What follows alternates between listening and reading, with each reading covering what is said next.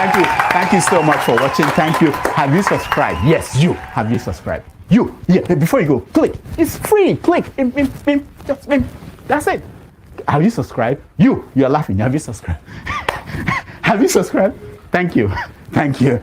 Thank you. Hey, madam, thank you so much. I can see you. I can see you. We have to get to 100,000 subscribers. By the end of the year, how are we going to do that if you don't subscribe? Yes, you. Yes, you're about to click off. Why? Have you subscribed? It's free. If you don't, ask your son, ask your daughter how to. Just one click. Thank you. Thank you. I see you. Aha. Thank you very much. Thank you very much. I'll see you tomorrow.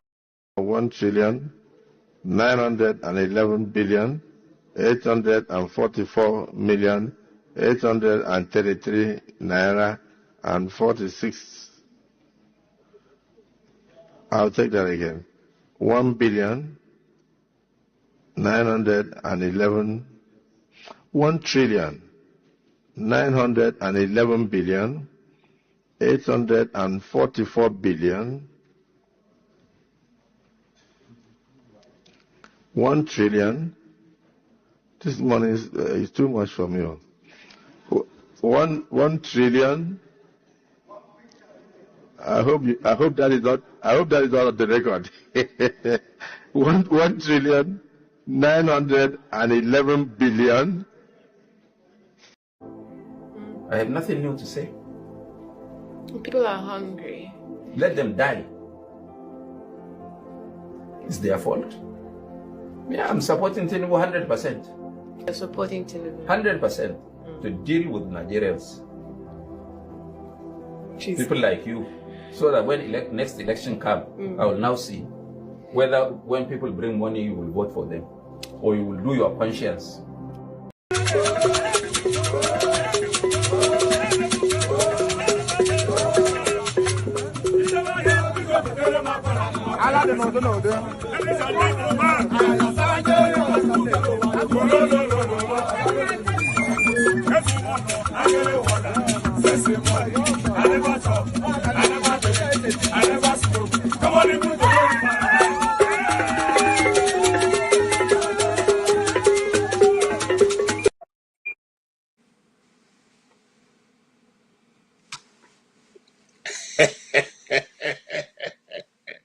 I enjoy that dance. Obviously, you will say, not because of the individuals or the female species that they say they've danced, but because it has a way of moving, moving you, and I appreciate those who dance in that, and I hope we'll get more of these beautiful dances, or from other parts of Nigeria also. So we're not only, the only reason why we play this one, that's the ones we can lay our hands to right now. Anyway, you are welcome to today's program, and it's going to be, a whole lot of issues we're going to be discussing, because see, Nigeria is a kind of place where all kinds of news come out. You are struggling to see which you can place, above the other. So we are going to be a bit of skipping through, starting with something that is happening right now, and we'll just make a mention of it and see 1 or 2 videos from that, and then we'll move into the main topic. And so it's going to be a good day. It's going to be great. I'm standing in. My name is KJ. I'm standing in here on behalf of Dr. Damages and all our supporters, all those who cherish the channel, those who support us, the great Madam Lux and the rest. We are appreciative of you, and you're constantly being out there for us. We appreciate all those other ones that are remain anonymous. We appreciate all of you. We hope that today you're also going to tune in, because there'll be so much to discuss. And when I mean so much, we're going to try and squeeze everything into a time frame that all of us can enjoy. And so I said to you, welcome, and the show starts now.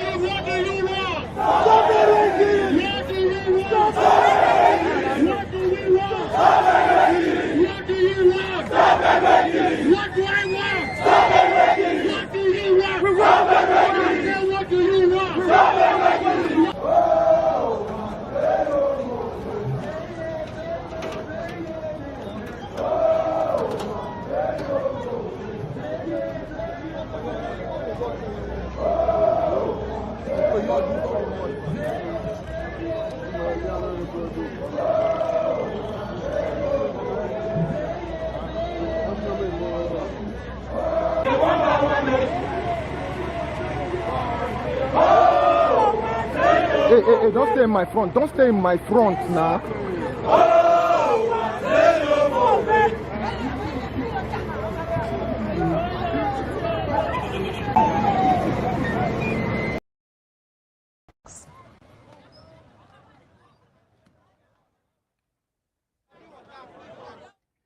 And senior reporter Mayowa Okwato joins me live to expressing outrage over the continued killings in the state. The demonstrators, dressed in black attires, carrying pamphlets and placards with various inscriptions, barricaded the ever-busy road, disrupted vehicular movement and demanded immediate action to end the bloodshed. TVC News reporter observed that the protesters prevented vehicles from passing, causing gridlock and panic among commuters. The protest comes barely 24 hours after suspected headsmen launched a deadly attack on Yelewata community in Guma local government area, where more than 100 people were reportedly killed. The Benue State government had earlier issued a warning against unlawful gatherings and confrontations, particularly by youth, in the wake of escalating tensions across the affected communities.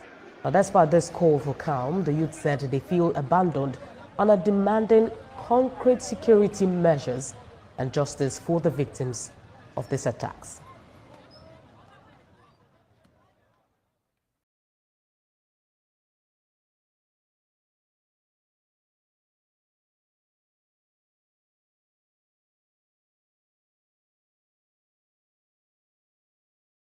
All right, you are welcome to today's broadcast. As you have seen, I just paused the video for us to have a discussion. And what are we going to talk about? We're going to talk about now that life has become like moi moi in Nigeria. What can we say? What can we do? What have we not said on this channel? That life is sacrosanct. Nobody can replace life. If life is not important to a government, what next will be important to that government? If life doesn't mean anything to a governing body, the people who have authority over violence, then who is safe?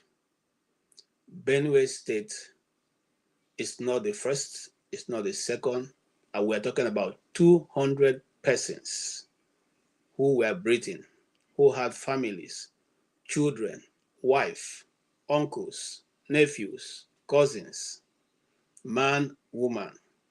It does not matter your age, old man, young man, small boy, children, women, everyone suffered the same consequence as we see today.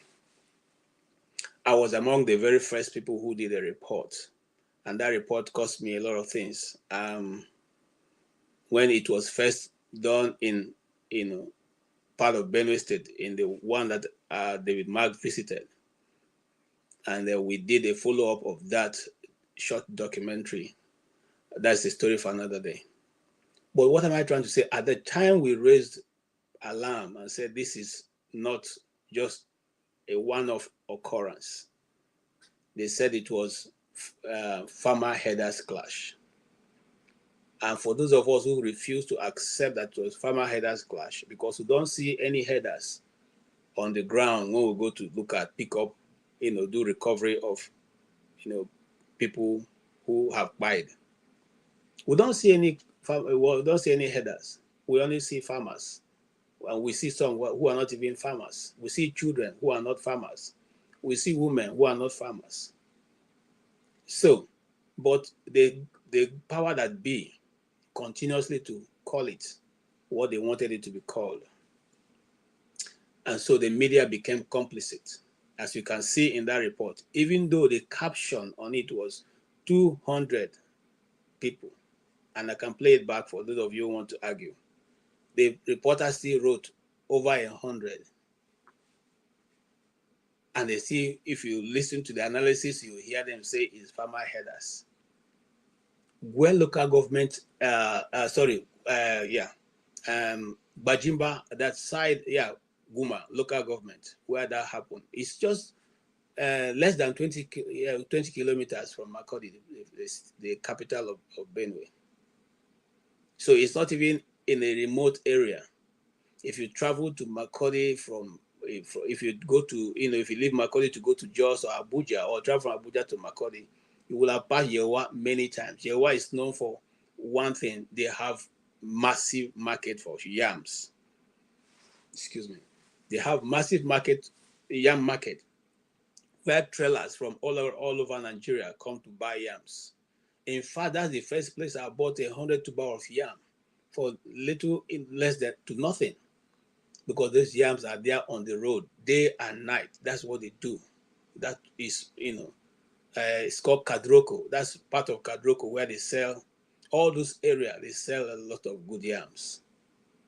And so today, Yewa have become a place of immediate danger. And sometimes when we say these things, people think we are just being emotional. But if a nation does not take care of its own people, then what are you going to take care of? Is it property, cows? If you do not make use of the human resources, I have not heard anywhere where they are teaching and they say infrastructure and animals are the resources of a nation. It is called human resource. The human resource that you have in a nation gives that nation the power to be what it needs to be. And I don't understand why our own is a little bit different. But here again, I want also to, the videos we played earlier was taken from Channels Television, so we'll give them, all the credit for it, and of course TVC. And now we were looking to another very, very, very young journalist who is doing a lot of good work, there in Nigeria. Precious, updates with Precious. Precious also dug into this story, and I will not want to, I just want to take from what she has said and give to you before we even go into this, discussion. If you've not been following Precious, update with Precious, please mark it and go follow her. You have well-rounded up, information of what is going on, and without bias. She reports just the way it is. Let's listen to her. As over 200 people now don't die for inside the attack will happen for Guma, local government area for inside Benue State. This matter don't they bail this Benue State incident they come up and people they complain about, and guess what? That soldier, you remember that young soldier where Ibise been complaining about the activities of senior officers, say the fact saying that then they chop the money and then leave them, put them for war front. They know they agree fund them, they know they even agree give them good arms, they know they agree give them things to fight. Say even when they wound self and then they treat themselves. Remember that soldier, right? Make I give you a tip of the iceberg of what's in talk so that you remember. Una go say army work na by book, but once you reach money, una go dey use una hair, una no go use the book again. All the whole soldier benefits going there for inside the book, una don't sit down on top. Only una, they enrich all the whole benefit. But if you reach work, una go push the other and may go do the work. But if you reach money, una go dey silent. At that time, una tell the go meeting. Soldiers are not getting any benefit in the system. Any soldier who injure from being where Medugri or any state, take it down to 44 in Kaduna. They know they take good care of that soldier. They plan to, if you get any bullet injury, they plan to cut your leg. And that your leg, in order to cut, they will cut them. So that you go just damage for life. And the money when federal government, the health insurance go they break for that your treatment. The officer when they do for 44 now they chop the money. The drugs when the health insurance go they break for soldiers where they not there all right. Now they go come they sell them for soldiers again. Which kind of organization be Nigerian Army self? Which kind of organization Nigerian Army self? So why can't be say all that rank now don't become slave trade under their country? Under their own uniform, under and can be slave to officers. Why can't be say what did they go they do to slave from who come from another country? They can't they do them to a citizen of the Nigeria who stand to be a selfless service to his our nation. Go to 44. May you see how the life of soldiers they for there, how they suffer there. A soldier get injury if that soldier not get your money for account. That soldier, if they quit die. Now, mostly waiting they kill soldiers, not be that. Because if any soldier get accident today, injured today, Nigerian Army is not taking care of that soldier. Now that soldier go to take care of himself. It happened to me. It happened to my colleagues when they sit there for the system now. Any soldier when get, if you are a soldier, you are ready to injure or you injure yourself mistakenly. Now your salary, you take it yourself. Army officers no go care for you. It don't happen to me. I know where I enter inside the MROS. They don't give me better. They give me 1 year medicine.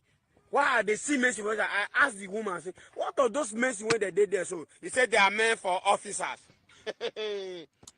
Now insurance they bring them, they insure officer, they insure me, they come they give me roadside medicine. Now what did they happen for people for 44 be that? Any soldier when he injured during a fight, that soldier now money till they treat himself. No be army government they treat them or anything when they come from the health insurance officers now they chop everything. Soldier go they use their money. I know of my friend who don't get injury now, he still gets surgery now. Is my colleague. The same community. Now, mama, the same money from village to Ram. May I join the one when they have made they buy drugs, they treat itself for that 44. Wicked Nigerian Army officers. This soldier. Now you don't come out. Can't talk about that report will come out for 2019. Sometime in July 2019, when we say Major General Bill been talk, say make repentant Boko Haram members and come out. If I make Boko Haram, then surrender their arms, surrender. You know what? Because when you surrender, you fit even become the president of this country when you surrender. Yeah, when he talk, I remember that time when we say General Bill talk, well, this young soldier now don't come react to the matter. Say, so say you go fit the announce, say make Boko Haram, then we don't repent. Come back, say if he become president. But meanwhile, soldier go conduct minor offense. He go lock him up, put him for dungeon or put him for anywhere when he talk. He complain a lot. You need to hear what this young man said. And this in para when the para can't do worse because story can't come out this morning talk say wanted kingpin, that is bandit kingpin when they don't define scenes. He can't show face this morning. See him now as army surrender. Show face this morning for inside peace meeting where be say they get with Katsina community. Ado Alero, nine be this one, nine be name. They don't define them since. Person what they find when him and him team them for bandits don't cause a lot of problem, kill a lot of people, finish villages them. See him as army officers surrender where he come to get peace talk with Katsina community. You can imagine that kind of thing. Just to remind you, say Katsina State, now the state of former President Muhammadu Buhari. Maybe my ear go hear him, or you go hear what's in talk. Boko Haram should lay their arms unconditionally and be accepted in the community. Opportunities are out there for them. They can be rehabilitated. An ex-Boko Haram stands having laid his arms and comes back, turns his way away from his negativity. He stands to be a president of this country. He stands to aspire to any position in this country. Why is he wasting his time when he cannot even deliver? We will do that. But we have appealed to them, including their detractors, their collaborators, to see reason to, as fast as possible, quickly drop their arms so that we can once again reoccupy. Brigadier General Abdul Malik Bulaman Biu You are a rebellion to Nigeria army. You are a rebellion in the Nigeria. So are you trying to tell me that Boko Haram stand a chance to have any position in this country, that Boko Haram can be rehabilitated to any position in this country? You are a rebellion. God will punish you. Brigadier General Abdul Malik Bulama Biu, now you are the talk to. You are a rebellion. So are you trying to tell me that Boko Haram stand in the chance to any position in this country? Why warrant officer, master warrant officer, sergeant, corporal, lance corporal, private, Abi court martial, a manual case, Abi court martial, unlawfully sent to underground?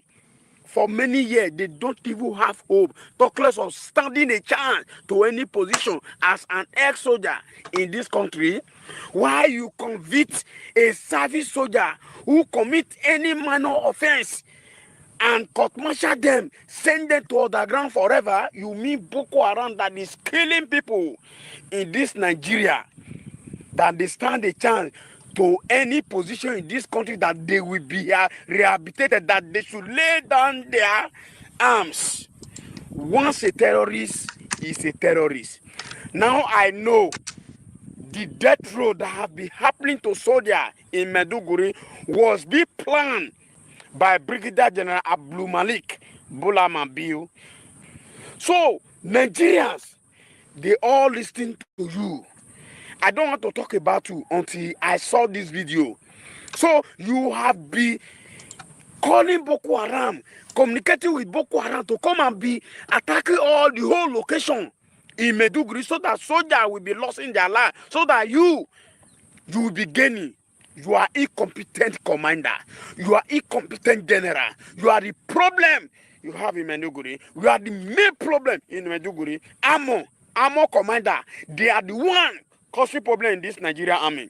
Armor commander, armor officers. You people are the problem we have in Nigeria. You, Brigadier General Malik Bulama Biu, open your mouth to tell Nigeria that Boko Haram stand a second chance.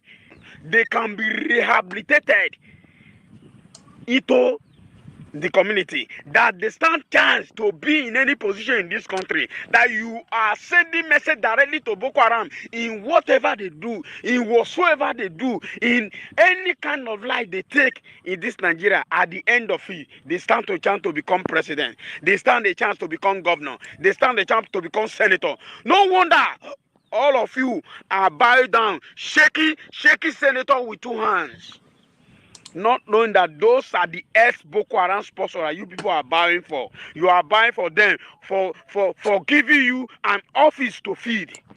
You people will call Boko Haram to come and attack location. You will use some of the Boko Haram that you people rehabilitated. You will send them to come and attack another location in Maiduguri, so that I go chop. You people will send them to go and attack a location in Katsina, in Niger, in Yobe, in Sokoto, so that when the federal government launch allocation, you people will sit on that allocation. Even the soldier that is dying, sacrificing their blood, they will not eat anything. You people are looking for where to command. Anywhere we want to command, we not use soldier anyhow. We not call the terrorists to come and attack, so that the government go create a where will be sending allocation to that particular place every blessed year. You have opened different type of operation, telling the government that there is operation. You will be gone. You will be doing evil meeting within yourself, stupid meeting within yourself. So you open your mouth to tell Nigeria that an ex-Boko Haram stands a chance in any position, that they can be rehabilitated into the society if they lay down their arm. Why master warrant officer, AWO, warrant officer, sergeant, corporal, lance corporal, private, you people court-martial them unlawfully for a minor case and send them to underground because they stand to say this is their right. You forge allegation against them, dismiss them, send them to underground unlawfully. Then telling Nigeria that Boko Haram, after they kill a lot of people, after they kill soldiers, they make some people sonless, fatherless, motherless. Then those kind of people, they will still come to the society and become somebody for society. Then the soldiers who laid their life for the betterment, for the solution of this country, who stood and said, this is Mara, and you people charge them unlawfully and dismiss them unlawfully by court martial and send them to military police guard room underground forever, does not even have future in the country. Brigadier General Malik Bulaman Biu. Okay, I just wanted all of us to hear that. He spoke so much, and I thank you, Precious. Precious is really precious. I mean, the name Precious. We're looking forward to hosting you one day here, because I know you have a lot more that you're not saying. But why did I choose to bring this on? Well, because of the topic we're going to be discussing today. We're going to be talking extensively about Mazi Nnamdi Kanu. And you heard it from, and I don't know if that guy is still a soldier, or has decided to exit by himself. But you have heard it from the horse's mouth. If the Brigadier General can tell those who have taken over territories in Nigeria, who have, by UN record, more than 30,000 have been fired, who is collecting taxes and taking over places they are governing now and causing destruction and harm against the systems of governance in Nigeria. If you can rehabilitate them, if you can go and beg them and say, come back, what more about those who have the ability to turn around your economy and even give you, mileage in your, in technology, who are saying we are not satisfied with the situation we find ourselves. We have a demand. Not that they're even saying, you know what, they're saying we have a demand. If you're not going to meet our demand, then the next thing is that we will find a way to be by ourselves, govern ourselves, self-governance, it is a UN charter. It's a right of every human being living on the face of the earth. So, except you are saying that there are certain people in Nigeria who do not have that right. If we all do have that right, then I think we have the right to be alive. Everyone life is important. Everyone tribe is important. And everyone part of the country is important. We cannot be saying, Jesus was making talking to the disciples who went out. They went out with, zeal and all that, and they were preaching the gospel. They were talking to people and getting them saved. Then eventually they saw a set of people who are equally talking about Christ, and also doing the same thing they were doing. And they went to those people and said, you are not amongst us now. Why are you doing this? Stop. So they stopped them. They said, hey, come on, stop. And they went back and said to the master, Master, we saw some people today. They were preaching in your name, but they are not part of us. And we stopped them. No, Jesus told you, no, don't stop them. Because if they're not against you, they are obviously for you. How can the people be against their own people? A country be against certain individuals in their country, and you still make progress? It's not possible. It's already divided. A little wonder that some people wrote, there was once a country. And we are seeing it. Many years afterwards, we are looking at it. That's a testimony of a serving army man who we have discussed this many occasions on this channel, saying that this is the situation why we're not able to defeat these insurgents. And people will say no. People will say we are being overzealous. People will say, all kinds of things are written. But today, the chicken has come to roost. It's beginning to fall apart, both their narrative and their actions. I was looking for a video, and I want you to hear it also, because that video makes so much sense to me. It was even though we don't all like him, at this point, sometimes he speaks the true thing. At another time, he just speaks something that we may not all agree with. But no matter how you look at him, somehow, one way or another, sometimes he speaks what is, what makes sense. On this occasion, he was addressing what is going on right now in Nigeria, and he talked specifically about the Benue people long before this what we have now came up. And here is what he said. When evil reigns, there is darkness everywhere. The people are sad. But when we bring evil upon ourselves, who are we to blame? Benue had been known from the time of Taka, the Middle Belt Congress. Benue had been known to be a bulwark against the Gambari invaders from Futadelo. But people can easily deceive you. The Gimade, the Akumates, the Oroto, who out of their greed manipulated the electoral process and brought this fitna upon you, brought this evil upon you, brought this the Satan of Satan, if ever lying Buhari upon you people. I brought death and destruction upon you people.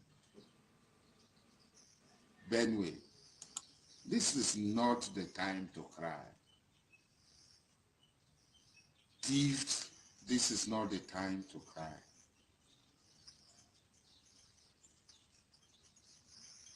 Idoma, this is not the time to cry. Egede, this is not the time to cry. This is the time to stand up as men that you are. You are men. Whenever they came, you stopped that jihad from entering your land. Their so-called evil, satanic war of expansion. With their evil called jihad, the evil of Osman Danfodio that they call jihad, you stop them. Where is that power today? Whenever their cattle strays into your land, you hit them. That's why they call you Munchi. You hit them. Where are the Tifi people? You are crying like babies, like small baby. You are crying. Shame on you. Rise up like the men that you are. Even thief women who are strong women, rise up. This is like the story that we read about Solomon when he died. His son Rehoboam wants to become a king. They came to him. Say, your father put so much burden on us. Your father flogged us with rod and this. Lessen our body. He went and took advice, counsel. That is what the Gimates, the Akumes, the Roton, the traitors, like the one in Rivers State, whose mouth is like locomotive.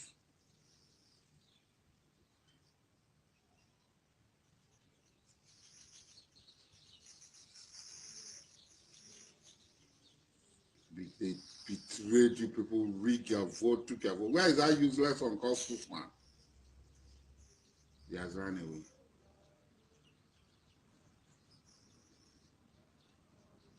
That is going to chastise them with scorpion and serpents. That's how you put yourself. Open your eye, koro koro, and walk into the slaughterhouse to be slaughtered by the people that your father stood as a barrier against them. Not allow them come in. Shame on you. You call yourself, you see, being a thief man is to dance like this, or wear black and white and stripe this thing. That's what makes a thief man. It's a lie. The thief man is here, and you are not thief people. You are not Idoma people. You are not Egede people. You are a shame to whatever you call yourself. Stand up. against these foreign invaders. For every action, there is an equal and opposite reaction. This is not the time to cry. This is not the time to demonstrate for demonstration. You want to demonstrate. The wicked Satan of Satan, Buhari sent his people to come and kill you, to mow you down for demonstrating. It's plain that failed him. His gunboat failed him because they are Fulani people. Rise up. For every one Kifi man, let them know that more of them will go. You cannot continue like this. You are giving these people too much. They are becoming too much. They are thinking that only they can kill.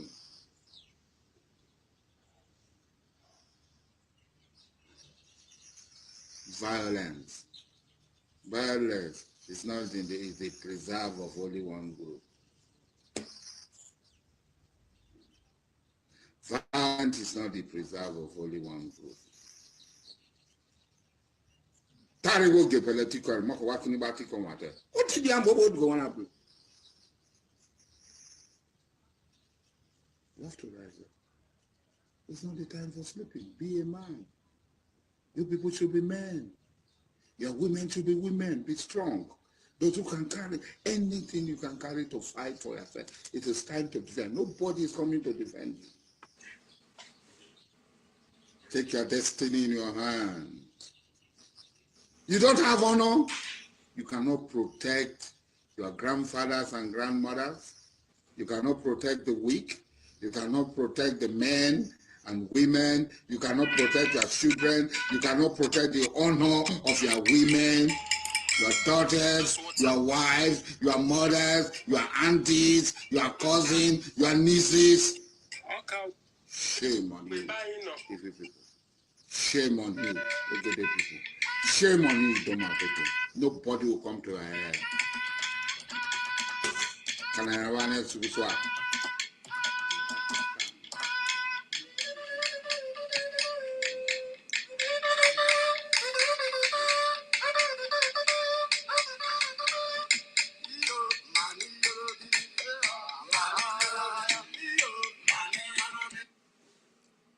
All right. Ọdụkwa ka ọ sị na-adụ ndị be anyị kenekwa m unu.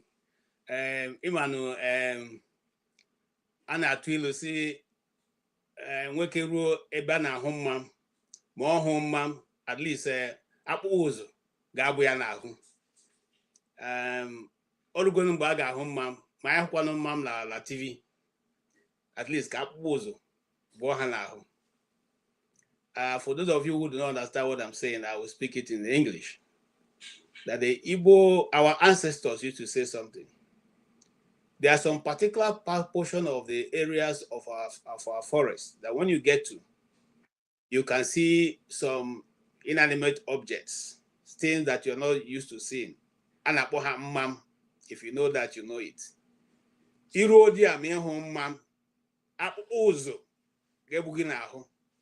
That is, if you get to that point that you don't see the ghost, that there'll be some form of, goose pimples on your body. That is why I responded with that half a word dance. Because what Sarah Adekubo is saying is totally true. You see, if we decide to play the good side, if we decide to keep quiet, if we decide to play good people, people who, just like Tiwa Daima said, all of us, one after the other, will be taken out. So the question be for Benue, today is Benue, tomorrow who knows who is going to be? It can be anybody tomorrow. These people are not choosing and picking and choosing. We who grew up in Benue know the reason why the Fulanis have been after Benue State, not today.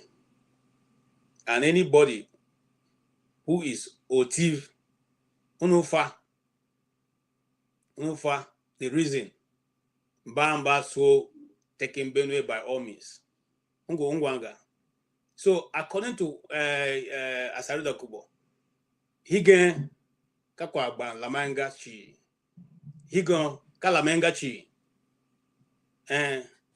kwane gande na ha it's time for us no for in Tiban there's one name by Ogandegio. So let us go into our community. Let us look for Ogandegios. That is why people like us will still regret that young man called Ghana is today nowhere to find. Because when things get to this point, you get Ogandegios in the community to respond. But that is left for the T people. And they will decide on how they want to react.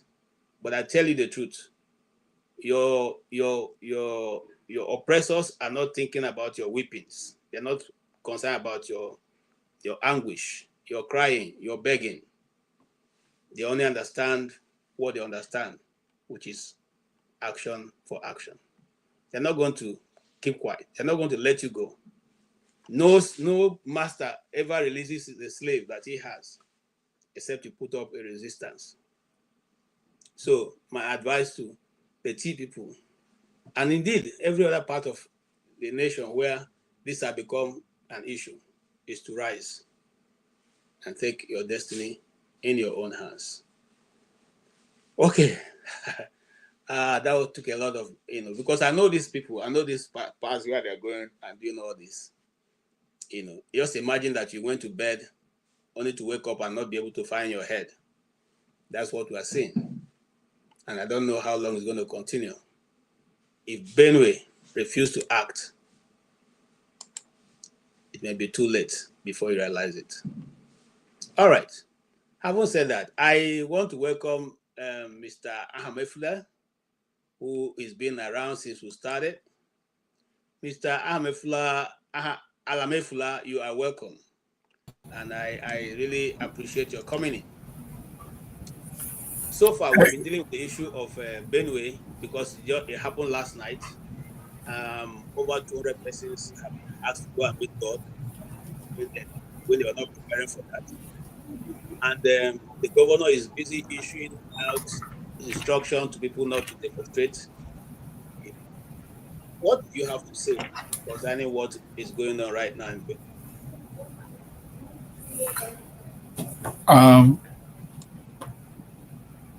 Good afternoon, KJ, and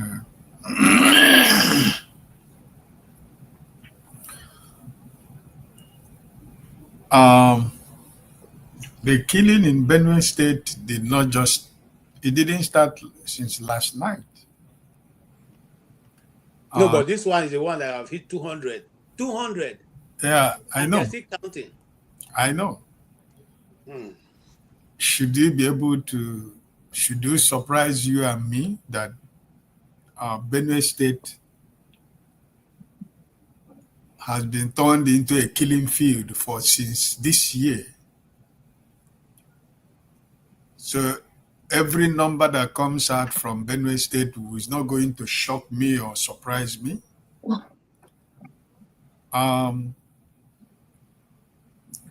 It all goes to show the level of government we have, both in the state and the federal level. My joy was that some people from Benue State during the time of Governor Otom, while he was shouting every day about the Fulani herdsmen, some people were saying he was playing politics with it. And I believe my brother John Abba was one of the people who said that in this place. And they were happy that he lost the election. Now you have a reverend father. You have APC in Benue State. You have APC at the federal level. What has changed? Is he better than when Otom was in power now? Or is he better now for the people of Benue State? I think that question should be left for the people of Benue State to answer for themselves. But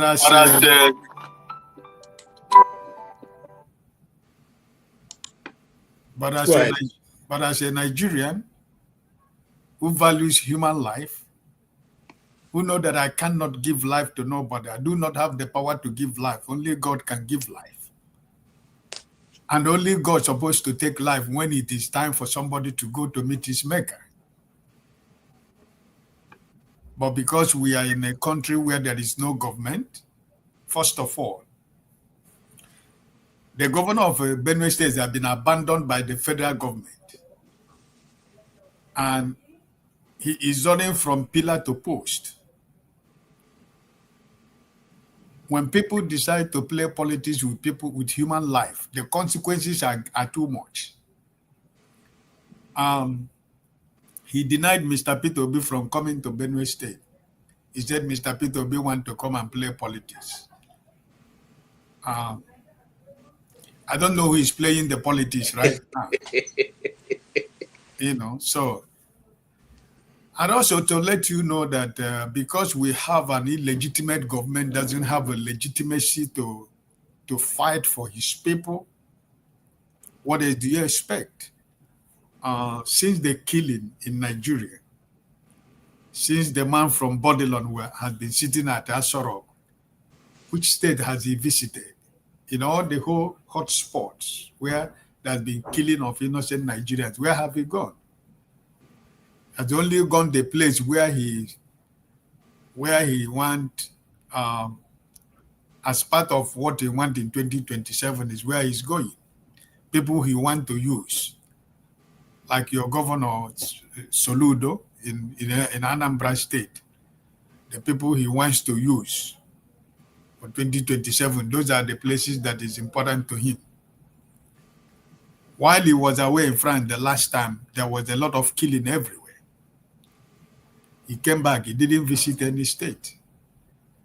The rain that fought the other time in Niger State, where 200 or something people died. Did he go?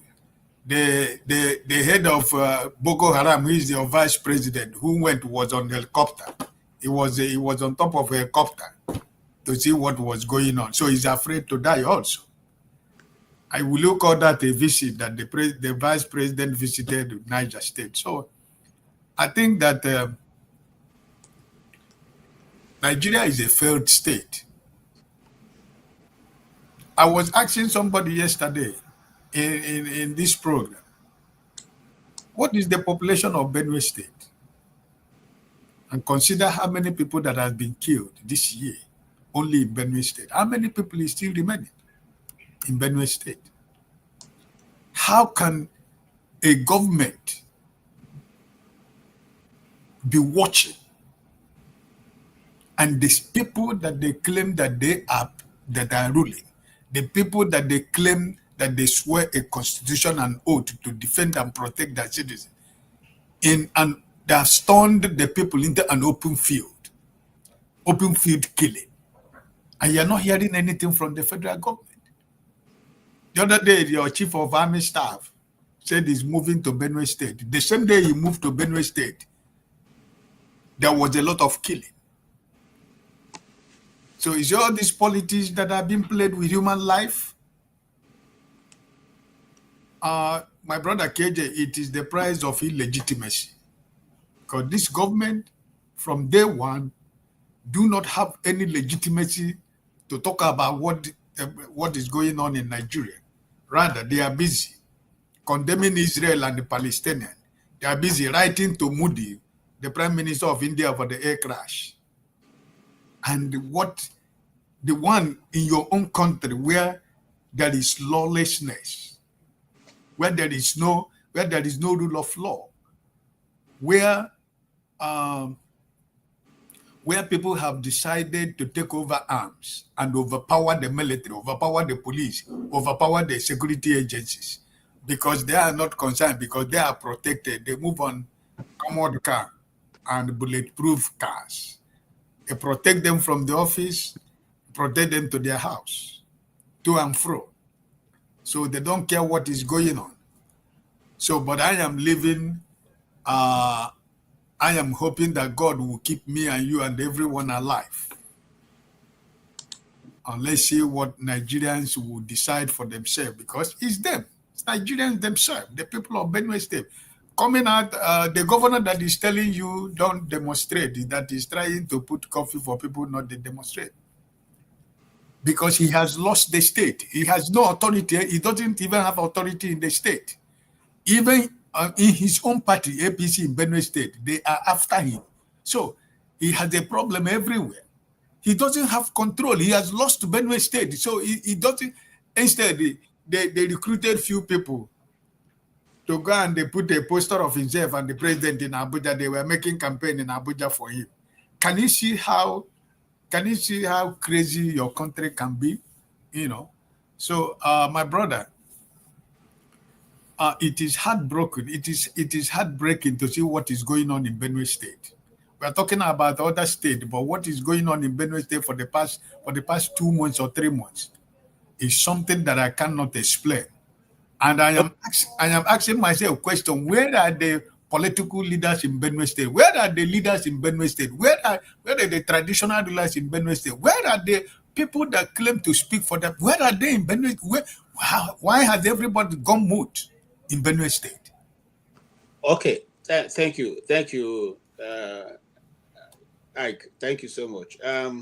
Yeah, the people in Benue State, I can say that for sure. The Totif spoke extensively about this issue and called them off. You know, that's the good thing about the T people. They can tell you blunt truth without minding who is there. They don't care.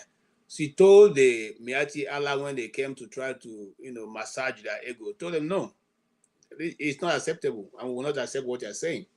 You can't be, coming and doing all these things in our land, and you come and tell us that it's because the cows are, are lost and all that. So he gave them 2 weeks. So within that 2 weeks, that's why somebody is making a video and asking, you gave these people 2 weeks, and the 2 weeks have elapsed. What are we going to do next? So the team leaders that I know, they are not a pushover, except they don't want to do it. And the team people that I know, they are not also a pushover. Because if you know and you read the history of the Biafran war, most of the people who fought this war were people from the middle belt. So the middle belt people still have those people who are, who I can call brave hearts. So it's not impossible for them to take an action. It's for them they are looking onto their leaders who are now, just like you said, misdirecting them. People like, my dear uncle, uncle, what's his name now? The FGF, Akume. Akume seemed to occupy the position of leader in Benue State right now when he has to do with political, since he's the highest political office holder, apart from the senators and House of Rep members. What is he doing with his position as the secretary to the federal government? What is he doing to help his state? I would have expected a better leadership from them. Because see, let me say this, and if we have any T person who is on the chat or on this channel, please come on and tell us. You see, it is difficult for me to understand when some certain people from a tribe, even the Igbos, when your leaders side with those who are trying to, buy your people. Are you hoping that someday they will not say you are a thief man or you are an Igbo man when they have finished your people? You think it is you now, they will welcome you and you start a new race with them? Wake up. You see, the problem is when you people gather to put out the person who is the figure who speaks for you. After a while, the same person who got you together will get other people together and they put you out. That's just the issue. If you doubt me, go and look at history. And I will run down history if you want. To anybody who want to hear from history, I will run it down for you because I have studied that part for a long time.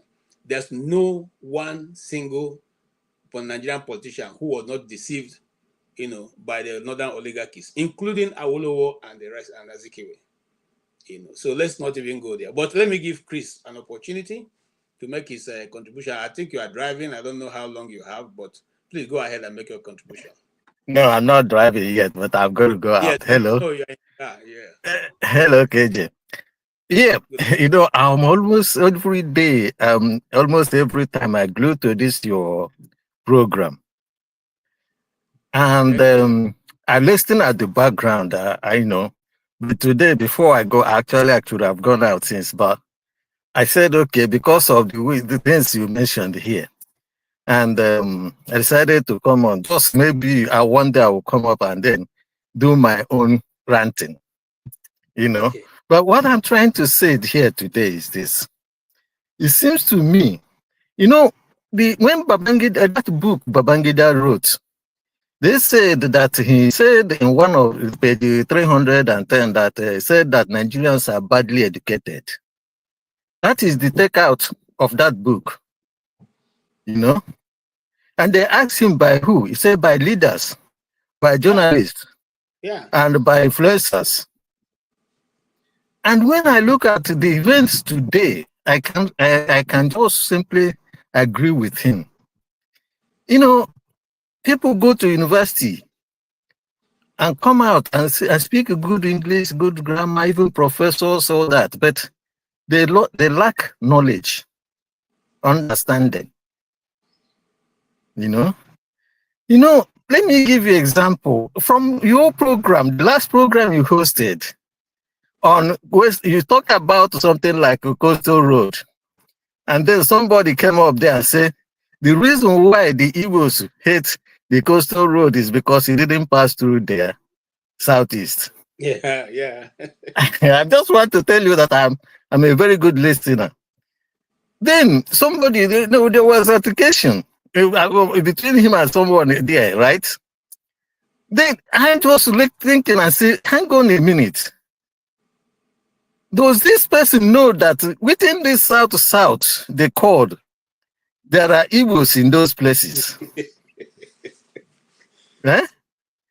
So if he knows, okay, and does he know that somebody could actually drive from Aba to Port Harcourt and then join that this thing, and then that will go, you know. Now the reason why I'm talking about this thing is simple. There is nowhere in human taxonomy, there is what we call science of taxonomy, and I don't know if it is taught everywhere. The science of taxonomy, there's nowhere in human science of taxonomy they use cardinal points or rivers or land in order to group people, classify people. Right? Mm-hmm. So, and what is this classification? Why do we do classification? We want to group people or group things in order to understand them more. Right? Yeah. So when we understand them, after grouping them, we say they are different. So,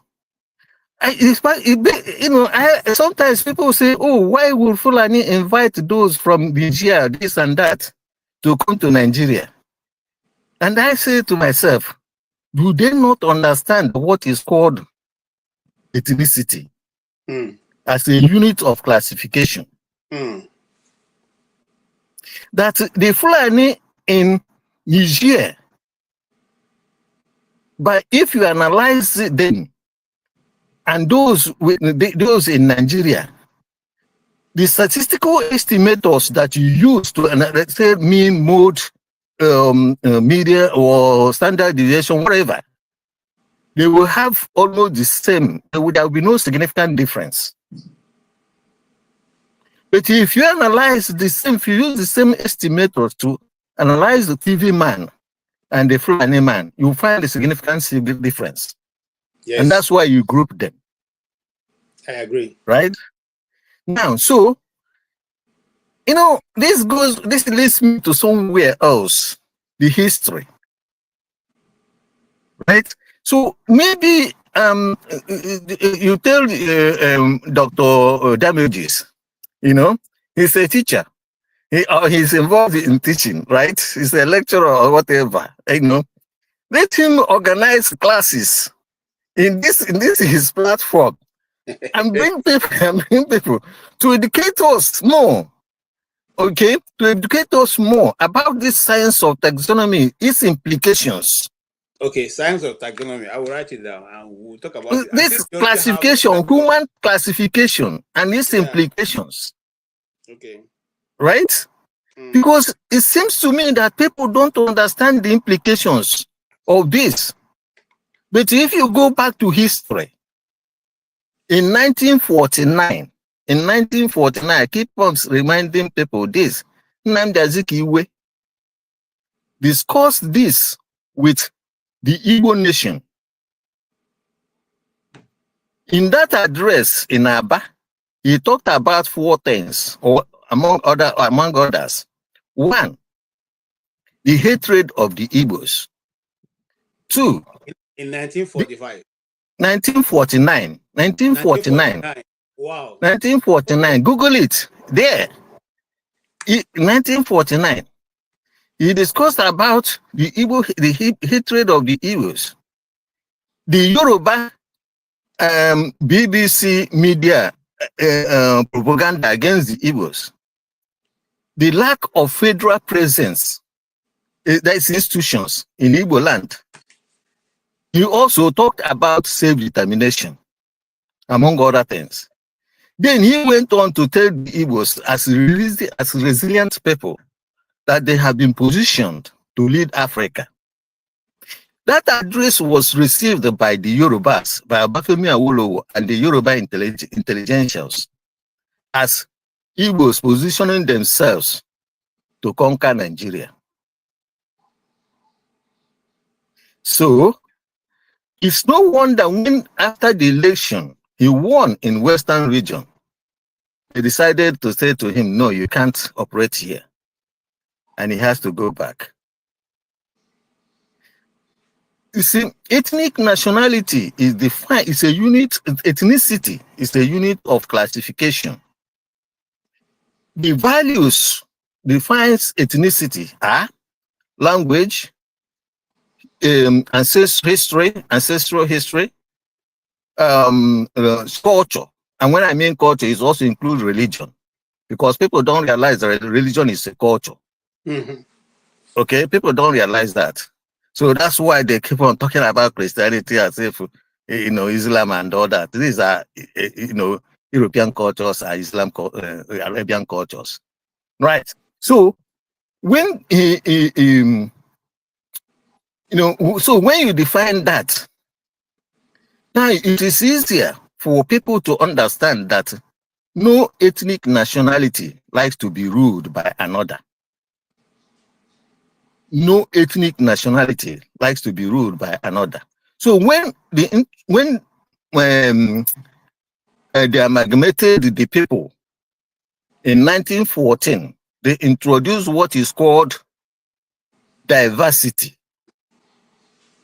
in the geography called Nigeria.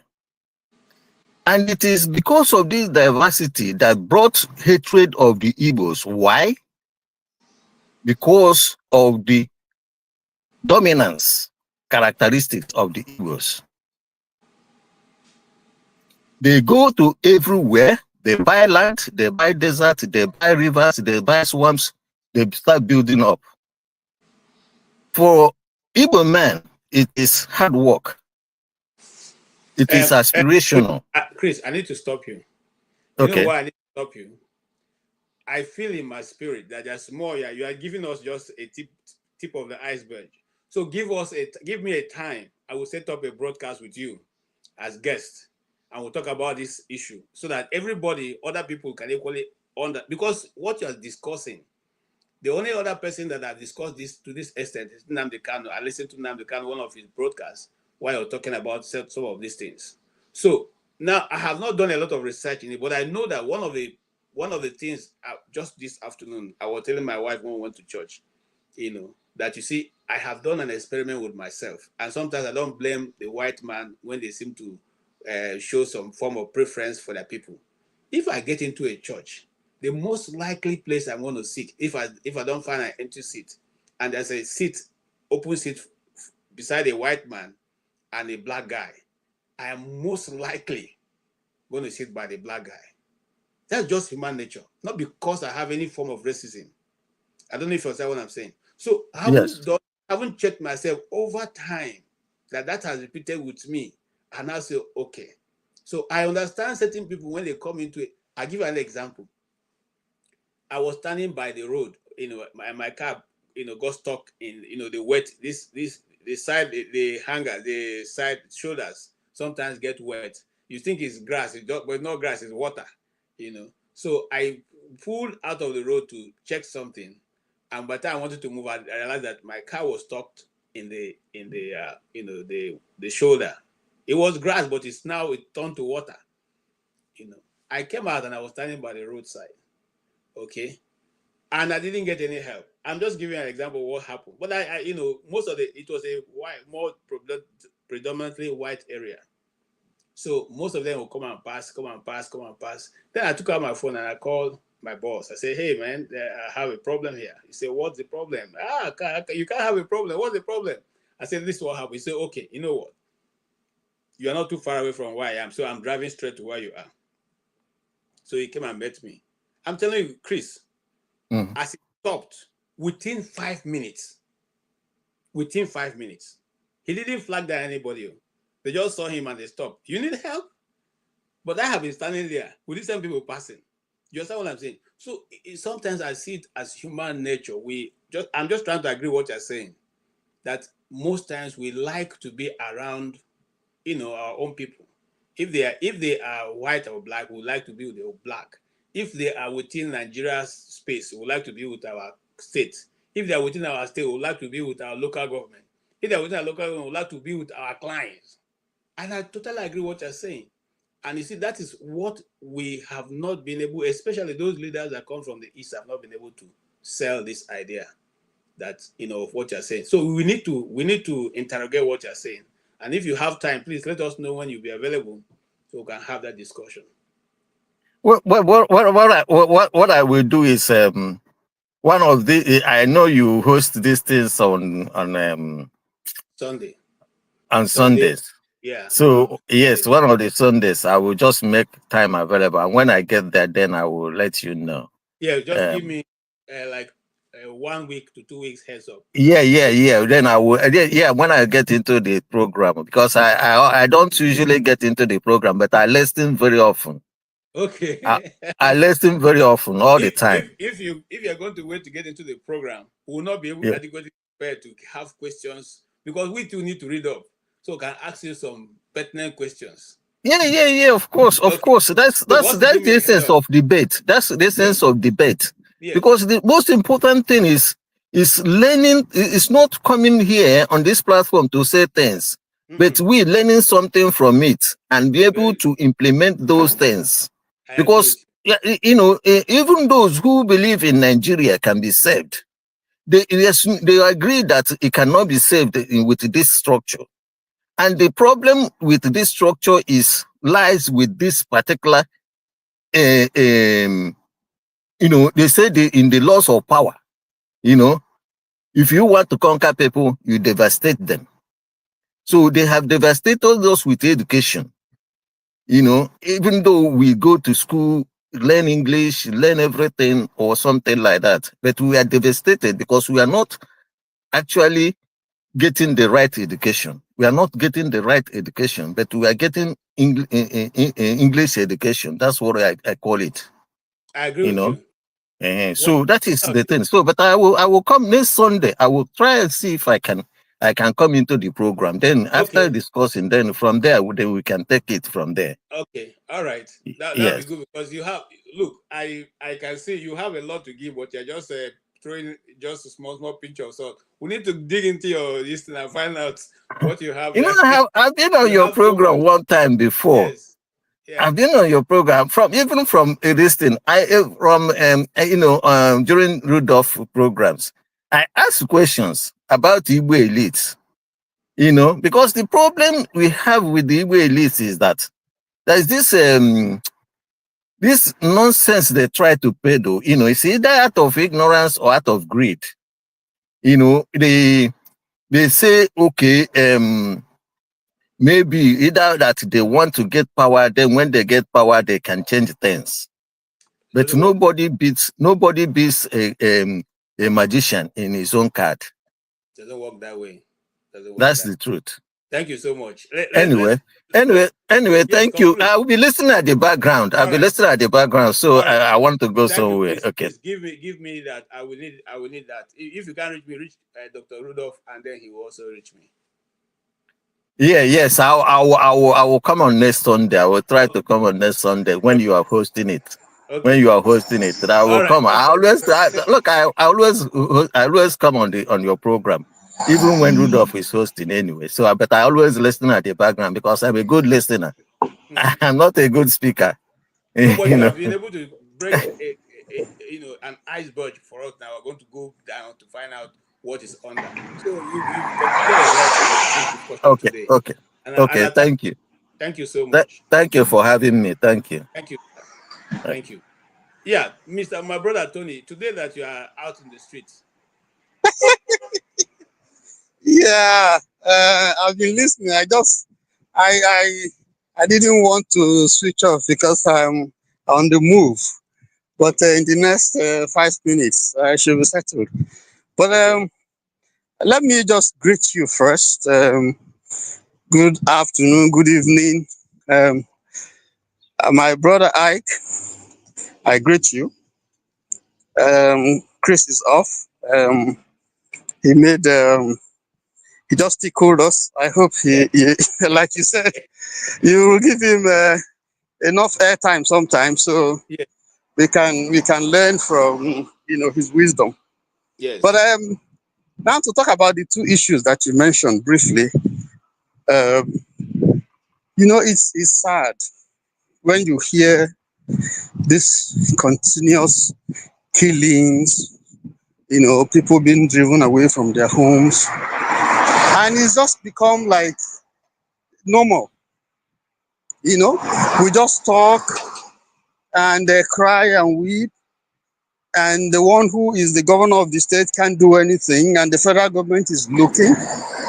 And I just feel that when the government ceases to protect its own people, then it has lost the basis of existence of its being a government. It's lost its legitimacy, if it had it at all. First of all, the governor, you see, this is not the first time. I talked about Autumn. He made a very good point. Autumn shouted, cried, they threatened him, they plucked people's eyes because of Autumn, and so on and so forth. And some of us just shied away, and it's like, it's no person's business. This thing that is happening, I just pray to God that it doesn't end in total disaster for everybody. The governor is a priest. Anyway, he has been suspended by the Catholic Church. In fact, some people in the Catholic Church don't even call him a priest. Yeah. And then he's having a problem with his party. I had thought that with APC in government, since the previous government was a PDP government, you could say, okay, because they are not at the center. Now, what is the excuse for the government? Everybody wants to go to the center because they say the center is doing well and they are doing so good. They have all the means of coercion. And this thing is happening. And some army chiefs have relocated to Benue. It's still continuing. And these people are not spirits. They are not spirits. They have been emboldened. They can attack army barracks, frontal attack, dismantle their burn their cars and so on, kill people ruthlessly. The army that is supposed to defend the country. So what are we talking about? What are we talking about? This is gone beyond be careful, as people would say. And I think at this time, this is war now. The Benue people cannot stay and just be looking and they'll be killing them. This is war. This is real war. If the government cannot defend them, the DSS chief has spoken, T.Y. Danjuma has spoken, even IBB I hear has said, look, they should use what is it?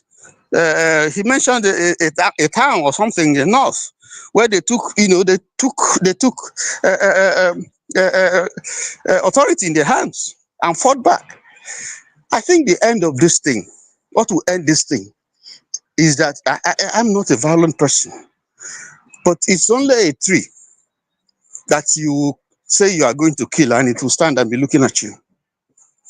You know, this has gone far beyond, anything that, it's I don't know what language to use. I don't know what else. But let me leave that one there. Now, I think what we should be doing here is not just to be talking about this whole thing, because it's a waste of time talking about it. I think we should start preferring solutions. In the light of what is happening here, not only in Benue and Plateau, in the light of the crisis that we are having now, what solutions should we be preferring to resolve this thing? Because this is serious. That's one. Two, I want to talk a little about, Chris talked about, marginalization and mentioned the Igbo, problems. Listen, I just want to say something and I'll end. How many ministers, federal ministers, are from the Southeast? I think there are about 5. 5. Southeast has 5 ministers. If I'm not wrong. Ogun State has 4. Ogun State has 4. That's food for thought for you. Ogun State has 4. A zone, geographical zone, has 5. That's food for thought for you. Thank you. Thank you so much. Thank you. And you said it made a lot of points. Look, we will within our own time frame be able to provide solution. The question is whether the people who are in power will take the solution. And like you said, and like everyone have said, Tiwa Danjuma, by the way, has relationship. Tiwa Danjuma is believed to be a thief man. The thief people are also part of Taraba State, so he's believed to be a thief man from the Taraba area. However, having said that, he has given advice, and the thief people are strong-willed. I can say that. I lived in thief land for over 25 years, so I know that when they decide to take an action, you can't stop them. And they will not stop until they execute what they want to do. So I am not afraid of that. What I'm afraid of is somebody trying to deceive them, to turn their backs, and just like they're doing now, and then eventually this catastrophe will keep happening over and over. But for whether they are able, my brother, the only other people who I can equate to the T people are the Igbo people when it has to do with determination. When they're determined to do something, you can't stop them. Okay, I won't say that. I will come to Mazi Okpara. Thank you, Tony. We'll be waiting and following also. You get to the house when we get to the main discussion, because we need a lot of your input. Yes, Mazi Okpara. I'm already home. So in 2 minutes I should be home. Thank you. Great. Yes, Mazi Okpara, go ahead. Yeah, happy Sunday from here. KJ. You heard what is going on in Benue. The number has swollen to over 200 now. Yeah. And yes, the very dark man who before now I wouldn't have mentioned him, but somehow he had become the government of Nigeria. He had become the source of justice. He had become the one who is able to bring people to normalcy. Very dark man even recovers more money than the court, the Nigerian court and the Nigerian government. So the very dark man is now in Benue and organizing a demonstration against the system. What do you say about what's going on in Benue? Yeah, good evening once again from here, KJ Ahamefule. Brother Tony, honestly, you say you witnessed Biafran war. It was 8 years, and you don't look like that, too. Well, He's been enjoying life. I'm telling you, that's we calculate about 70, 71 or 2, and you are looking like this. No, I'm not 70. No, it's not 70. But 60, 68 or something like that. It's about 65. Wow. That's his age, as an OB, he doesn't have to tell his age on the internet. Unbelievable. My brother, God bless you. God will give you more good health. So, you know. Thank you. Let me tell you the secret, if you don't mind. I don't. If you take my blood pressure, my blood pressure is like that of a child. Wow. I don't let anything bother me. I think about it, I dismiss it. You know, if I just do the best I can to handle it, but I don't let it get over me. Wow. So and I will recommend that for everybody, because you spend the money that you are working so hard for to treat yourself. It can be very, very devastating. Exactly. So the only thing that you have is your health. Yeah. That's the only thing you have. So keep it, do everything, invest in it. Yeah. You know, don't worry. You know, there's no need to worry. You know, you deal with it and then you leave it and move on. That's good. Thank you. So that's so that's Thank it. you. Thank you so much. I Thank you, my brother. always admire seeing you. Honestly, see you, man. That is God is your strength. Brother Ike, good evening from here. Yeah, my brother, what is happening in Benue is what a country. What a country. 200 people just in a night. 200 people, 200 souls. And there is no remedy. There is no action from state actors. No, nothing. Nobody is saying anything. Nobody is saying anything. 200 people. KJ, imagine where you are today. 200 people are murdered in cold blood. Imagine what will be happening in the city you are right now. And this is not maybe once in a year, or this is every week. You hear this 50, 40, 200 in a country. And this is only in a state out of that 6 states of Nigeria. And what baffles me, what disgusts me is that other part of Nigeria behave that nothing is happening. Nothing happened. Life goes on. Life goes on. In fact, Enugu is the neighboring state, and Ebonyi. Go there, people are clapping. People don't even know what is happening in their neighborhood, in their neighboring state, because this Nigeria is like there is no empathy, there is no sympathy, there is no brotherlyhood, there is nothing. Everybody is on his own, unless if it touches your family, then you feel it. If it touches your neighbors, it's not your business. This is Nigeria we are talking about today. Nigeria whereby such thing happens. The president is nowhere to be found. The president has not visited that place. The vice president has not visited that place. The police boss has not visited that place. I mean, what kind of country are we talking about? Last week, 10 students were murdered in Austria, our neighboring country here, Austria. Yet last week, 10 students. Since then, if you go to Austria now, it's like a graveyard. People are mourning. The president went there immediately. The next day he was there. There were candles everywhere. The flag was, on half mast. The church, there's a church in Vienna.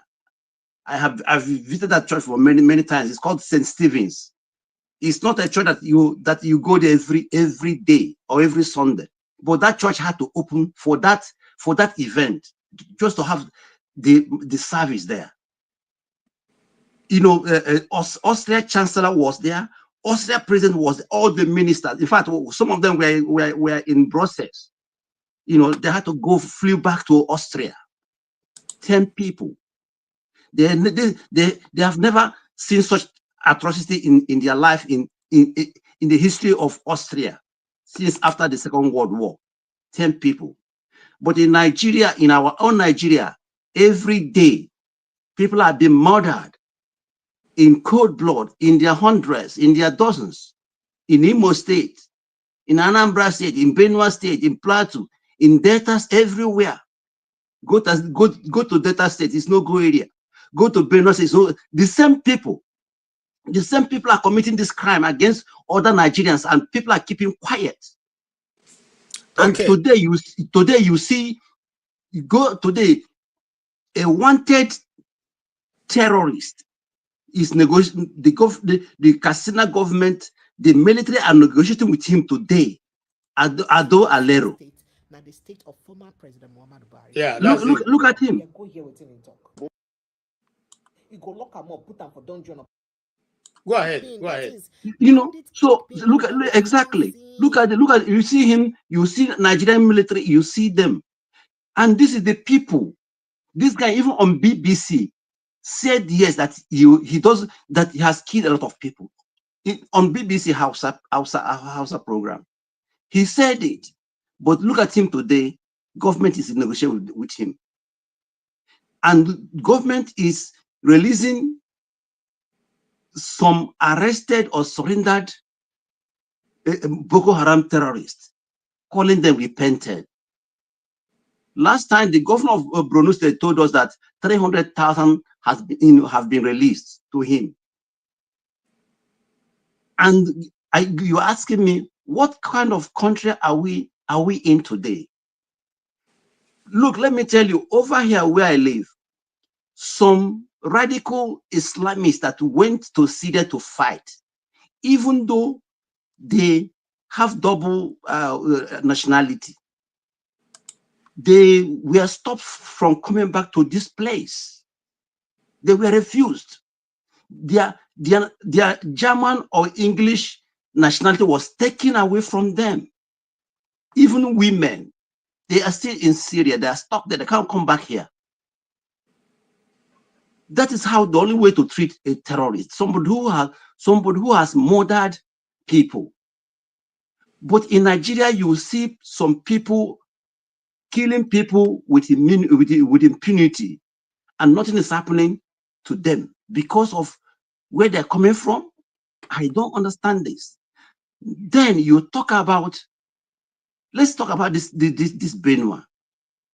There was one time I was listening to Nnamdi Kanu. What he said, you are happy that they're killing people in Benua and on the Plateau. That was, I think that was even 2014 or something like that. But after they finish dealing with these people, the next is Enugu and the Ebonyi State. And this is what is happening today.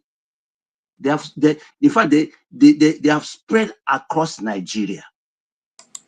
And, you know, middle belt politicians, let me tell you, and Igbo politicians, that are the worst of them.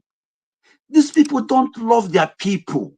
You won't tell me that George Akume will be in Nassau Rock, and his people are being decimated for doing nothing, and this man is not talking. They are blaming each other. They are blaming Alia, the governor. The governor is blaming them. They have even stopped they blocked the governor from meeting President Tinubu. What I read. So there is a blockage between him and President Tinubu.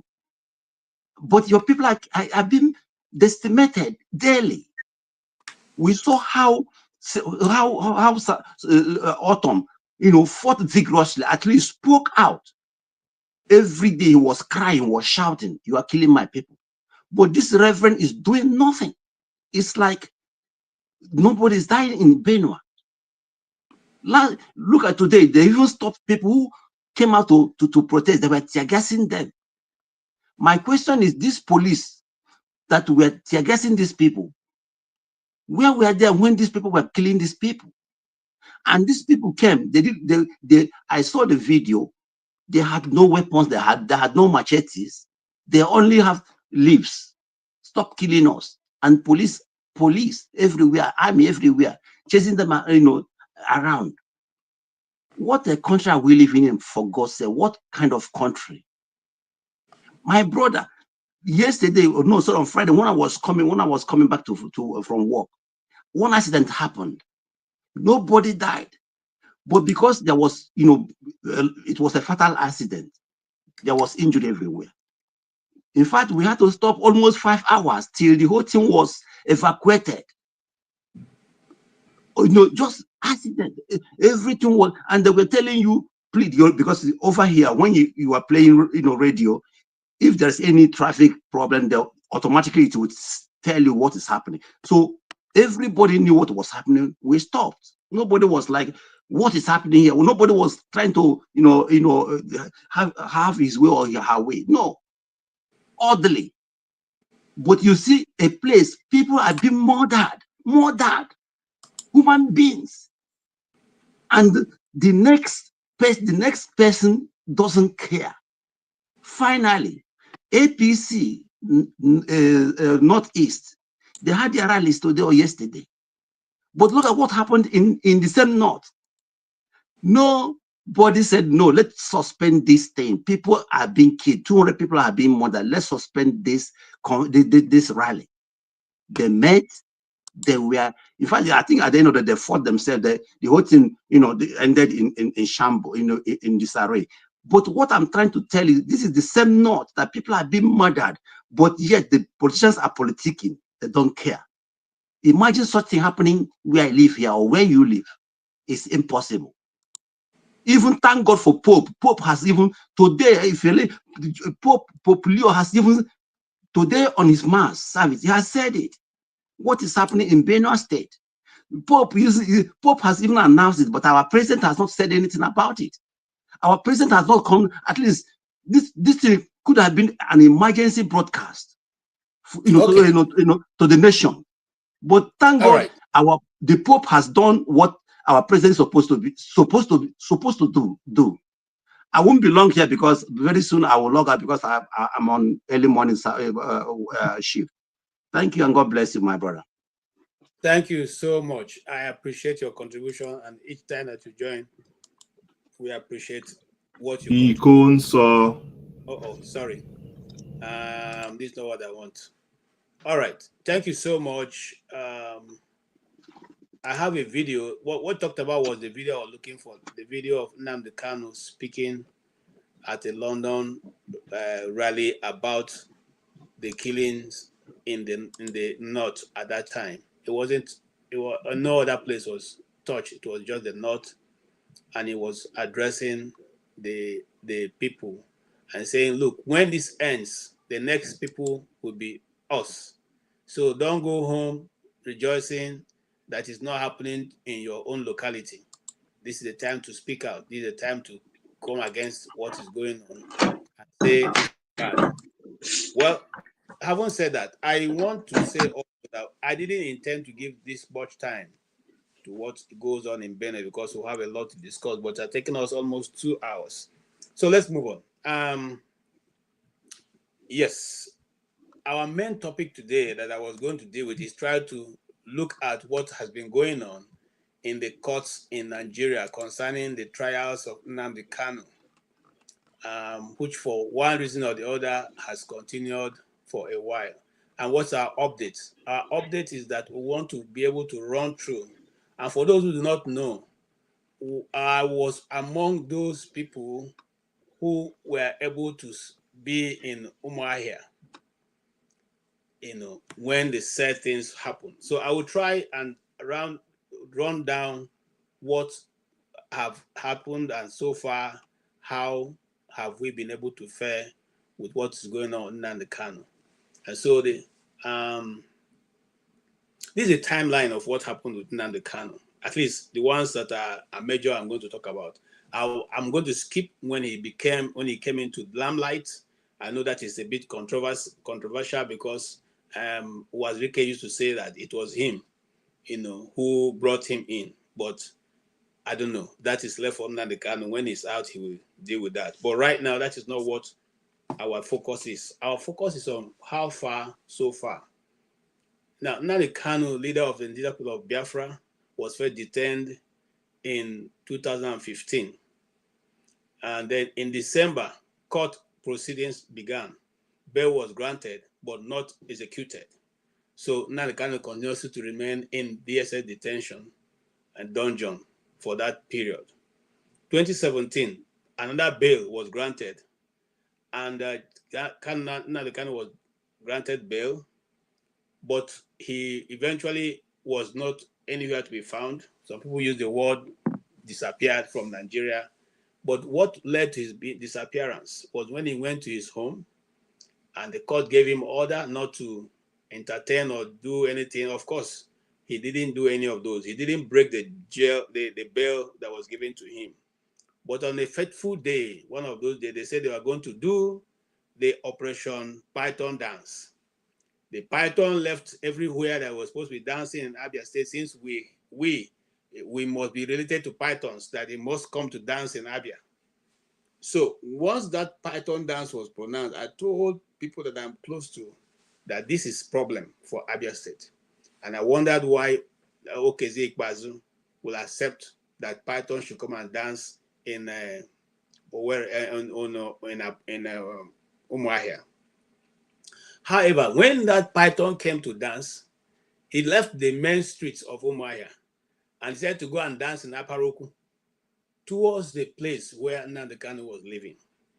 Nnamdi Kanu's father's compound, if you know it very well, you know it's a dead end, as they say in America. It's after their house, you don't have any other house. So once you branch into that place, it is only obvious that you are going to that house. So the army was dancing, and then eventually danced into that compound and mounted a shooting range.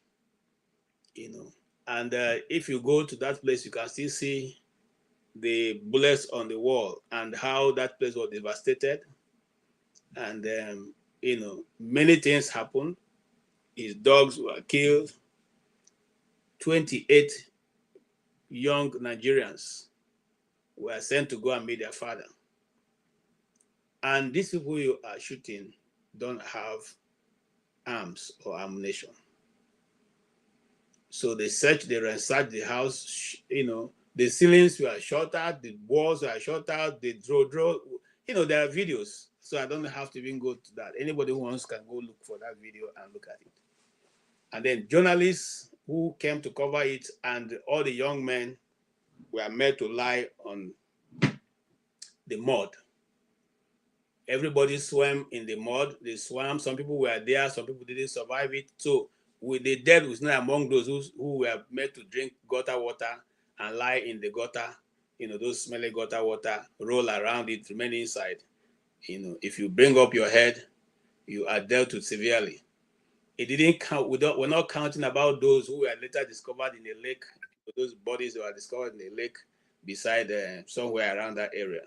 We're not counting those people who were also, you know, the same thing, the same fate happened to them in Aba. We're only talking about the people on Umuahia here. Now, from that point, he was lucky to have escaped. And so the Nigerian court said he jumped bail. In fact, the Nigerian media is even the worst of it. Before they say two things, they'll tell you, and he jumped bail, and he jumped bail. And just like one of our commentators, or rather our guests said today, that, you know, it's only a tree that can stand in one place when they hear that they are coming to cut it. So he escaped for his life and reappeared. In 2021, he was rearrested in Kenya. I will not say rearrested, he was abducted. Okay. And, you know, was extrajudicially rendered back to Nigeria under a very controversial circumstance. Why do I say controversial circumstance? Because when Malami came to, who was then the country's Attorney General, made a broadcast in Hausa where he praised their ability to have captured their worst enemy. People rejoiced. In fact, it was like a celebration. The North was, you know, in a very rejoicing mood. They rejoiced over the capture of Nnamdi Kanu. And he made that broadcast and said that they, in collaboration with the Interpol, arrested him and brought him back. Later on, a very nosy journalist went to Interpol, got hold of the Interpol man and asked, you people, this operation, the Interpol man said, we are not involved. We don't know anything about it. So that is how the pack of cards began to fall. Now, eventually, the Kenyan government denied, knowing that that sort of thing happened to Nnamdi Kanu. And then eventually became nobody wants to take responsibility. The last of it being that the DSS in the open court in Nigeria some weeks ago denied that they were part of those who brought him back. They say they don't know how he got back. So nobody has been able to take responsibility for how he was able to come back to now, which they are now trying to benefit from that illegality by putting him on trial. Charges that he faces, one of them is terrorism and terrorism and treason charges, and which he pleaded all not guilty. In 2022, the court's rulings, multiple courts have ruled that the military invaded Nnamdi Kanu's home the military invasion of his house was illegal and that awarded a heavy cost. Those costs and that action has not up to today been settled by the military. In fact, Nnamdi Kanu have won several other cases for which none of them has been kept by the Nigerian government. The High Court in Umuahia awarded him that his fundamental human rights was totally violated, for which they awarded 1 billion naira, and that no court in Nigeria could try him. Well, the courts are still trying him. 2023, the Supreme Court of Nigeria reinstated the terrorism charge against Nnamdi Kanu. According to them, he should answer for it, even though the Supreme Court accepted that the lower court, which is the court of, the appeal court, erred in many ways. The court of, Murtala Nyako, what her name is, Binta Nyako, erred in many ways, and that the case should go back to her. The other thing that people have expected was that you now reinstate his bail, but they refused to do that. So, which led to Nnamdi Kanu asking, is there one law for Nnamdi Kanu and a different one for the rest of the people? Anyway, legal maneuvering. 2024, Nnamdi Kanu's team requested transfer of his case due to alleged judicial biases, which was the reason why Binta Nyako recused herself from Nnamdi Kanu's case. Unfortunately, the state decided that Nnamdi Kanu must be tried under Binta Nyako, and they insisted that she goes back to the case. Meanwhile, as we talk, remember, bear in mind that Nnamdi Kanu has been under detention. Okay, if you count the time he has been in detention till today, is almost 10 years, for which the federal government of Nigeria have not been able to find an adequate crime they can slap on him, because everyone that seems to slap on him falls to the pack eventually once he's brought under the light. In December 2024, court adjourned indefinitely as there was a legal team seeking a new judge, and the federal government was delaying from seeking, appointing a judge. And the alternative, they asked, since this case was somewhere in the southeast, his lawyers applied that the case be transferred back to the southeast, where is the place of the crime that you accuse him of, which they refuse to do. Now, in February 2025, the February 2025 case brief was reassigned to Murtala Nyako again, okay? And the defense team objected. That was why you met Nnamdi Kanu saying, you cannot try me, you cannot try me. That is a video that went viral, for which the Nigerian media used in running riot for themselves and accusing him of all kinds of things. He simply was stating what is legal in the Nigerian court system.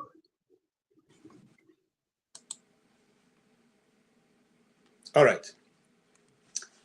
Sorry, somebody was screaming there. All right, so in April and May, new trial dates were fixed. With this time, Judge was Omotosho. Omotosho took over the case May 20, and he said that he wanted an accelerated hearing.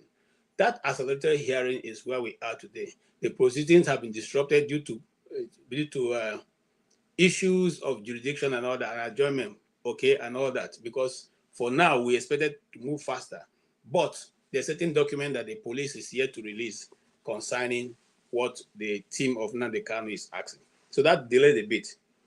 May 2022, he appeared again, and judgment on the military invasion of his house, as was given as evidence. Of course, you know that they have been trying to say that he jumped bail, but haven't looked at that.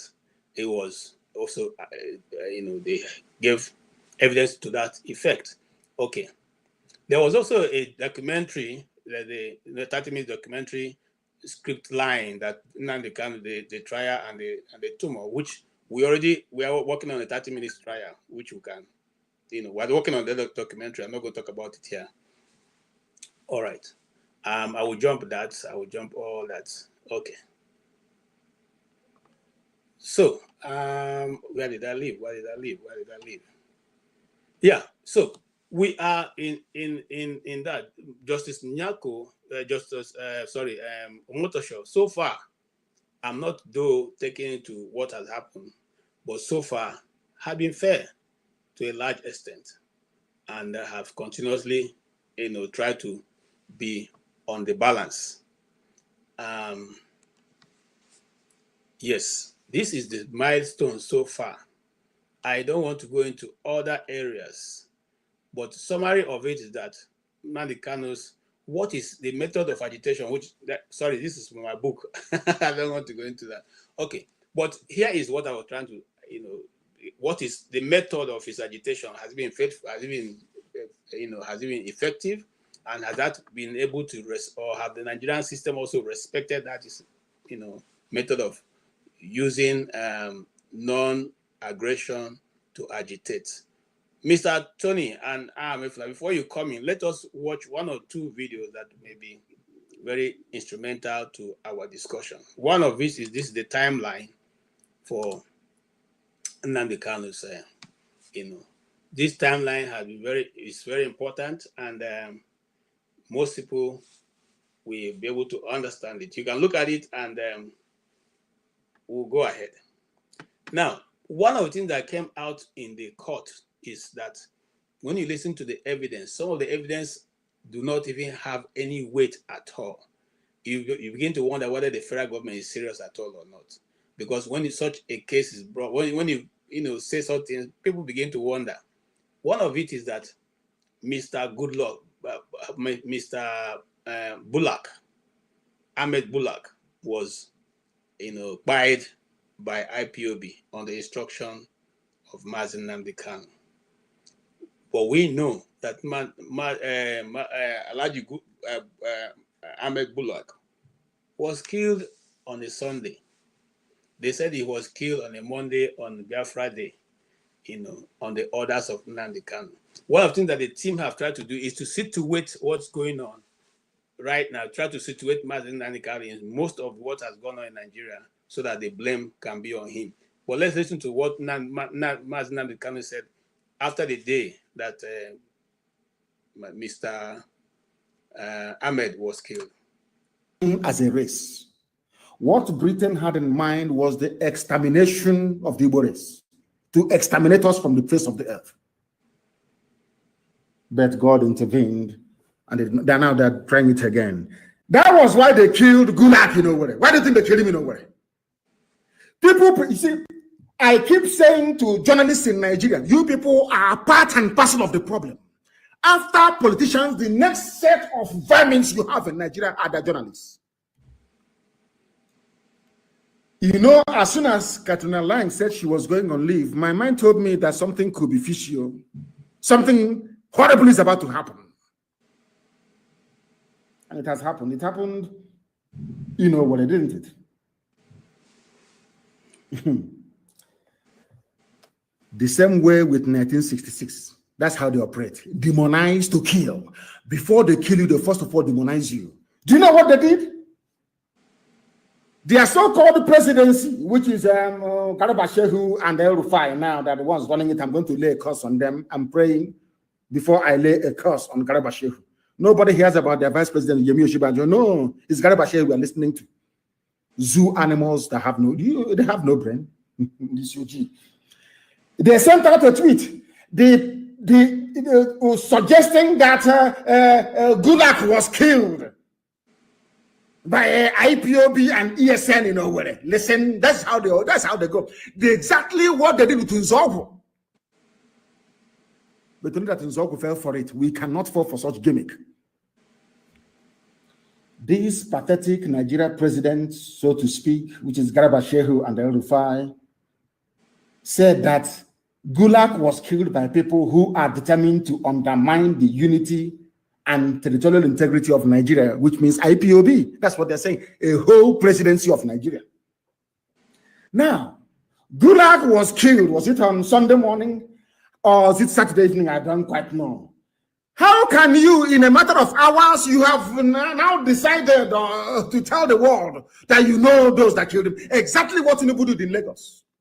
IPOB is planning to bomb. IPOB bombed. Exactly because what Katrina Lang said to them is, you must focus on demonization. You people don't read between the lines, but I do. When that demon, that devil that works for MI5, Katrina Lang, she was the one that was against Robert Mugabe. All the time that Britain had issues with the freedom fighter Robert Mugabe, do you know who was in Harare? Katrina Lang, the same woman. To lose your job. You people don't understand that we have very powerful enemies. That is why you must be well disciplined. If you want Biafra, which I know we all want, believe you me, we have to be disciplined. After all, the record conversations in the zoo, madam, go and look.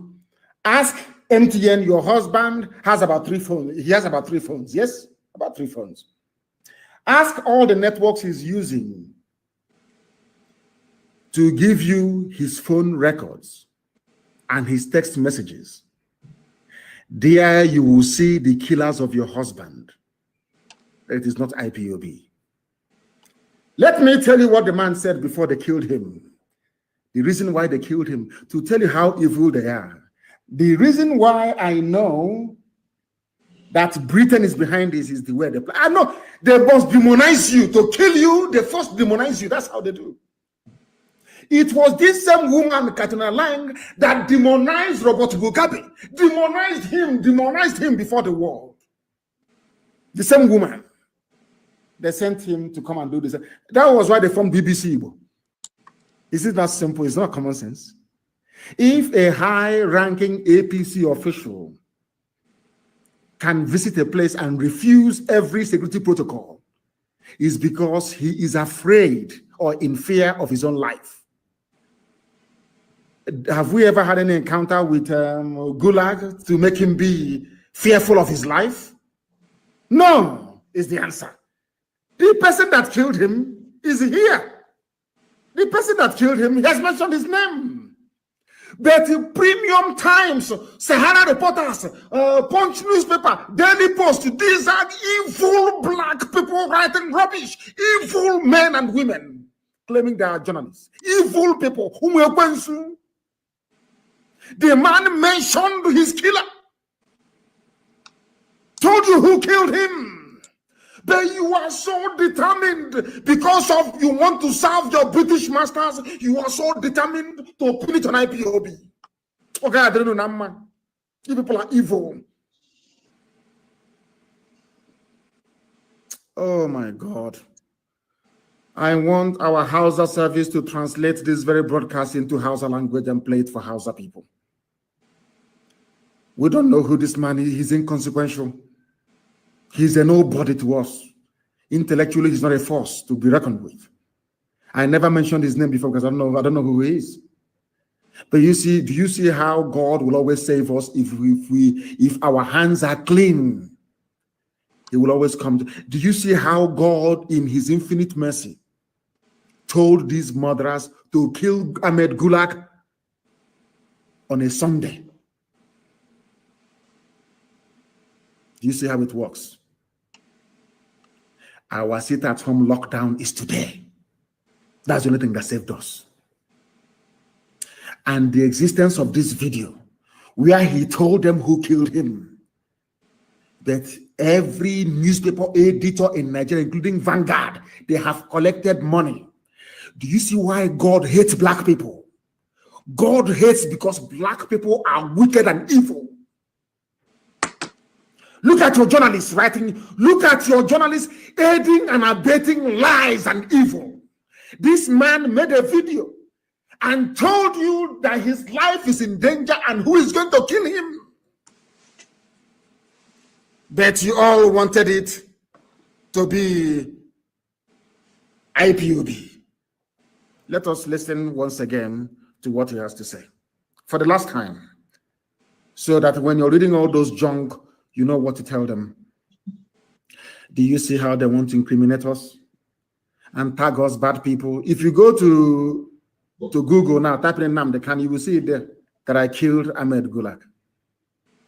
They are all in it together. They are all co-conspirators, all of them. All of them. Listen.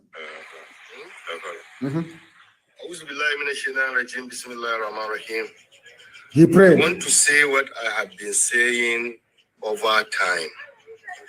Mr. President, remove, arrest, prosecute Major General Ali Munguno. That's the man that killed him. Ali Munguno is the man that killed Ahmed Gulag. Simple and short. Why is it that Nigerian journalists are trying to pin it on IPOB? Why? I'm asking them. Yoruba journalists, why are you people this evil? What type of demon created you people? You have no soul and you have no conscience. Oh God, let's continue listening. Your national security advisor, he is corrupt, he is clueless, he don't have the interests of Nigeria and Nigerians at heart. And that Munguno is a hypocrite. If he is the NSC and he thinks he have available power within him, let him arrest me. He is corrupt, he's a thief, is a problem to the security of this country. If people are afraid, I'm not afraid, I'm only afraid of God. He is saying because he knows nobody can say that I am not afraid if his life is not in danger. Nobody can say that. But that's what he said. Let's continue listening. Because Munguno is only busy stealing the monies meant to protect us. That is it. And the better for you, Mr. President, remove Major General Munguno. Is the most useless NSA ever produced in the history of Nigeria. Thank you very much.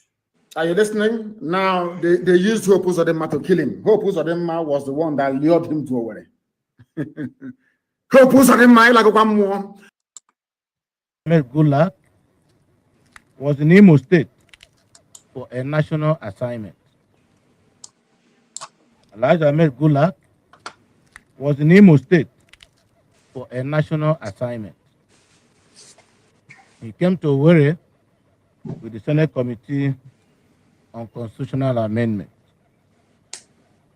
Being a humble man, he chose to travel incognito, according to his friend that was with him during the incident. Someone must have trailed him from his hotel to the airport. That is exactly why this grandson murder appears to be a clear case of political assassination. Let me make it very clear that everything will be done by security agencies to find those who murdered Gulag and their sponsors. They will not, by the grace of God, escape the punishment they deserve. This is not our character as Igbos, not in our tradition, nor in our culture. Therefore, we must rise to condemn this callous act.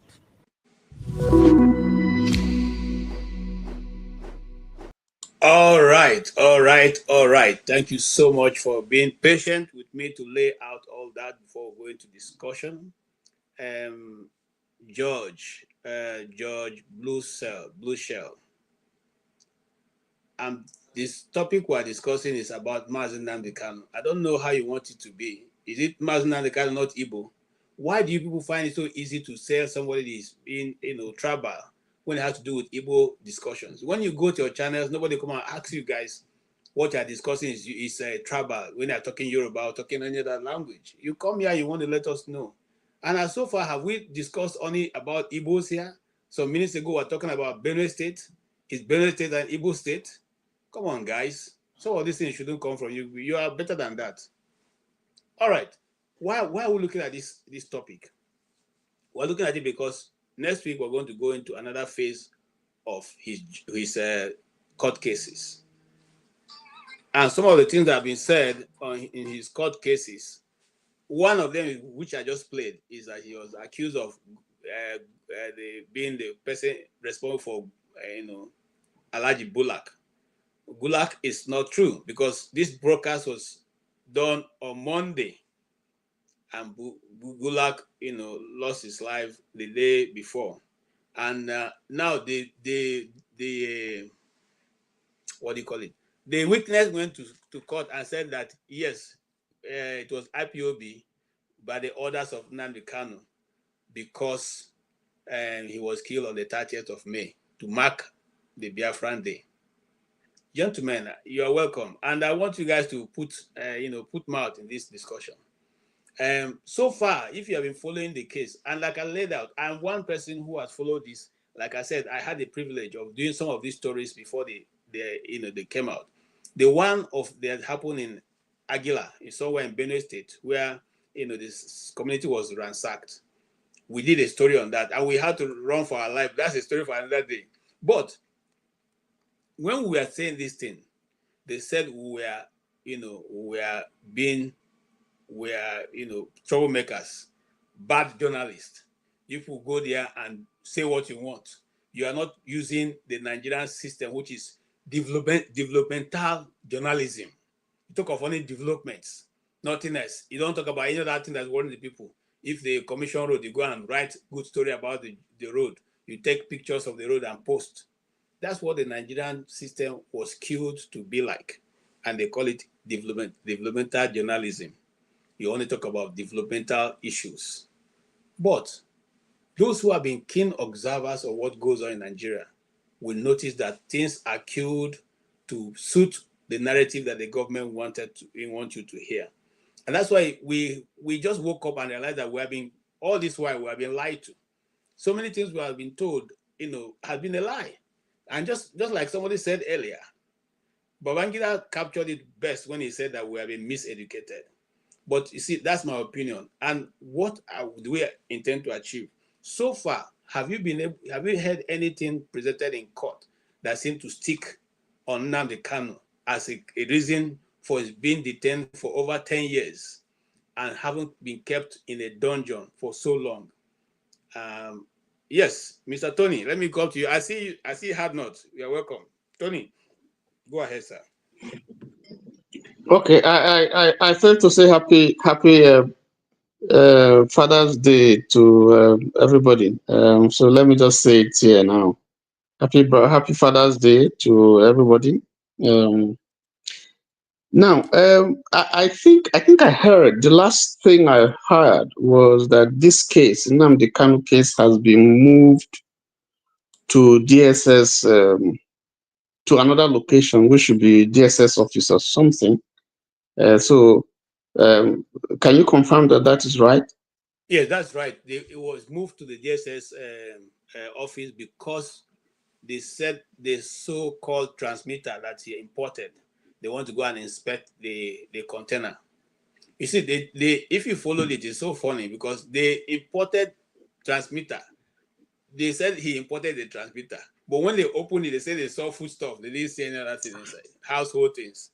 So now, but you see, I have a video here I didn't want to play to tell you when you talk about the Nigerian journalists, you wonder. The TVC news reporter still wrote that among other things, that's what they wrote. But in the court, the witness, when they opened it, they didn't see any meter. That what they saw was household item, 2-pump action, and some live cartridges. That's what they saw. Now, But our reports, especially I make reference to TVC, especially because right now it's like that's no go zone for Arise News any longer. But these people who have been reporting faithfully about this have been TVC and channels. Channels news is more balanced with what goes on in court.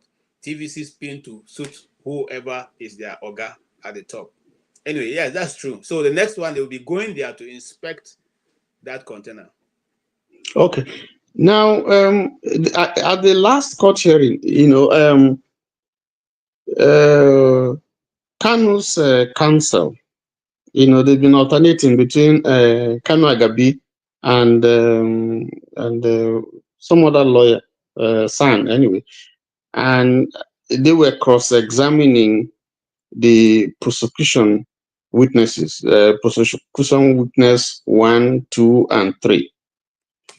And from what we saw, if you look at the questioning and the answers of the veiled prosecution witnesses that came, a lot of the questions that they were asked ended up by not answering. They really didn't answer. Particularly, I think the third prosecution witness. A lot of the questions that Kanu's lawyers were asking, he couldn't really answer. So, as a layperson, if you look at the issue so far, it does appear that, to me, the witness has not so far established any prima facie case against Nnamdi Kanu so far. And I think that even the judge appears also to be very fair so far, warning the prosecution against any delays and so on and so forth. But maybe it would be good for this case to be tried out. So we'll see what the outcome would be, because all the cries and calls to the government, to the Attorney General, to issue a nollie prosecute in line with other people who have been pardoned, appears not to have been honored.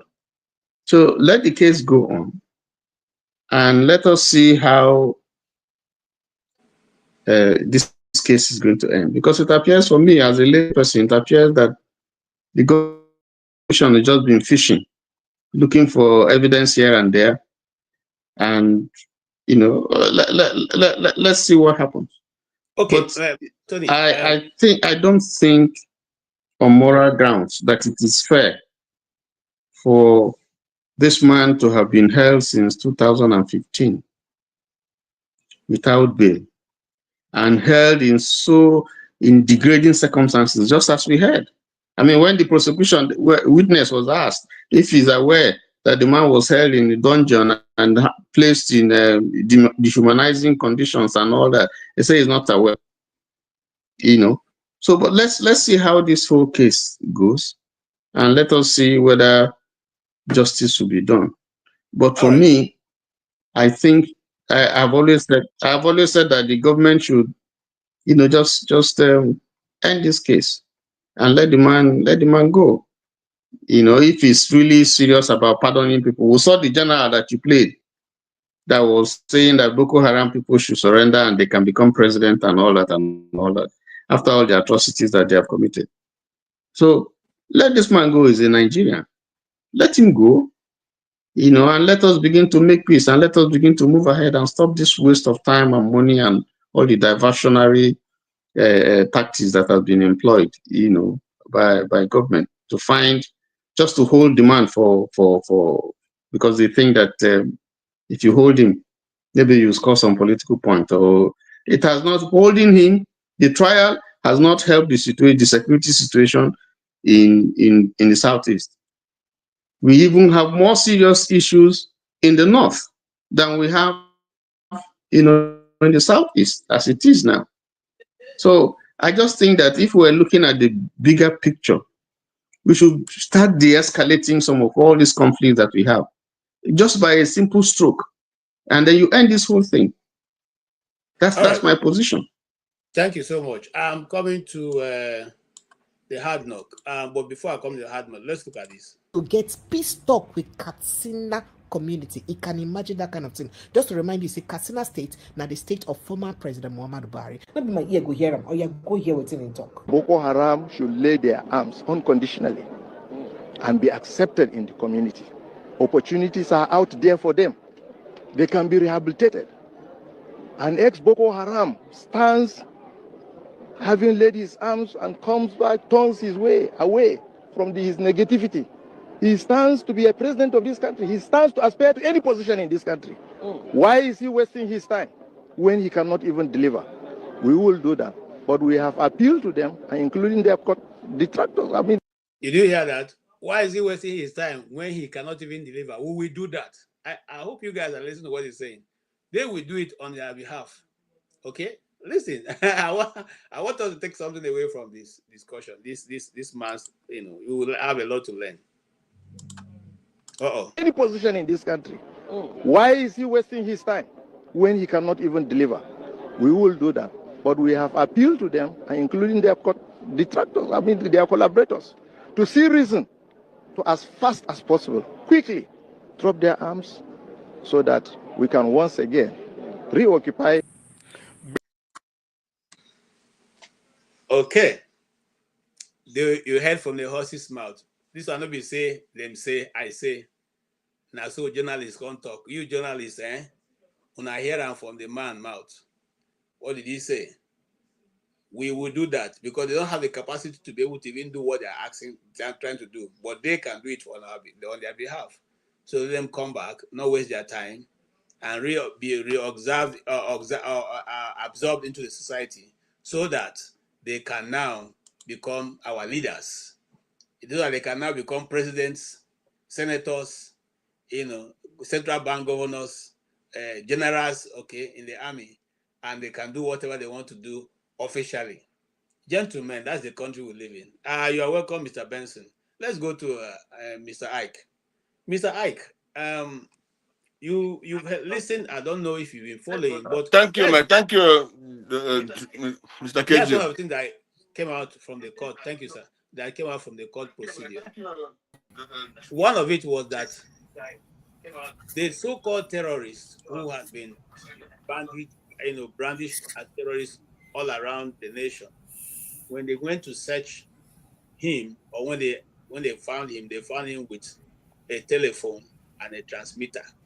Now, when he had a laptop, and eventually when they went to search the import that he imported, as they call it, a container, okay, of a transmitter, they could not even find the transmitter inside.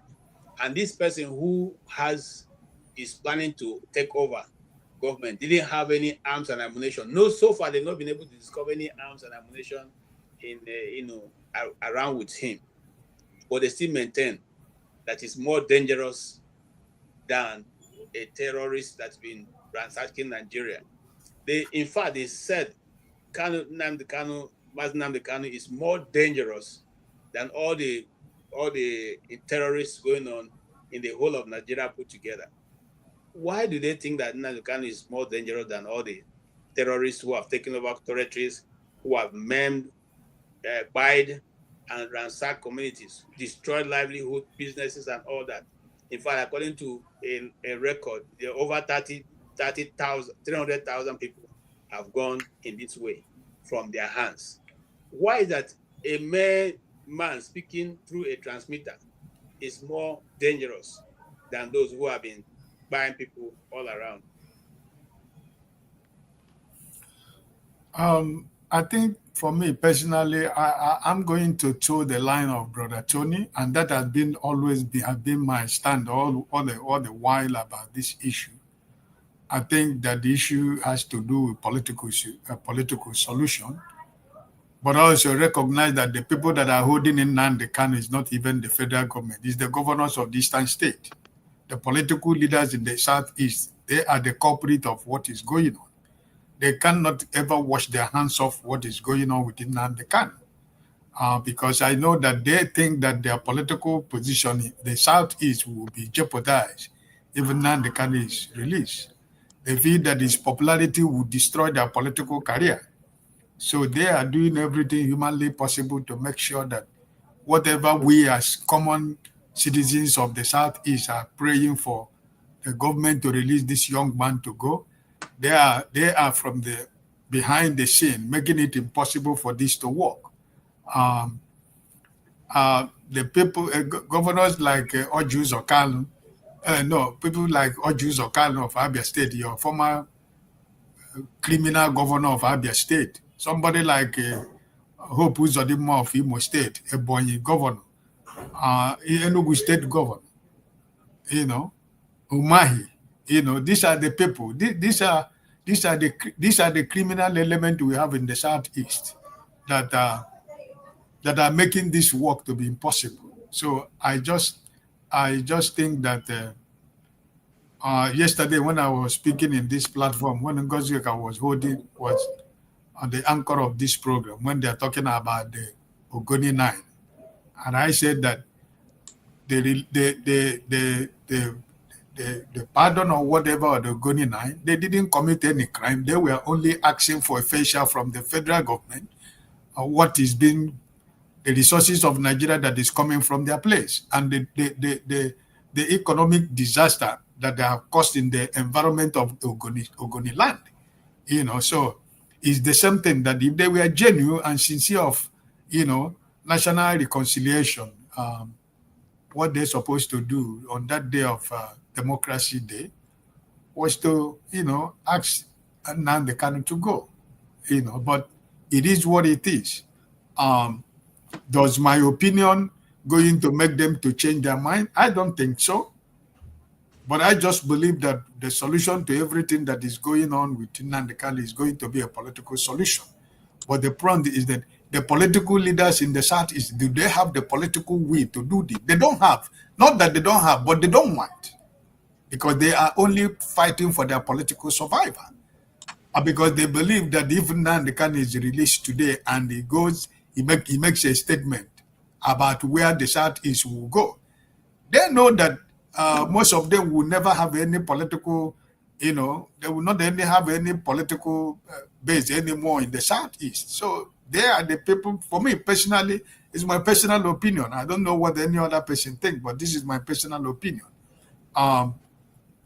If the people of Southeast, political leaders of Southeast who claim to be Mr. Tinubu's supporters, who claim to Tinubu is their God, they are members of the same political party. And I think that if they are trying to say they are sincere with the Easterners, they would have been fighting in a way that we will understand that they are fighting.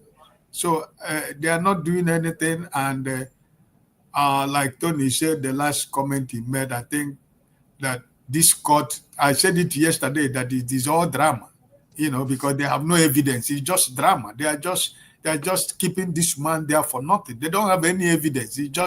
They are just making drama with us, trying to tell us that it's more dangerous than the Boko Haram people that have been killing people for all these years. If the man My name is Nnamdi Kanu. The reason why we're here today is to protest the killing of innocent women and children. Sorry. So if a man who doesn't have a weapon in his hand is more powerful or more dangerous than the people that have rendered the whole North, people cannot do anything. I don't know where they have to debate that. I don't know how they can be able to convince anybody that man is more dangerous than the people who has arms and everything. So, but it is what it is. It is all politics that is being played. But my sincere hope is it is time that they let Nnamdi Kanu to go, because they don't have any evidence against him. They should let him go for the interest of national reconciliation and national healing. He's one of the people that should let go. They should release him.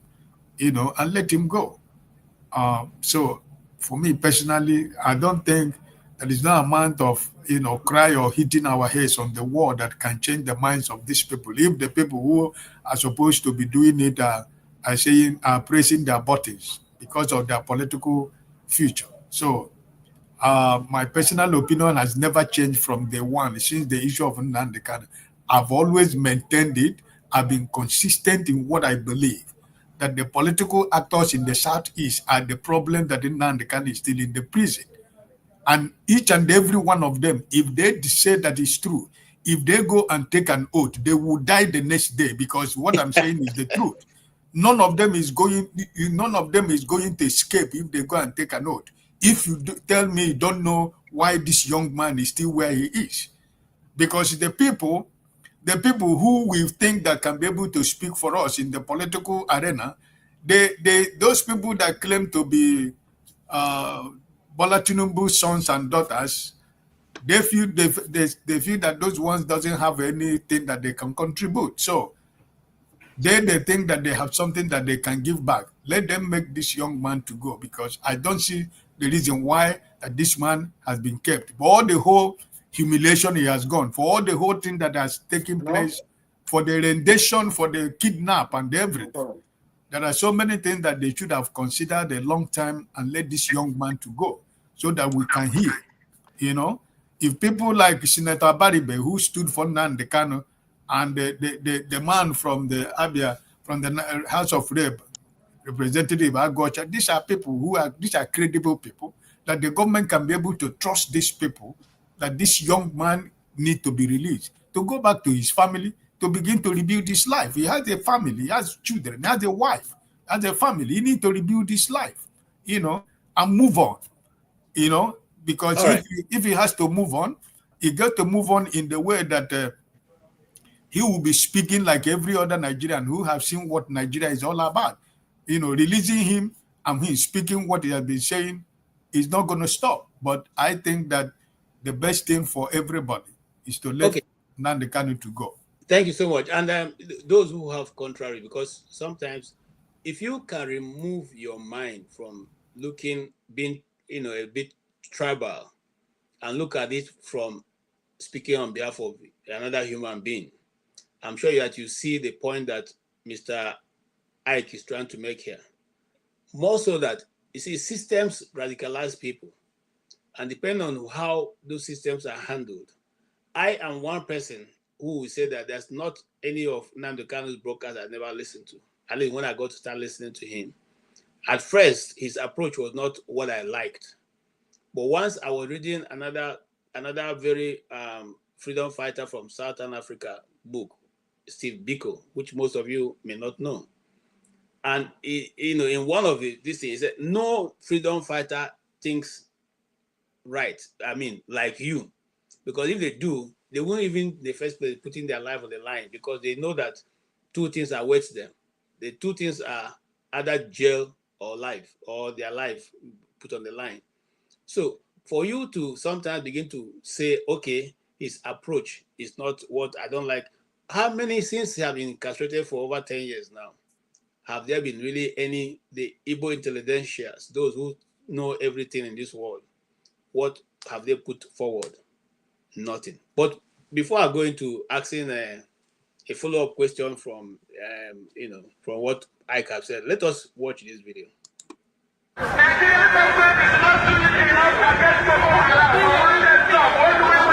name is Nnamdi Kanu. The reason why we're here today is to protest the killing of innocent women and children, and men for that matter, all over Nigeria, especially in the northern part of Nigeria. We are not happy. We are not pleased with what is happening, and that is why we're here today. As you can see, there are a lot of Nigerians who are protesting about the killing of families, people who are determined to tear the country apart violently, and it is not something that we support. It is not something that we would like to see continue, and we are here today to send a clear message to the Nigerian government, through the High Commissioner, that what is happening in the country is unacceptable, and we cannot accept it. If that continues, it will lead to the violent situation of the country. There will be no more Nigeria for anyone to go to. There will be no Nigeria for anyone to refer to. In fact, what is happening in Somalia today will be like a tea party. So we cannot allow this nonsense to continue. Something has to be done. And the consequences of the actions of terrorism in Nigeria must be driven home to the people, so that even the terrorists themselves will be able to understand that there is no mileage in where they're going. The only thing they can accomplish is the breakup of Nigeria. If they think that they can cower people, if they think they can force people to be coerced into a religion which is not theirs, then they are clearly mistaken. We are asking for peace. We are asking for people to get together. We are asking for everybody who loves Nigeria, who is associated with that country, to please prevail upon terrorism in Nigeria so we can bring it to an end. That is why a multitude of Nigerians are here today. Those of us in the UK are determined to work with the government for peace. We are determined to work with the international community for peace. But one thing we cannot stomach is a repeat of 1966. What is happening today in Nigeria was the reason why Nigeria fought a bitter civil war for 3 years between 1967 and 1970. If this continues, there will be another civil war in Nigeria. And this time around, no place will be safe in Nigeria. This time around, nobody will be safe in Nigeria. So it is imperative that everybody who has the interest of the country at heart acts now and immediately to stop this nonsense from continuing.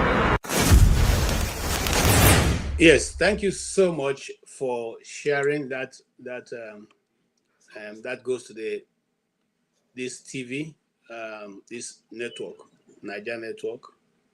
Okay, where are you? Right. So, no way, not again. All right. Quick question here to some people. Quick answer. When I say Steve Biko is not a very popular name when it has to do with the struggle in Southern Africa, except you are one of those who followed closely. I'm not trying to say that I don't have monopoly of knowledge. I know very little, but some of the ones I know. And that's why when I read these things, I was still a small boy when I read about Steve Biko, and eventually, so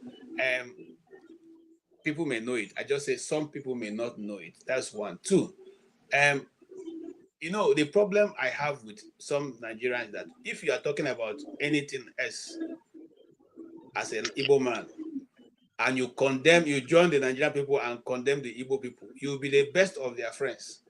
The day you come and say, look, I'm Igbo, that is the day that you become tribal. Meanwhile, when they get into an occasion, when they get into a hall, the first thing they do is they speak their tribe.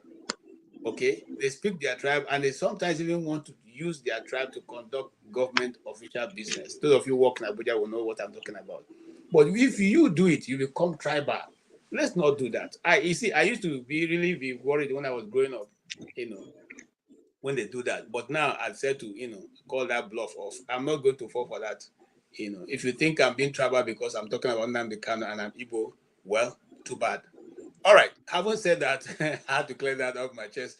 Yes, Tony, will you say, and the approach that Nnamdi Kanu have used, which is non-confrontational, non-violent approach in the agitation for Biafra has helped to go a long way? Or are you saying that it's actually too little to make a spark? Well, I think initially, like you said, when he started, I didn't quite like his language. He appeared too confrontational. There were things that were said that I think didn't put him in good light. But since then, he's moved on. And if you look at his pronouncement, it's just been that, yes, his people are being marginalized. Yes, he's been held, because he is agitating for freedom for his people. So that has been his message, lately, which is true, and I can't fault it, because the East is being marginalized. I mean, you may not like it, but that is true. You can say that there are other parts of the country that are marginalized, but if you take the regions one by one, you begin to see it. First of all, one of the things I kept saying in this platform is that the East is the only region that has 5 states.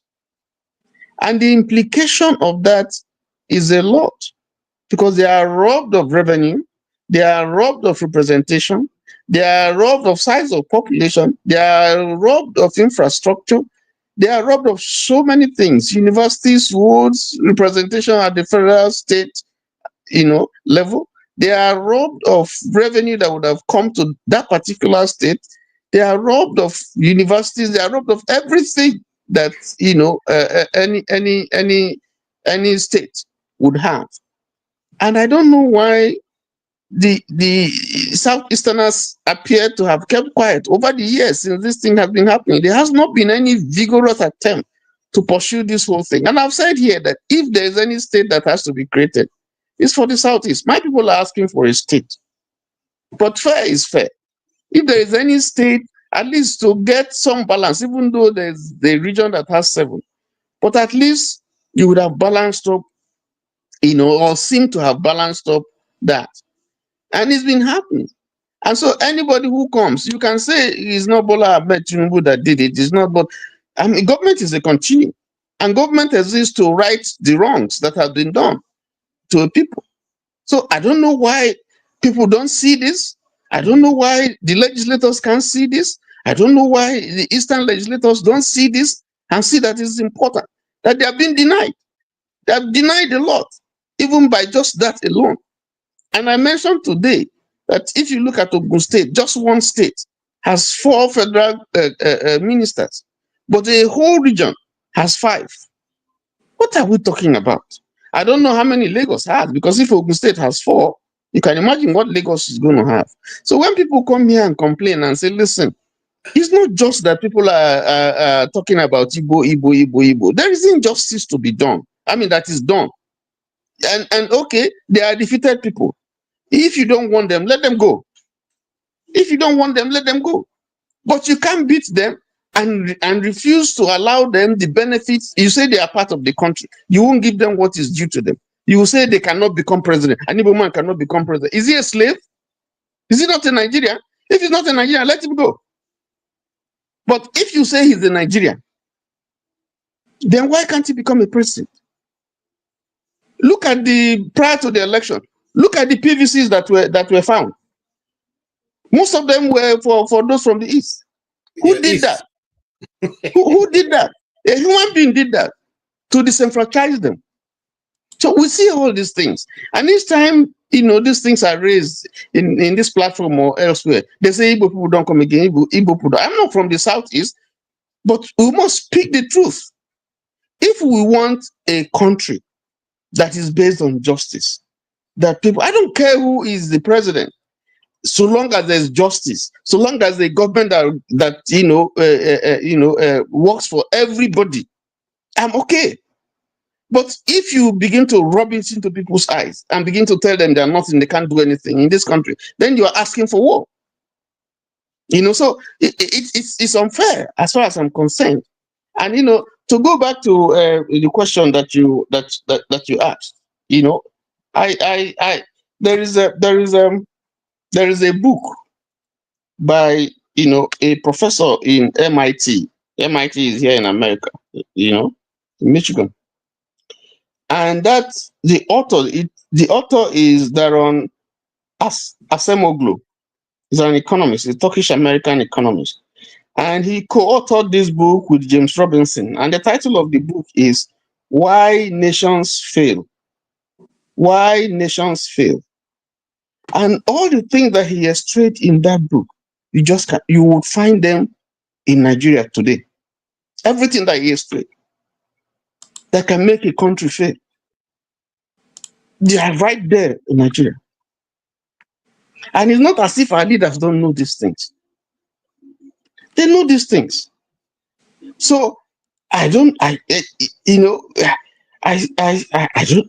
what else we are going to say again. I don't know what else, but who do you blame? Like Ike has said, you have to start from home. Because it is from home that you be good.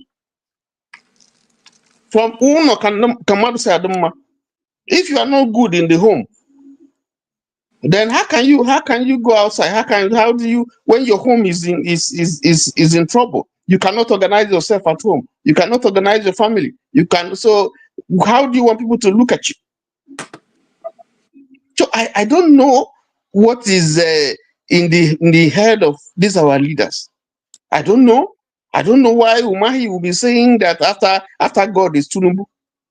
I don't know what is in his head. I don't understand. I don't understand what is going on. Your people are suffering. It's apparent. You can see it. Okay, so I'm myself, I'm tired. That's why I said, each time we discuss all these things, it just gives someone a headache. And if there's, I don't know what solution. I think we should, like I said, we should just be looking for solutions, because these problems, every day they are aggravating. Every day they are aggravating. We are not. The more things change, the more they remain the same. Every day they are aggravating. So I just feel, you go to infrastructure, they will share infrastructure. They will not give the Southeast, and they do it openly. They do it openly, and it just is. Isn't there somebody? Is everybody in the Southeast dead? Is everybody dead? So that's why Nnamdi Kanu is standing and saying, "Listen, you people, are you not seeing what is happening? Are you not seeing what is happening?" I'm not his fan, but when I started seeing consistently these things that are happening, they have not stopped. They are continuing. It's being done because you people can't do anything. You can't do anything. That's why they're doing this to you. Okay. Yes. Thank you, Tony. I'm coming back to you because it's a great discourse. Why some people think that we are being tribal on this channel. Others think that we are being we are not doing service to the Biafran. So you can see the world is always, it has two parts to everything. Why some people don't think, some are not supporting. Some people even think that what you are doing is not is injurious to the Biafran cause. Anyway, that is a discussion for another day. Mr. Ike, you've also followed the development as far as I know. The last time they were asked to name the things they found with Nnamdi Kanu that would make him such a dangerous man, and they called very, some sophisticated weapons that he had, and that was taken into evidence. One of those sophisticated weapons is a cell phone, and two laptops, and that was all they found with him. Now why we have moved to DSS office is because they have a box of transmitter for which he was using to do his terrorism, but inside the box itself there was no transmitter. Now, are you, just like Tony said, and many Nigerians think that these people are just playing games? Meanwhile, somebody said on the comment, and I had to make comments about those, but I just want to put this correct. I have a timeline, Oga, for what has happened right from 2015 till today. If you put all the time that Nnamdi Kanu has spent with the DSS or trying to run away for his life, it comes about 10 years. So if that is not enough time for you, even if five years is not enough time for you to be away from your family, your business, then my brother, I think you need to re-examine yourself. I'm not going to go further on that. Okay, yes, Mr. Ahamefle, please go ahead. Ahamefle, go ahead.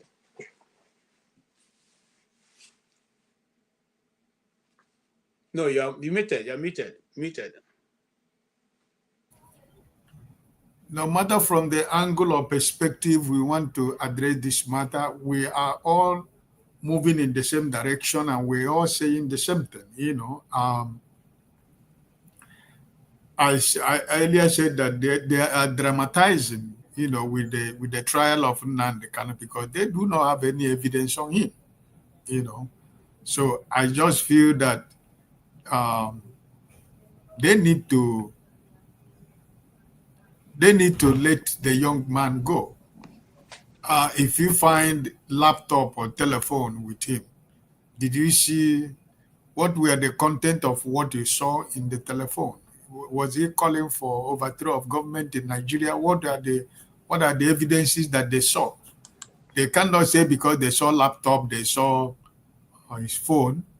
If they say there is something incriminating that is a security risk to Nigeria, they should make it public for us to know. The follow-up question from the lawyer was that, is there anything incriminating about those items you saw? He said no, but what it can be used for can be incriminating, or it can be dangerous. But that's what we're saying. They're just playing game. They just don't have anything. For 10 years, you have been chasing this man. You mean that you don't have any substantial evidence to lay on the table? They don't have. That's why I'm saying that is. That's why I'm saying that it is sad that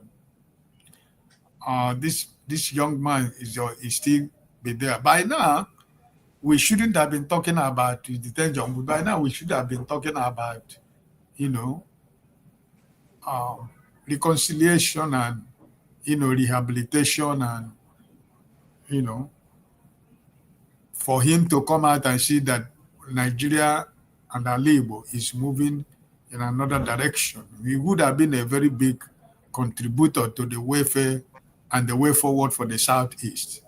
So, and that's why I said what I said earlier, that the political class afraid that mere hearing the name of Nnamdi Kanu, that Nnamdi Kanu is a free man, is going to put a lot of shivers and fear in all of them.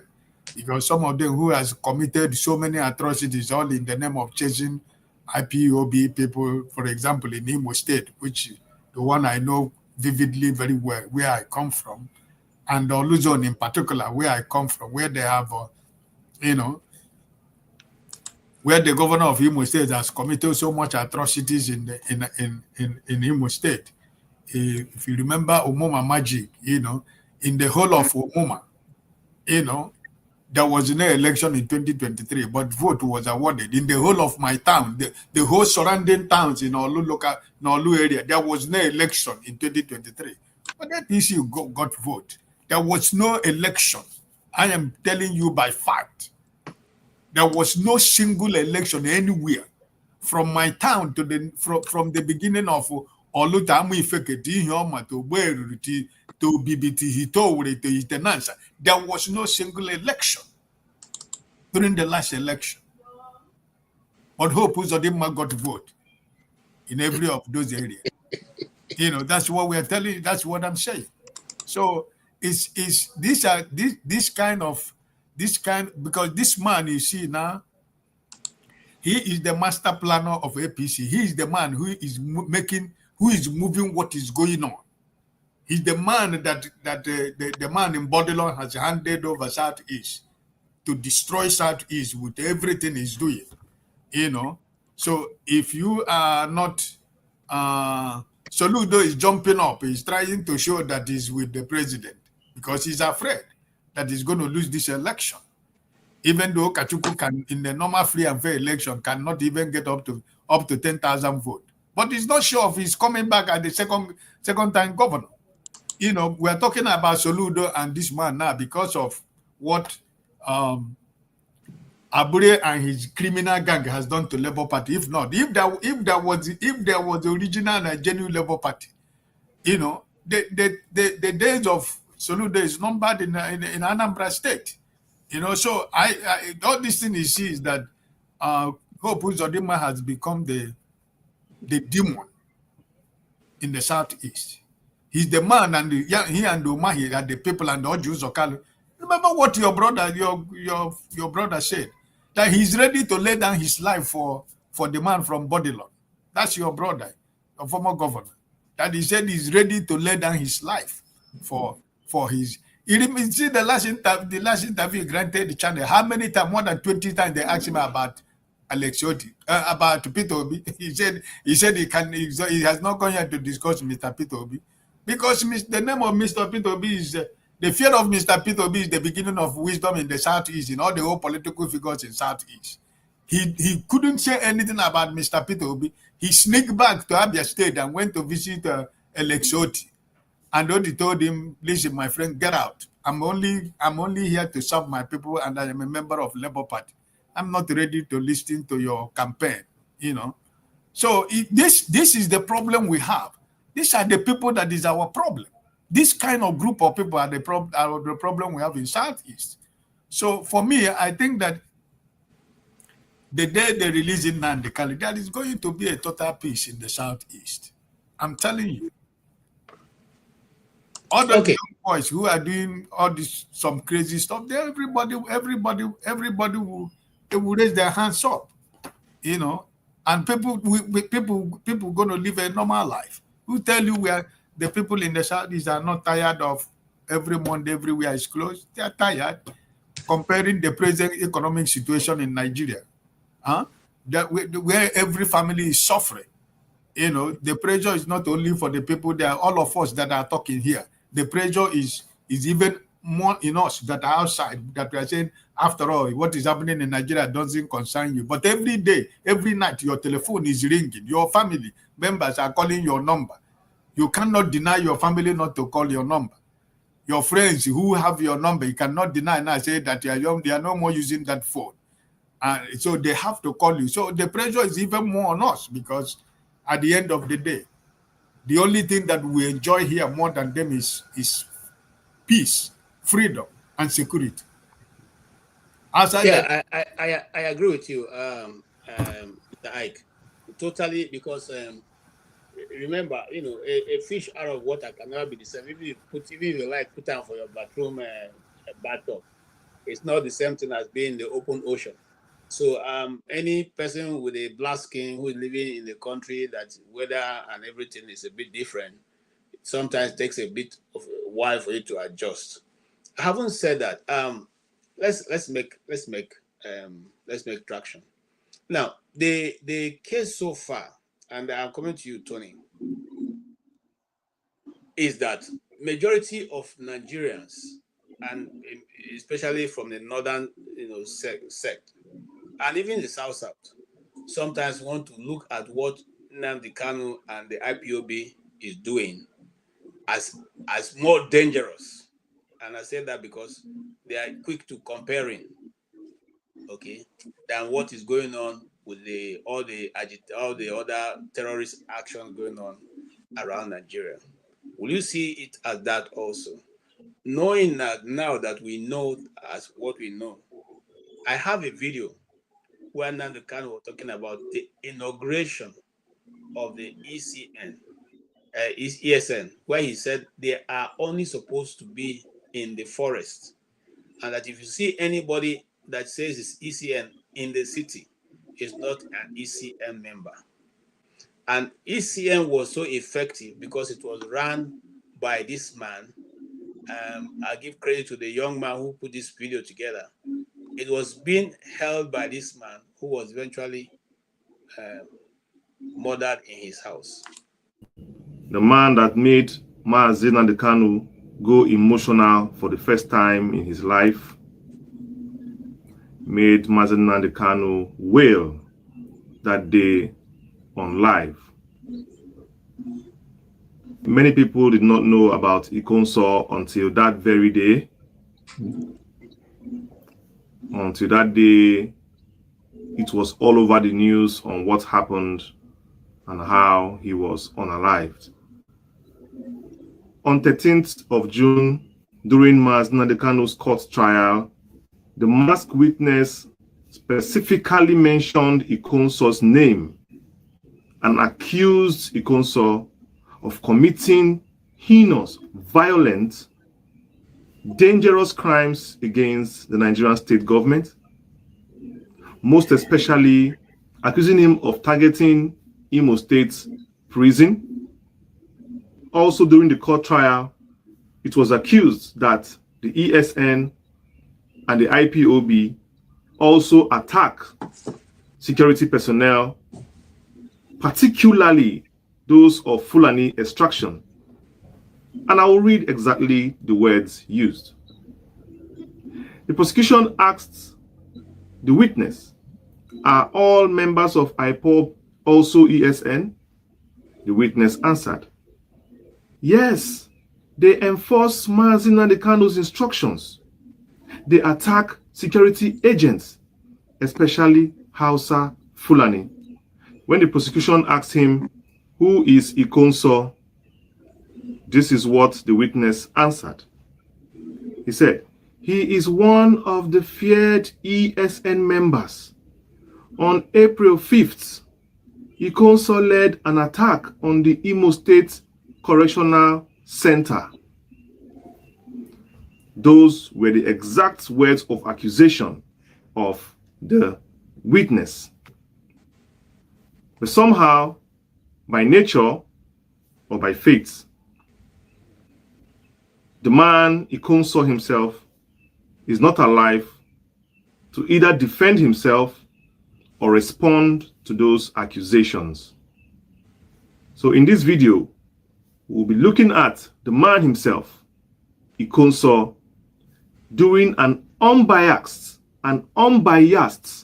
fact-checking and digging to see if actually the accusations against him in the court on that day were actually merited, or perhaps a targeted hoax to stir up emotions as a way of pinning or indicting Mazi Nnamdi Kanu and the group he leads and represents.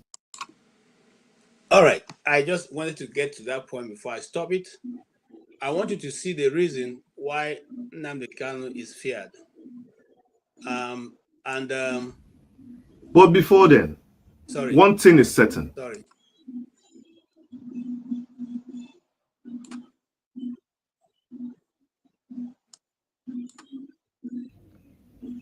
The man Ikonso himself is not alive to either defend himself or respond to those accusations. So in this video, we'll be looking at the man himself, Ikonso, doing an unbiased fact-checking and digging to see if actually the accusations against him in the court on that day were actually merited, or perhaps a targeted hoax to stir up emotions as a way of pinning or indicting Mazi Nnamdi Kanu and the group he leads and represents.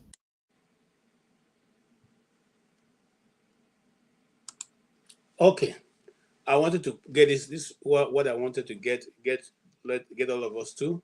You see, if you look at this picture, you see that everybody who is here had come on his own and by himself. It is not because they were paid to be here. It's because they believed in the cause the man was chasing. Consequently, that is what the politicians in the Southeast are afraid of. I have a video of Nnamdi Kanu going to Ebonyi State, where you have more than 10,000 people following, youths of all kinds, of all ages. So this is what they fear. As for Ikonso, most people don't even know who Ikonso is.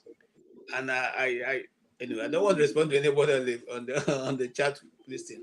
Ikonso was one of those people who helped to keep the communities, the forest communities safe. Remember, one of the reasons was why ESM was formed was because people could no longer go to their farms as what is happening in Benue now. When they go, it's either they come back raped, killed, or something else. So it became imperative that the bushes needed to be guided. The same way that Nnamdi Kanu was warning the West, that the Fulani were taking over their forests, and very soon nobody will be able to go there. It's what is happening today. So here is what I will say. Again, can we say of real or for sure that this agitation has been justified by any means? Is there anything that is remaining? Is there something that you are expecting that is going to come out this week that will wow you, or that will make you begin to wonder if is there anything that we are looking forward to? Because I haven't, I have a bit of people who are lawyers, and they tell you the lawyers will present their best case, their best weaknesses first before going to other ones. Or is it that these people decide to change their own? They are bringing their best weaknesses last. What do you think is going to go as we're going to this week? What we're going to expect, Mr. Tony?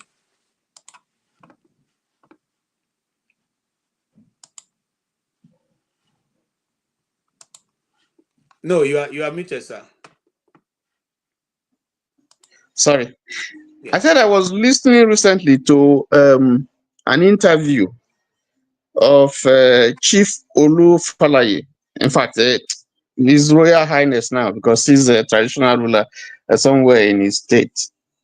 And he was being interviewed basically on the state of the nation, part of it to do with security. He was once kidnapped and so on and so forth. And his state has had his own fair share of insecurity. And I am wondering, the Yoruba states have been able, Southwest have been able to, in spite of their various differences, have been able to agree, and they have a security outfit called Amotekun. They have a joint command, the United Command, and they are building on it. And somehow we see gradually progress being made, in trying to arrest the restiveness, the terrorism in that region. And I'm wondering, why is it difficult for something that will benefit the entire Southeast? Why is it difficult for the governors to put away their individual differences and tackle, first of all, this insecurity problem that has been there in the Southeast, affecting life, affecting business, affecting access to and fro various parts of the state? Why has it become a rocket science to them to sit down and agree and say, let us jointly put our resources together, let us bury our hatchet, and let us begin to address this problem?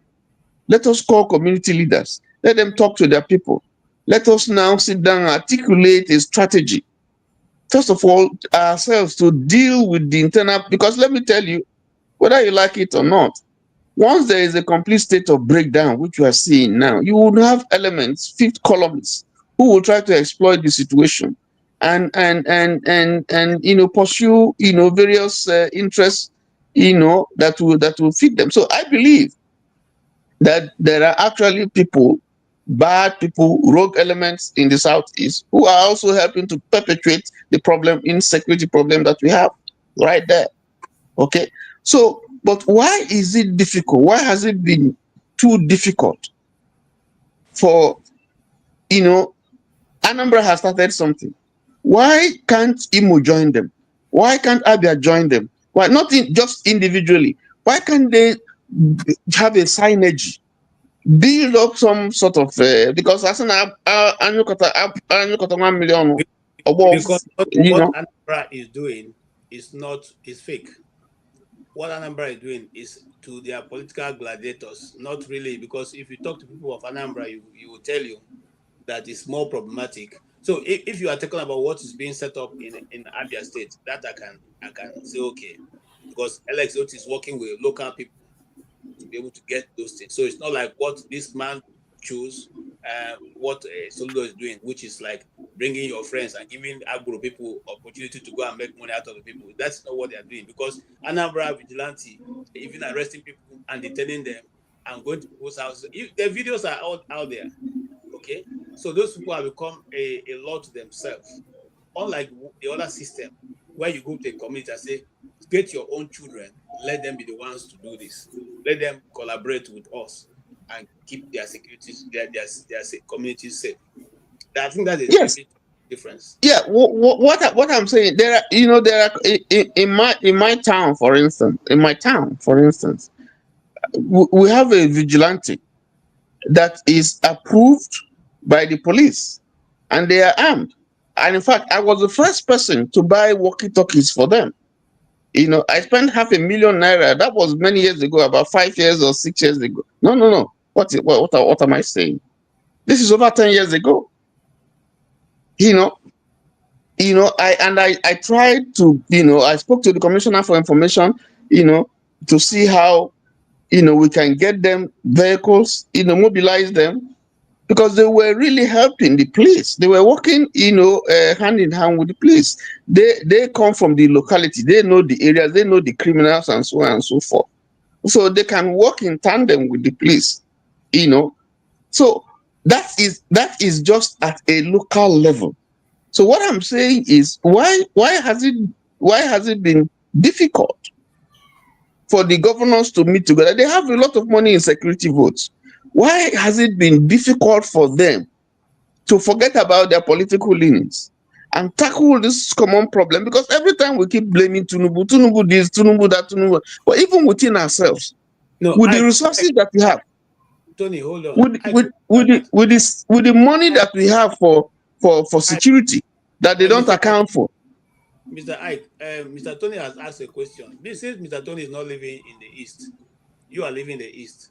How be it that you people cannot come together? By the way, what is the role of the saboteurs in the East vis-a-vis constantly making sure that things don't work in the East?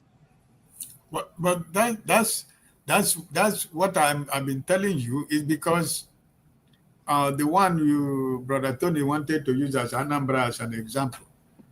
How many months has he stayed? Governor Soludo has politicized the outfit already. They are now he's a part of his campaign. They are not doing what they're supposed to be doing. They are looking for a political opponent. I don't want doing what they're supposed to do. So it's one of the problems we have is that we are all Republicans. We believe you can say anything, An Igbo man does not believe in loyalty. An Igbo man believes that he can walk away from Tony tomorrow. It doesn't matter. After all, I'm an Igbo man. I can find my way, That's one of our problems, my brother. So the governors in Southeast, they don't have the interest of the Southeast. Like the model Mr. Peter Obi used in Anambra State is what Abia State is trying to use. There is nothing wrong that was that. For 5 years, there was no crime in Anambra, there was no robbery in Anambra State, which was confirmed by the Inspector General of Police then.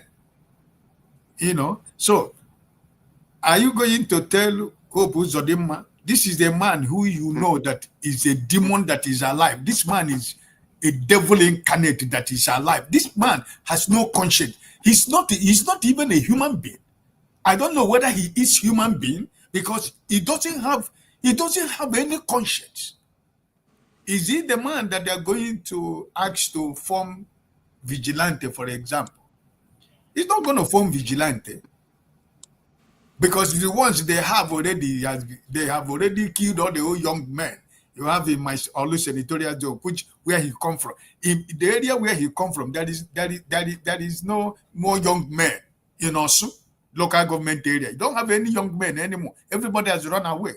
But he's the governor of Imo State. He's living in Owerri, governing in Owerri. But in his own area called Osun, there is no peace, right? The same thing I used to say here most of the time, that young men in Olu senatorial zone, everybody has gone away. Because if they see you, the young boys who now decide to settle it, because like village is no more village. Village is like a small town now in Nigeria. So people do business. Those who decided they want to settle in the village and do their business. In the evening time when they go out to, have one slang of pepper soup and a bottle of beer in the restaurant, that's where you go and gather them and give them the title of IPOB members. And that's where when they take them, they disappear. You never see them. And that's why every young man in our senatorial zone, nobody want to stay there. So if the governors of the is it the governor in Ebonyi State who is the puppet of Umahi? Umahi is an Hausa man. Umahi is an Igbo man. What showed him that he's an Igbo man? Which action that show you that the man is an Igbo man? What has he done that make you to believe he's an Igbo man? Right?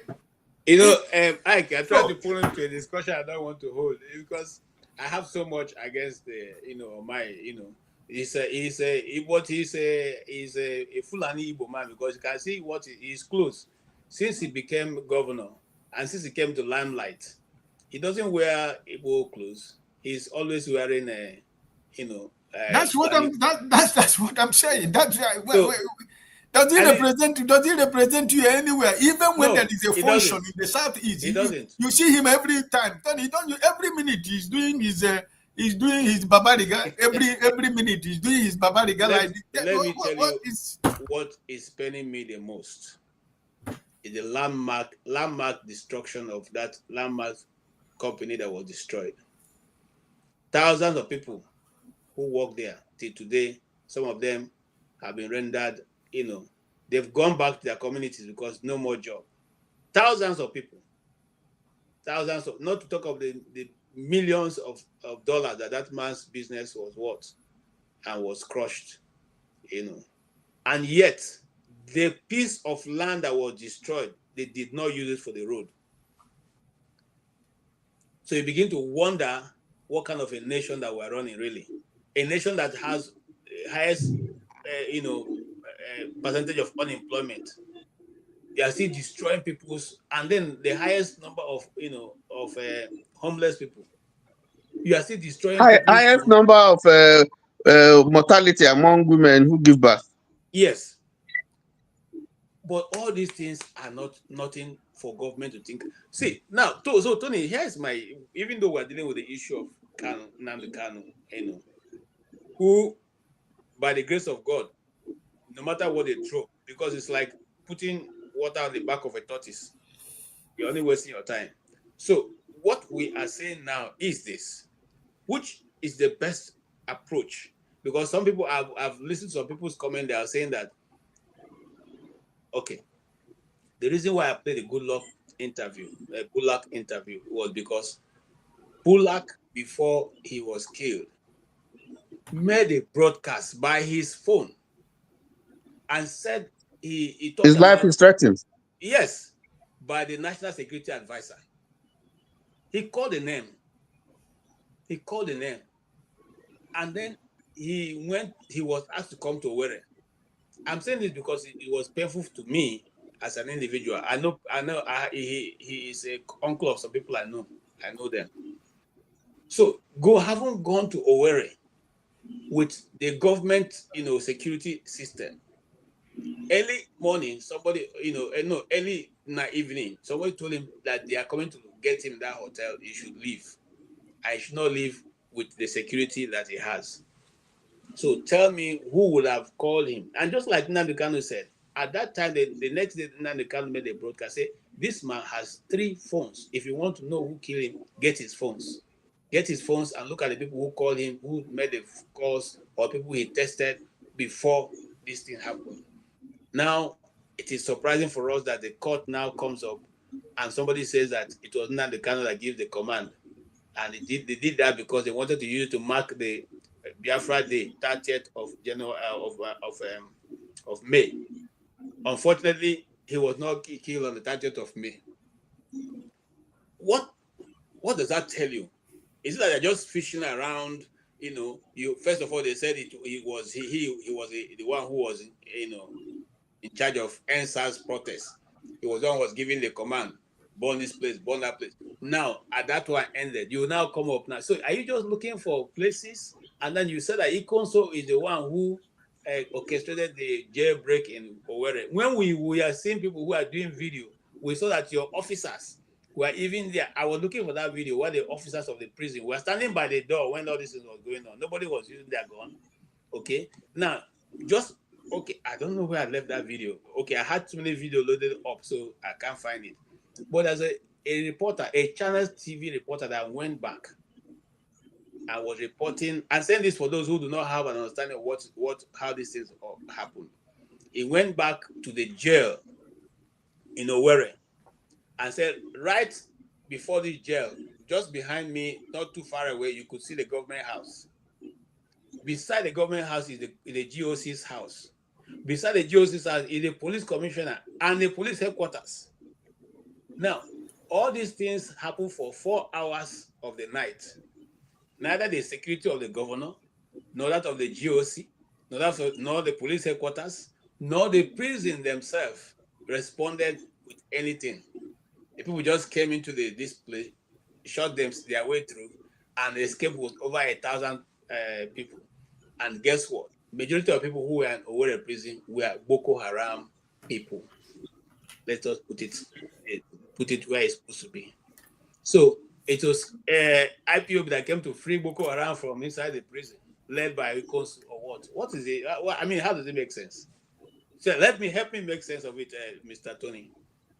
Well, but for this video that you just played, I have always, anytime that name is mentioned, I have always thought of Ikonso as a criminal, as a terrorist, because the videos that I watched and the things that were said about him is that, in fact, some even said that he was a robber, so terrorizing, the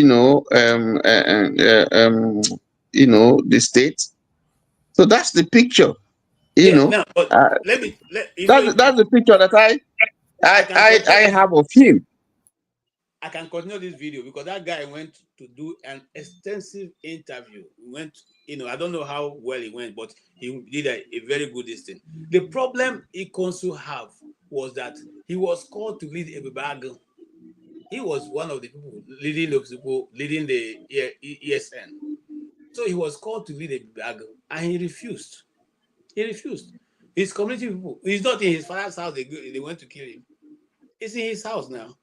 Okay, so if it was what they said he was, he'll be having a bicycle, a motorbike as his only belonging. He won't be having any motorbike now, because we know how those people who do those things, how big they are, and what they parade around. Okay, but his only crime was that he was found to be, those people, in the community always have people who are, daredevils. Radical. Yes, it was one of those daredevils, So that was the reason why they wanted him to lead the battle. Just like I was telling the Benue people today, we know those people who should have been able to defend Benue, but the Benue people agreed with the oligarchies who are telling them that those their boys, those their children were evil.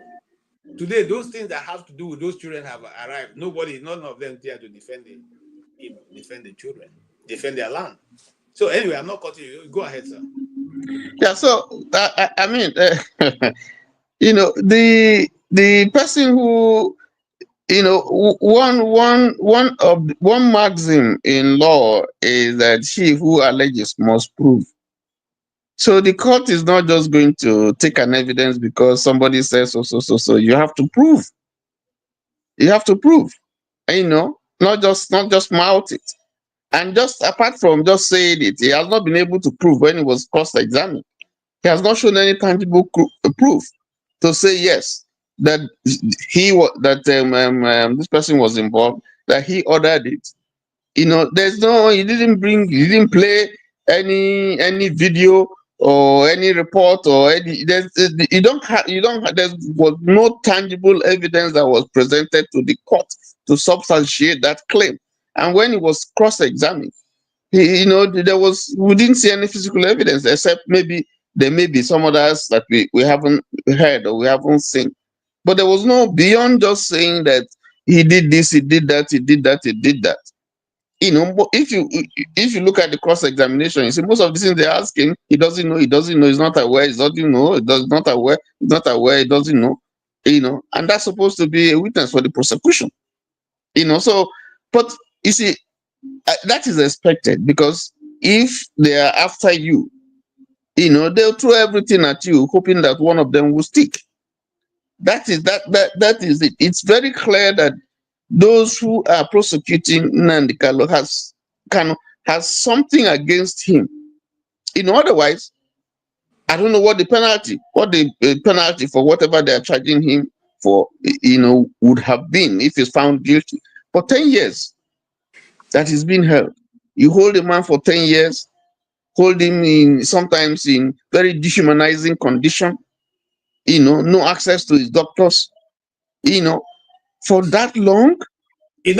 Tony, one of the fallout of this is that DSS denied that they're not holding him in the dungeon, and they didn't force him to write statement. So Omotosho is to tell a trial within a trial, which means that yes, it's okay. And that was a very move by his lawyers, who said, look, these people forced our client to write these things. And then eventually they went into that discussion. And they found out that everything he was saying was correct. He was forced. In fact, he was told that that was when we even got to know the inhuman treatment that was. He mentioned names. Yeah. And they asked the witness to say he doesn't know this one, he doesn't know this one, he doesn't know. Yeah. Yes. They were giving him 1 hour of daylight. 1 hour of daylight. Imagine sitting in a room with a very dim light, and you are in 1 hour of daylight. And for those of you who don't know where this dungeon is, it's somewhere in Abuja. And if you stretch out your hand, the walls are almost the same level from when you stretch out, you touch both sides with your hands. So the capacity to actually drive you crazy is there. So you need to have a serious That guy is a strong man. They want to break him down mentally, they want to break him down physically. They just force him to just say something, but you see, I think that again, I think that we are just living a house is burning and we're pursuing rats. Because like I said, the issues that we have, the real issues that we have, that the nation has right now, is not Nnamdi Kanu and so on. That's not his issue. We have very serious problems, insecurity problems, apart from other economic problems, and but the issue of insecurity is spreading. I mean, if terrorists can have what is it? Can have the power, can amass military assets that they can use to go and attack a military barrack and wreak havoc there, and have drones and all those things. Shoot down three Air Force jets. They've shot down 3 Air Force jets. I mean that's gone beyond. That's gone beyond. That's now gone beyond. Just mere terrorism. This is war. This is real war. So we must wake up. You see, we must wake up, and we have heard videos, seeing these young boys, this rank and file, crying. Give us weapons, we're ready to fight. You people are starving us, you're killing us for nothing. The big men are enjoying and using our money to do whatever. And we've seen generals who have been tried and sentenced, and evidence that some of these monies, are going to wrong hands, wrong pockets. This thing is serious. The governor Zulum has shouted, he has screamed. The governor of Sokoto, all of them, where? Who hasn't complained? Who hasn't cried out? So I don't understand. I just don't understand. What I feel so. Anybody is almost a state of nature. Yes, sir. I agree with you. Listen to this guy, because he went to a large extent. To any position in this country, you are a rebellion. God will punish you. Brigadier General Abdul Malik Bulama Biu, now you are the talk to. You are a rebellion. So are you trying to tell me that Boko Haram stand in the chance to any position in this country?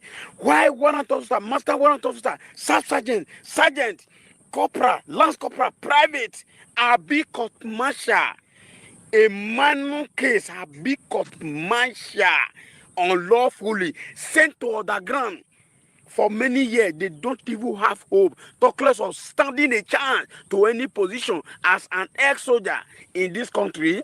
Why you convict a service soldier who commit any minor offense and court-martial them, send them to underground forever? You mean Boko Haram that is killing people in this Nigeria, that they stand a chance to any position in this country, that they will be rehabilitated, that they should lay down their arms?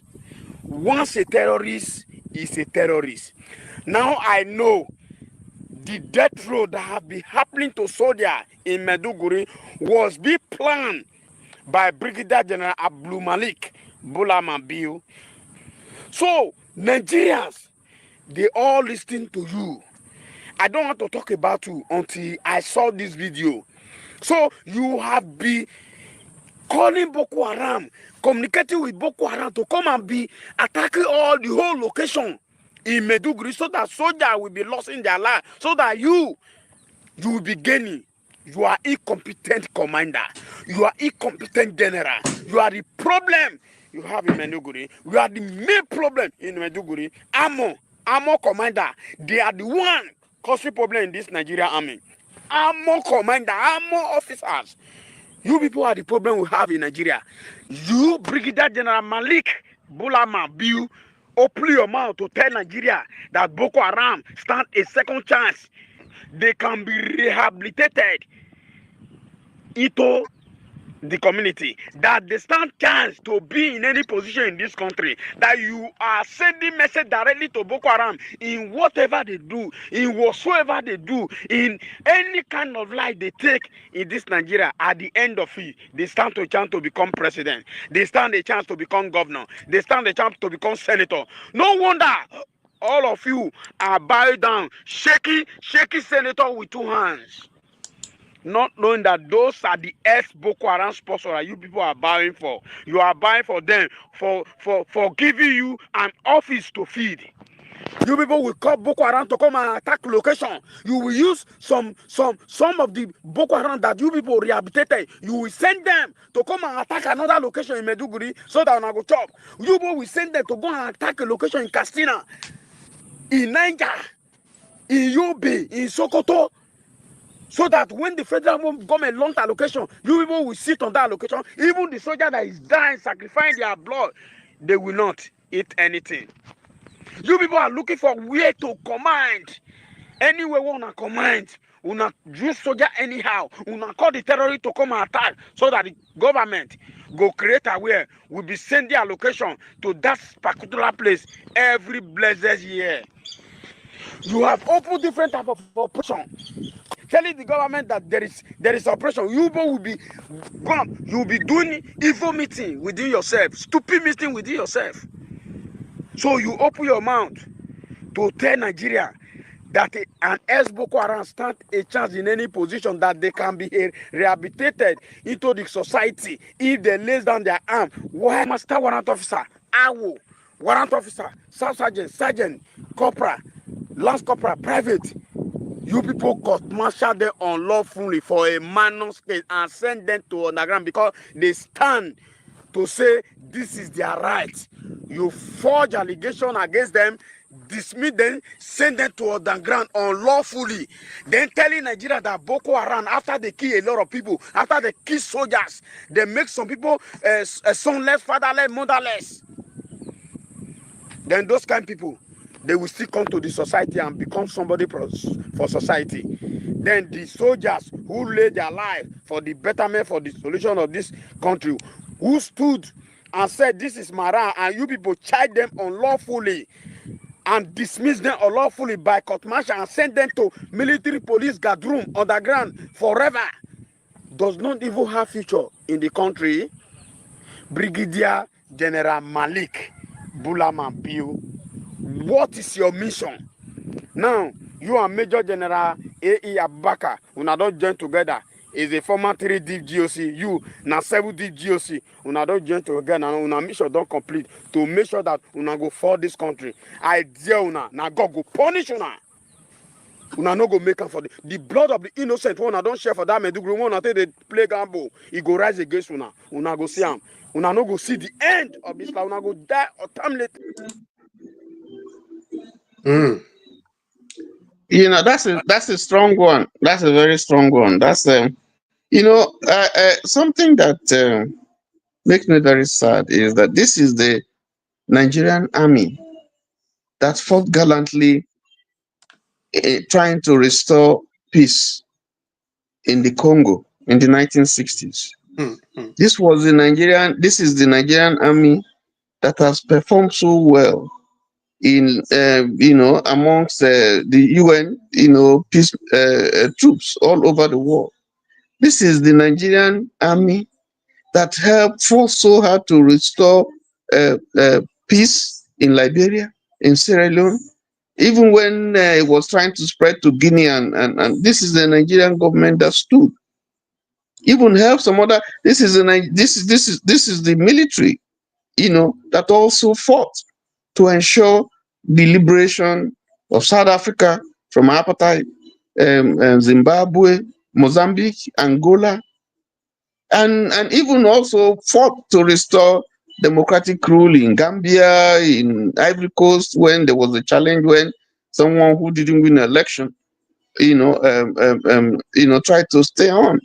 And Nigeria, flexed its muscle and got those countries to those leaders to leave. So what has happened to this military? What has happened? When Babangida was a head of state, I remember that at one time he granted immunity to soldiers. To say anything, I give you immunity. I think we may have to try that option. Because you need to hear from the rank and file. You need to hear from them because they are the ones that fight this battle. And there are many things they know, they see, but they can't say it because they be court-martialed. You need to take away that immunity. I mean, you need to grant them immunity and let them come and say. Tony, who is going to grant the immunity? The same people who are eating fat from the national cake? So because we have to solve this problem. The nation has to hear. Let the nation hear what their leaders are doing. Because these guys know a lot. They know what the issues are. They know what, but they can't say it. If they say it, then they're in trouble. We are talking about can you imagine army when people when generals were really generals? We're not talking about who. Is it not Christopher Musa who now said that they were pampering this? That's the reason why the thing have gone up to this point. By the time a junior officer would look his general in the face and challenge him and try to eliminate him, we have had those things in Nigerian history in recent history. When they will go on riots, has never happened before. There is a decay that is happening in the military. Serious decay. And we can't continue like this. Somebody must stand up and say, no, you can't win the war against terrorism with this what is going on now that we see. You just can't. You just can't. The morale is low. They are not equipped. There's a lot that is going on. There are fake columns. There are people who are agents within the military. It's not just me saying it because people have said it. There are fake columns. Even Jonathan said it. We know those who are supporting Boko Haram. We know some of them are in government. Some of them are in the military. And nobody has come to fish them out and bring them out. Nobody has had, no government has had the willpower to say, well, let us deal with them. So how can you make progress? I agree. You see, now, it's not just enough to talk. As we try to conclude, I want to ask you a question. If government led and spoken through by the army can go to the hinterlands and call terrorists and advise them to give up their struggle and take them, put them in government houses, give them government food, pay them, relocate them, settle them. Why is it difficult for the same government who have done these things to do it with the Indigo, who have been crying since, just today alone? I took note where this guy was speaking. Since 1945, that's Zik. Yeah, 1947, 1949, that Zik addressed the Igbos. This is even far before independence. That there's a case of marginalization here. Since that time, they have been saying we want us to sit down and discuss on and up to this moment. Why is it difficult to sit down with the ethnic nationalities in Nigeria and have a discussion? What's so difficult? Well, there's been a lot of discussions. There have been, some of them Yeah, are writing some of the recommendations. When I mean discussion, Huh? for instance, I'll give you an example. If you read the Nigerian constitution, you see so many lacunas, as the lawyers will say. In the first place, why mention about Islam and mosque in the constitution? Why did it mention Christianity as an alternative? Why give Grand Cadi up to the point of a court of appeal? Appeal. Yes. Are we running the same government? Now, one of those people, when people sit sometimes and they're talking about, they say Igbos are talking about what is marginalization in Igbo land. They forget that Nigeria, in the resources that is shared according to first local government and population. Now, the money that goes to Kanu and Katsina, not even maybe Kaduna or any of those ones we chose to, is the same money that goes to the whole of the entire Southeast. Because Kanu has 44 local governments. Yes, that's what I'm saying. Yes. That's already taking care of 2 states in the Southeast. Now, if you put another one, almost by the time you put 3 states of the center, that is the north, it's the whole money that goes to the Southeast. Now, the Southeastern senators and legislators, even if they come together and speak with one voice, they cannot move a needle. They cannot move a needle. That is why they have to struggle for their states first, because they are disadvantaged. If you are going to have, now, they are disadvantaged. And that's a political weapon. Yes, Benjamin Kanu, who is the very executive number 6 man, or how he calls himself, in the government. Now, he was trying to push for creation of states. But now, instead of creating a state for the Southeast, the whole of Nigeria is everybody has already got a state to be created on their behalf, which has always been the issue. When the senators, I'm not wondering why any Barry has not been able to do anything in the Senate except talk, because they won't give him the light of day. No matter how good his idea is, they will throw it off. Remember this this second Niger bridge that John Damboyi and Colin Nems was the first person who moved that motion during the Obasanjo era self.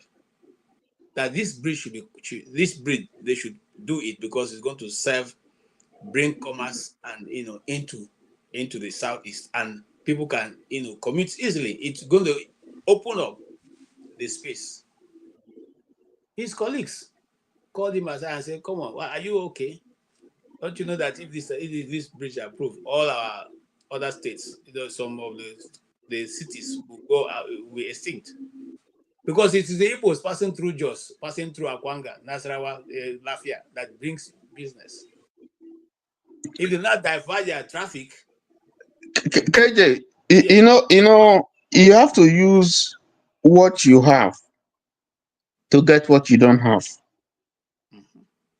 No matter how disadvantaged Igbo man is, or the Southeast is, they still have areas of strength that they have not exploited. I agree. They still have some muscle that they can flex that they have not done. I agree. Let me give you an example. You see, all this thing that they are doing on Monday, close down, for me is useless. Okay. Just think of a situation where just for the interest of the Southeast, and Nigeria. They decide, I know it can be painful, but this one has reached a stage where it's a question of life or death. Just imagine all these things that they close on Mondays, every Monday. If the Igbo man decides, forget about the governors, because nothing good can come out from them. I'm speaking generally now, even including OT. Because I feel bad for OT, because you can imagine the groundswell of attacks and vilification and pressure that they would have been putting on him. To come. He was in APC before. To go back to APC, he has to be careful. He has to watch his. I can imagine the difficulty, the challenge that you'll be facing. So these are politicians. This guy said, don't die in their wars. Now, but the people have power. For instance, let us go to commerce, the business group, the Igbo people. They have some economic power that they can flex. Take the retail sector. It's going to be very painful. But think of a situation where the Igbos organize themselves. They are very prominent and very visible in the retail sector of the economy. And they say, okay, instead of doing this thing we're doing every week, Monday, that affects only some places in the southeast, we are going to do something national. From Monday to Wednesday, close down, no shop, no trading, all over the country. Okay. That will be a major contribution that they can make. They make a sacrifice. And the whole of Nigeria and West Africa, up to Gabon, up to Ghana and beyond, they will know that there's something happening. Okay. That is what. Yeah. Here's why that may be difficult to achieve. I'll give an example using South Cameroon, Northern Cameroon or Southern Cameroon, who left Nigeria. Now, when the referendum was organized, or they were asking for it, they could not get it. What they did was all the Senate, all the House of Representative members who were in that government all walked out. They walked out and refused to come to the Senate. So that was that referendum was not done and passed, and they now voted to leave Nigeria. But you see, the greed in the people that represent us today, because you and I know they're not actually representing the Igbos. It is their masters that put them there. The same thing we can say of majority of them in the West, in the Yoruba land. The people didn't vote them. They got themselves in, and they know. You see, why is everybody going to APC? They are going to APC because they know that once Tinubu says approved, they are back. In fact, I don't need to go further. I shouldn't even infer. The governor of Akwa Ibom State said that much. He said he doesn't want to jeopardize his second coming, because once you are in APC, you win election. Okay, so that is why he moved to APC.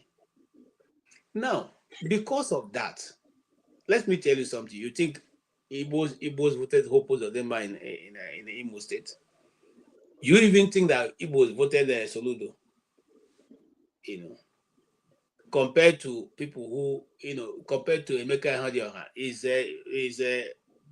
whether in book or otherwise, or intelligence, is Hope close to knowing as much as Emeka Ihadioha knows? No. So the question is, are we look at the guy, the charlatan that is in Ebonyi State. Who put him there? Is it Ebonyi people? No, it's David Omai. Okay. So that is why I'm saying the political option is going to be difficult. We can't trust them. The reason why it's they are going to be failed. difficult, Tony, I'll just go in there before you cut me. That is, Nnamdi Kanu can say, you know what, we are doing this. Not everybody will do it, because like my late father told me, saboteurs have always been in Igbo land. They sabotaged everybody. Okay, they've always been there. Yeah, even with the NLC, but we can have some substantial compliance. It's not you can have because they have trade unions. I mean, they have unions and so on and so forth. You see, no matter how it, even if it is 60-70%, the effect will be felt. Everybody will feel it. They will know that something is happening, and that's the message you want to pass. First of all, that could be a beginning. Because if you go out to demonstrate, to protest, they kill you. You tell the politicians you can't trust them. Who use the power that you have that will not cost a bullet, it will not cost you to go to the street, it will not cost you. Lock up your shop. Come to your shop, say there, lock it up, no trading, nothing goes on. They do it for some time. When they do sanitation or they do this thing or something happen, they lock up shops, no trading, everybody, people are going around to make sure there's compliance. You can do it. You lock up nationwide. Maybe you do it the first time, it will you get maybe 50% or 40%. Be consistent, because you want to pass a message that will it will pain everybody will feel it.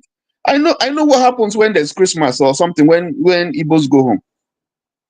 If they can do it for Christmas or some of those holidays, they can lock up their shops. Why can't they do something? Because those are the people that you can trust. You can't trust the politician. You can't trust the government. You can't trust the lawmakers. You can't trust nothing. You can. So you just sit down like that and just pray and hope that why do it on Monday? What is strike is the Monday doing? You're punishing yourself now. It's only within some few states in southwest. I mean southeast. What is it doing? It's actually nothing. It's a national problem. Remember that it's a national problem. It's not just the Igbo man's problem. It's a national problem. And everybody must feel it. And then everybody, if you feel it and the thing is biting, say, I beg, we have to address this thing. Nobody's going to kill you. Are they going to come to your shop and begin to kill you? Are you protesting? Nobody's going to kill you. I don't want to sell. So you must begin to look at, listen, we have to think outside the box. All these protests, you go out there, they throw tear gas, they keep people run out, people die for nothing. And family lose their children and so on, and it's gone. Nobody remembers them. Nothing. Okay? So since they have become like Eneke the bed, so change your strategy. Yes, now. So change your strategy. Changes. This fight has to be fought. Now, that means we bring a new front, a new battlefront. While others are doing what they're doing, the political talk, talking and going on the most. Add this economic one. Well, people will feel it. People will feel it. People will feel it. People will feel it. You don't need to kill anybody. Lock up your shop. Lock up your shop. Don't do it in the east. They are punishing your people. Do it nationally. Lock the place up. Let all of us suffer. Let all of us suffer. Okay, I see your point, and it's something that is worth considering. The power that's be right now is not taking that order. Rather, they are more concerned about what they can extract from the people. KJ, this one you don't need to take permission from the police. You take permission from yourself. You don't need to take permission from anyone, from governor, from local government chairman, or from politician. You don't need to. You decide. I agree with you. It's a question of looking for a leader. Let me tell you something. Danny Wayang, who is the national chairman, the presidential candidate of one of the Young People's Party, was IYA or so. He said something very interesting. He said, you see, the only reason why they fear Nnamdi Kanu in the Southeast, the politicians, is because Nnamdi Kanu is the only leader in the Southeast who mobilizes people without money. They just say that Nnamdi Kanu is coming, the whole village will shut down and come out. He said, yes, if he wants to go to his community now and he says he's coming, people may come to his community. People may come and see him. And some won't even come out. But if they say Nnamdi Kanu is coming, everybody comes out. So as far as he's concerned, that is the only leader right now in the Southeast, and that is what they are afraid of. That's what they're afraid of, Mr. Tony. You know, the people, the bad politicians know that if he's out, they will not come back to the seat. They know that.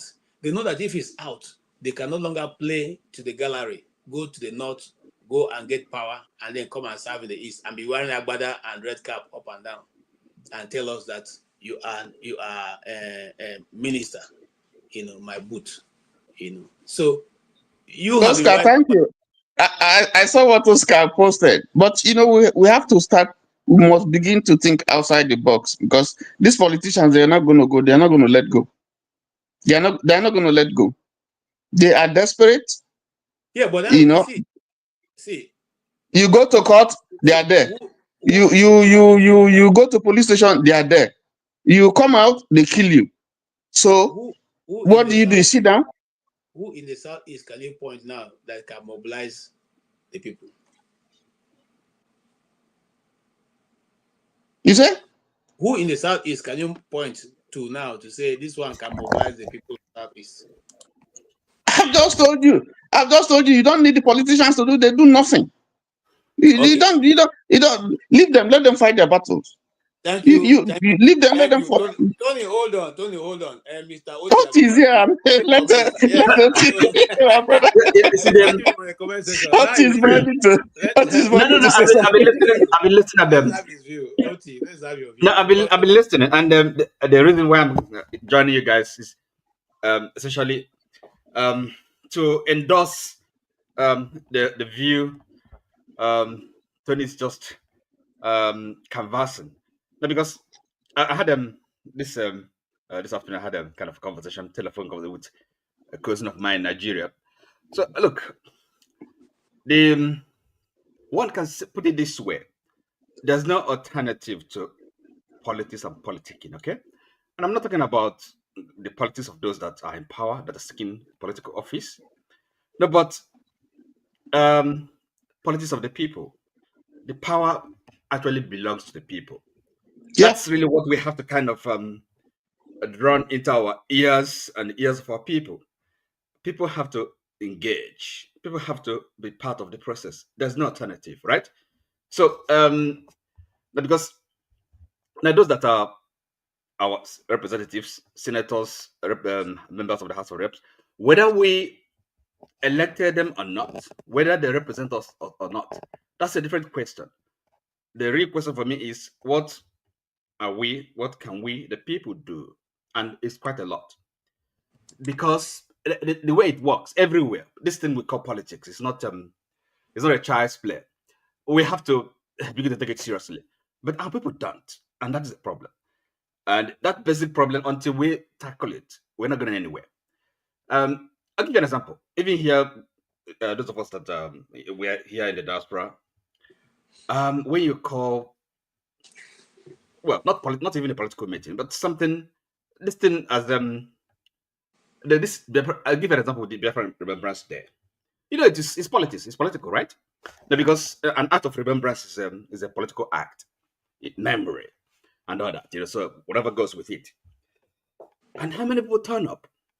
You organize it. We have associations, Anambra, Enugu, Imo, Abia. We have meetings, well organized, well established meetings. When now, for example, we are planning in Manchester. We're planning for our ERG this year, a big event. All the states happen to come together, united. It wasn't a simple process. You know, it took time and it takes a lot of work. We're gonna organize it. Igbo's in Manchester, right? So, and then you see Igbos turn up, right? And put up a show, and then you know that we have people. No, but if we really know what we're doing, if we understand what politics is, the Biafra Remembrance Day should actually be more important, should actually have more profile than anything cultural thing we're celebrating. Okay, so now back to what Tony was saying. And this is what I was telling my cousin. There's no alternative to politics. Now, those of us, I'm not a member of IPOB, for example, but I won't engage in an argument with them in public. You know what I mean? So if, for example, when we are at a meeting, when we are in an Igbo meeting or whatever, then you can tell them, look, this, we don't approve of this methodology, this thing, but they are doing it. The point is, what's the vision? Okay, where are they going? And they have a role to play in this. And when it comes to politics, again, you have to be able to convince them, because you don't kind of malign them in public or disgrade them, disagree with them publicly or whatever. It will be, I'm not saying it's gonna be easy, but at least there's a chance, probability that when you begin to co-opt them, invite them, bring them to the political process, they will listen, because you need them. Again, the politics we're talking about, politics of the people, in the end, with every politics, there must be something on the table. Because, give an example with diplomacy. If you are doing diplomacy, but there's no force, okay? There's no prospect of violence, of force. There's no politics, there's no diplomacy. It won't work. Okay, so how does this happen with politics? The people, okay? The people must be able to demonstrate power and force. In the end, it boils down to, you know what I mean? I mean, real force, or if like violence. Okay? So, and that's really where politicians and government, that's the only reason they can be afraid of the people. Because if the people can't really do anything, or at least march, protest, occupy public space, maybe, as Tony was suggesting, refuse to open their shops or to trade. That sacrifice has to be there for a couple of days, for a week. Okay? So without all these elements, the combination of all these elements, we haven't started. We don't really know what we're doing. And then you think these people that are in power, they will have then they'll be playing their games. It's game of power. They're playing games. And that's the thing. So the people to be involved, and really that's task of sensitizing people, educating, political education, that's what we like.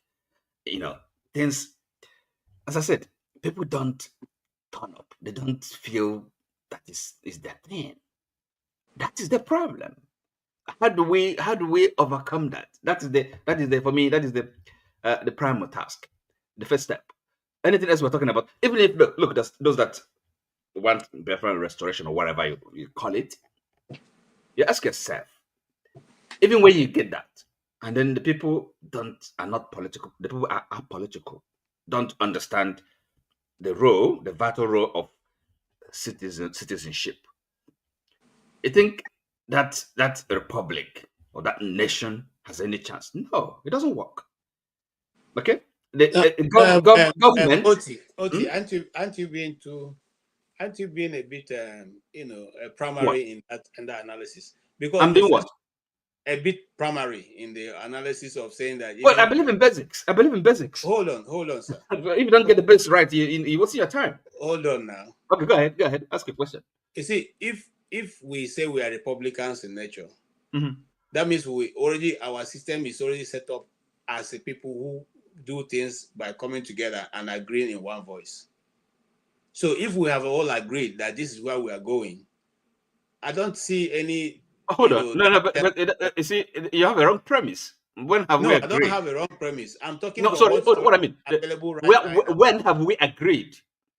It's because where and where. No. What I mean, look. I first started by saying we are Republicans. Republicans, that's correct. Yes, Republicans. Now, in my community, I'll give an example of my community and how things work. We come together and say, okay, you know what? Tomorrow, Saturday being the 28th of this month, all of us, we are going to go and cut the way to the farm, okay? And it will be done between 6 a.m. and 10 a.m. Whenever time you have, but everybody must go there. That has always been how the communities are governed till tomorrow. But that's not national politics. No, hold on now. We are talking about national politics. Hold on now. So what I'm saying that there is a point, there's a convergence, okay? There's a point of convergence. If that point of convergence is built upon, we can achieve anything we want to, because we already have a unity of purpose that's been exercised for several years. It's not something we're learning to start today. That's look. Okay, yes, but we have it in our national life. We have it. Really? Have it. Yes, we have it. That is the reason why you are going to have your irigi in your wherever you are, and all of you. No. Listen, KJ, no. You see, you're mistaken. Now, because I can tell you, because I've been, I'm on the ground. I know the amount of the effort it took us, okay, to convince people. I'm from Anambra State, right? And I belong to Anambra meeting as well, and also belong to what is called Igbo Community Manchester here. Not so, and then again, even the attendance at these meetings, not everybody, So, but it doesn't matter. It doesn't matter the percentage. The main thing is the commitment of those that actually show up.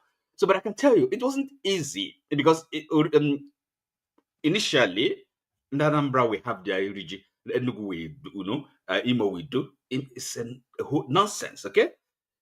So, but then this unity coming together to have it one day, celebrate it, that is important. We achieved that, but it wasn't easy. So when you're saying that there's unity of purpose, I don't know where, so if there's such a unity of purpose, then so why are we not succeeding politically? That is the reason why you came late. We have talked about this earlier, Tony.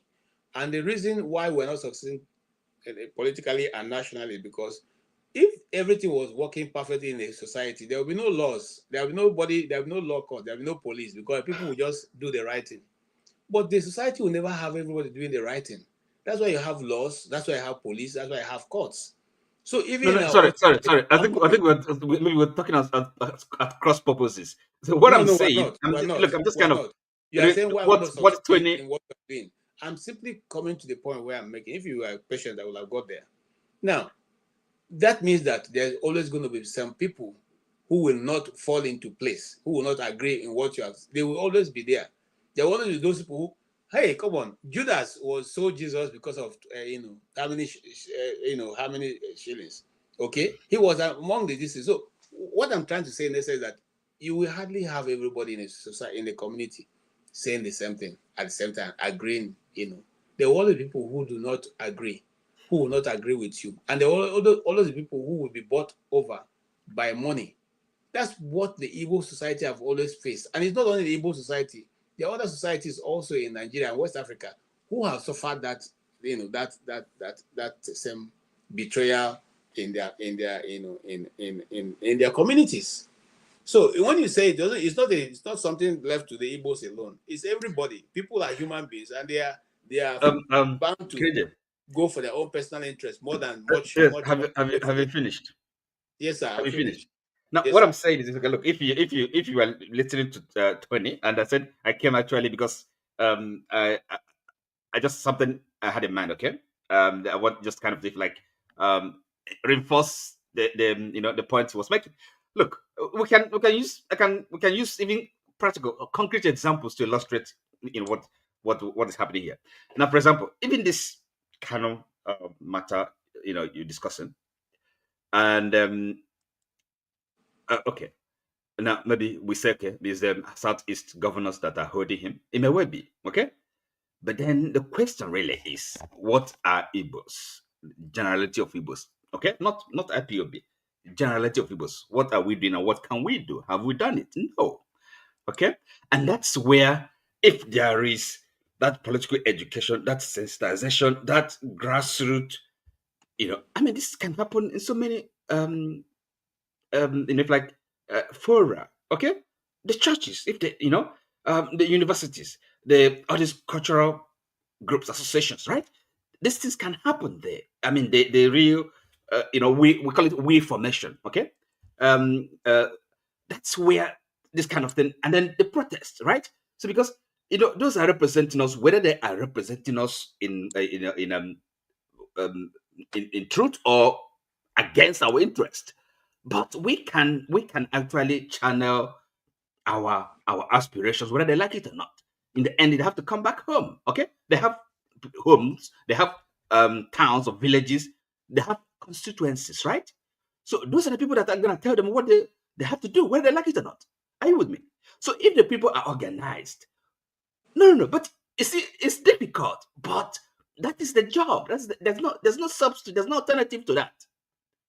Okay, people be organized. Those are representatives. You tell them what to do, and for example, if you tell them you have to, kind of do their own protest or leave the house in protest, they should be able to do that, and they should have to really obey the people because the people power belongs to the people. Is that not the definition of democracy? And then you say we're doing that. We're not started. We're not doing it. There are so many issues. Now, for example, I mean, the marginalization, obvious, blatant, everybody can, but those are representatives, they are handicapped, because maybe they are not, their positions they are vulnerable, their positions. But what are the people doing? That's the job. That's what I'm telling you. We have to have that understanding and then begin the task of sensitizing people, making them aware of the power that they have that belong to them. All right. Are you with me? Yes, I'm with you. Okay, thank you so much, Mr. Oti. It's good to have you. Yes, and the discussion will continue, but we will start rounding up from here. So I will start from from you. What would be your final thoughts so that we can go around and get to right. The subject you have about Nnamdi Kanu, quite frankly, well, I don't know. I'm not in terms of paying attention today. We just kind of it's not something I follow. I know there's a court proceedings going on, but as I said, to me, really, the question I ask myself, people that are the government that that are spending money, time, and energy in this, what do they hope to gain, achieve? What kind of priority is that supposed to be for them? So I ask myself really whether this government are acting. I mean, are they being teleguided? Are they really doing this by their own will? That they have something a conscious decision, or they're just acting, following orders as it were. Okay, I don't know. It may be So in other words, because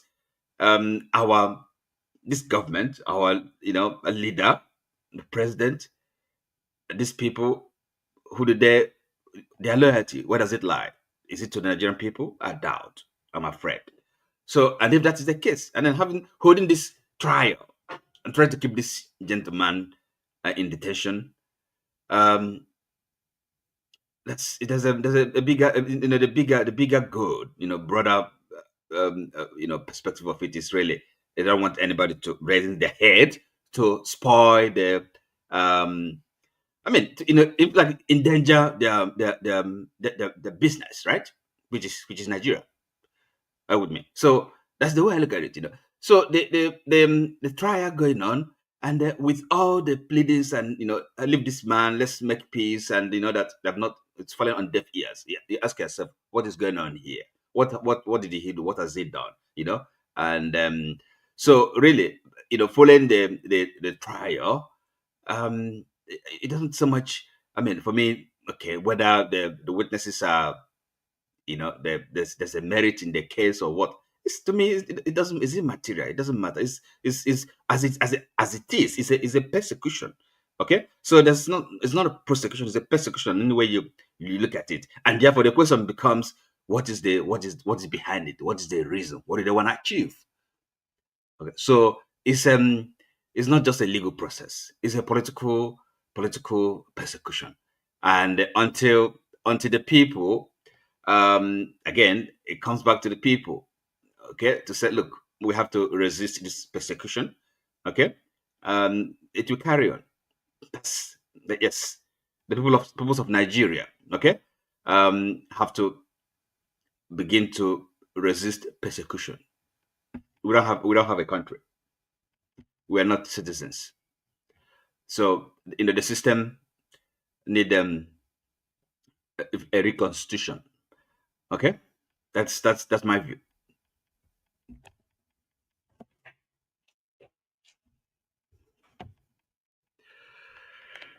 Yeah. We can hear you. I think you're muted, KJ?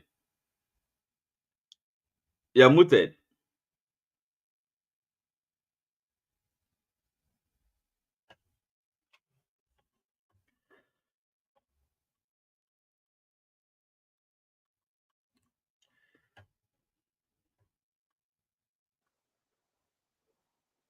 KJ, we can't hear you.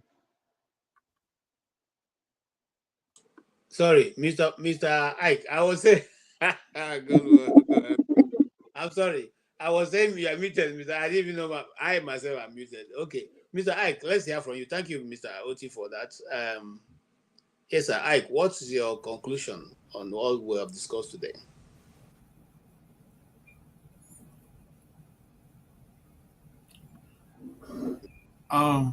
My conclusion has always remained what it has been. I've been consistent with what is going on in the Southeast. It's a political situation, it's a political solution. And we have seen clearly that there is there is nothing that is going to come out of the court because they don't have any evidence. They are just playing drama in the court, So I've always believed that the best thing for everybody is for that national healing and reconciliation to let Nnamdi Kanu to go. He has a family, has a wife, he has children, he has businesses that he has abandoned for so many years. And I think that it is time for the so-called political actors in the Southeast to do something. But also I want to appreciate people like Senator Bariba and Enya Gocha, for their effort and tireless effort in making things happen. We should not forget also the problem at the federal level, because for me, as long as I'm concerned, we don't have a government in Nigeria. I do not recognize the man who is sitting in Aso Rock right now. And nothing will ever make me to recognize him as the leader of Nigeria, because if he's the leader, the genocide that is going on in Benue State by now, something would have done. Have you had any news from the government of your country? But you can see far away from Vatican, the Roman Vatican is speaking about the genocide that is going on in Benue State. You don't have a country. You don't have a government. Everybody, all the illegitimacy that is there, they are focused their mind in 2027. They don't care what happens to you. But my question to Nigerians themselves is that for how long will you be beaten for you to understand that these people mean no well for you? If we can be able to forget about tribe and religion, I want to end this word by using a political statement. Shegu Showomimo, who has been calling Mr. P.W. for the past 6 months to come back to PDP. Every day he goes to Channel, every day he goes to Arise. Everywhere he goes in Nigeria is all about Mr. P.W. come back to rescue PDP. But on the day of Salah, he went to see the man on Bodilon, and he kissed the ring of the man in Bodilon. And he came out from the meeting, and his tune of music changed. And he remembered that he's a Yoruba man. And he remembered that the man in Bodilon is more smart and intelligent than Mr. Peter Obi and Atiku Abubakar. Now he remembered that he has no biblical cord with PDP, which means that he has right to, join APC. And also, if ever is going to Shegu Showememo, yes, if he ever going to leave PDP, is going to be APC. So that politics of a Miloko, is what they are playing. When they go to meet the man at the Budulon, his people go to meet him and tell them, listen, this presidency must remain in the South and it must be there. That's what he tells other Nigerians when they go to kiss the ring. But when the people from the West go to him, he tells them, Emiloko, the presidency must remain in the South, but it is not going to be Southeast. And that's the politics that they are playing. But your brothers and sisters, people like Oju Zokalo and Omahi, these are the people and the so-called the crazy guy as the deputy Senate president, Senate speaker, who doesn't know where the national cake of Nigeria is being shared. He's only a deputy speaker of the house by paper. He doesn't know where anything is done. These are people who are being used, against their own people. When they go, they say, on your mandate, we shall sink. We don't have national assembly. We don't have national anthem anymore. Our national anthem now is on your mandate, we shall sink. That's the national anthem of Nigeria today. So if your president could go to the National Assembly to address the National Assembly and they leave the national anthem and begin to sing, on your mandate, we shall sink. I say, not for you to do. You don't have a country anymore. He didn't address Nigerians on the door of Democracy Day, but he decided to go to his party to go and address his people in the National Assembly. So I think my only advice to my Igbo brothers and sisters who don't have any other thing they do but only to attack Mr. Peter Obi, I want to advise all of you.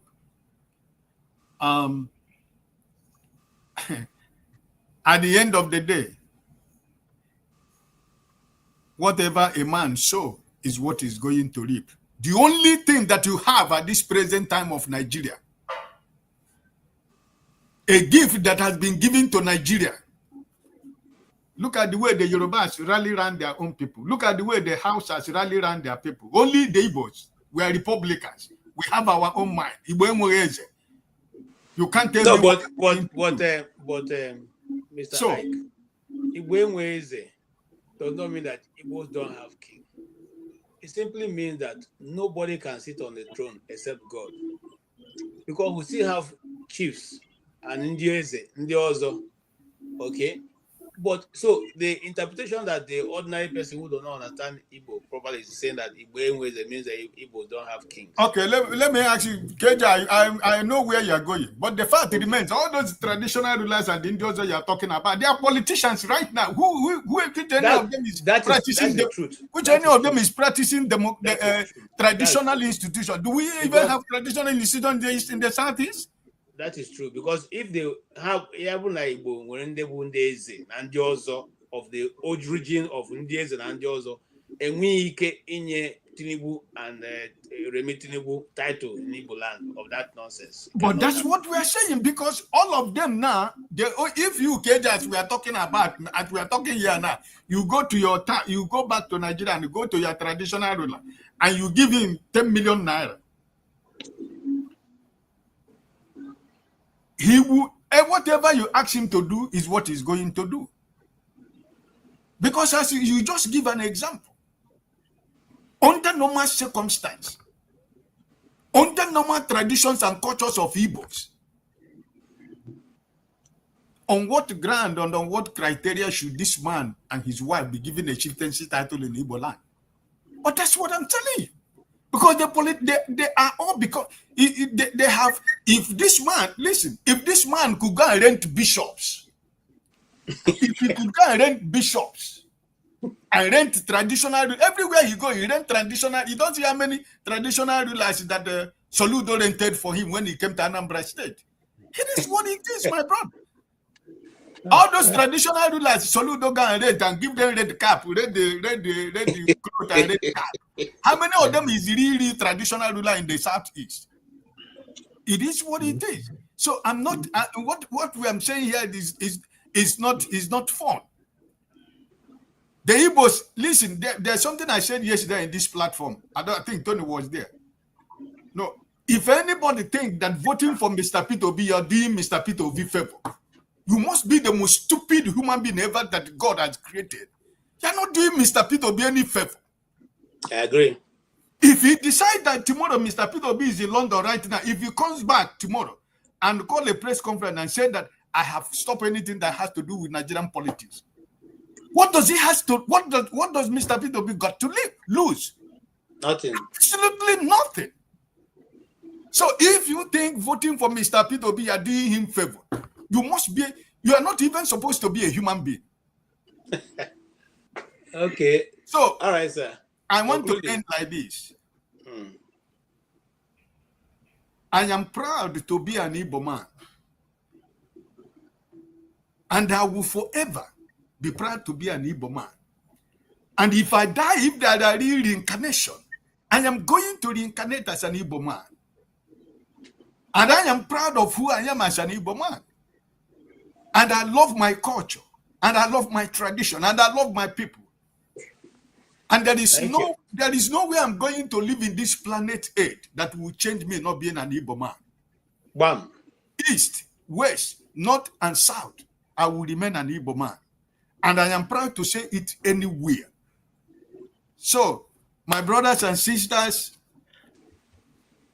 the problem we have in the Southeast is few people. They are not, in Nigeria, they're not up to 2,000. So in the Southeast, they're not up to 50 people that are holding down the Southeast. Until when we, the people, decide to rise and say enough is enough. I agree. Chase away people like Uzodimanu. Go chase them, naked them at the government house and chase them away from government house. And tell them that Imo State belongs to us. The spirit of the Samuel Lumbakwe will continue to haunt these people for the rest of their life. God bless you. Thank you so much, Ike. Thank you for that conclusion. Mr. Tony. Thank you, Ike, and thank you, Oti. You know, the Yorubas have a saying, and I'll just say it in Yoruba. It says "Kokoroto." Okay, let me leave that one. Let me use. Yes, I wanted to say "Kokoroto Jeff" for RF for lower, but let me use another. I learned it from Tunde Bakari. Yes, let me use another one that is close to that. The thing where they make he go to the smell, Obukan, they for him body. Okay. So what we have been doing is smelling. We are hearing the smell, smelling, and we have, as long as we continue to in fact, we have gotten to a stage where the smell now has become a nice perfume for us. It's no longer embarrassing. It's no longer so. It's become normalized, and the smell will remain there. The stench will remain there. You see, Tinubu is playing a good politics, like him or hate him, because he defined the part of his politics. You steal it, you snatch it, you run with it, and he has continued to run with it. He has deployed all machinery to make sure that he stays in power. That's a strategy. Now, we are sitting down and we're looking. You go to the police, no way. You go to the court, no way. You go to INEC, no way. You go to the media, he has a powerful media, outlets that are always pumping something there, whether true, whether false, and people are believing it. You go out to demonstrate at your own peril. So what do you do? That's the question. What do you do if you think that the government is not doing well? For instance, let us take insecurity, because we can disagree in so many, but in the area of insecurity, we know there is a serious problem. Nobody is going to give this government a pass when it comes to insecurity, security.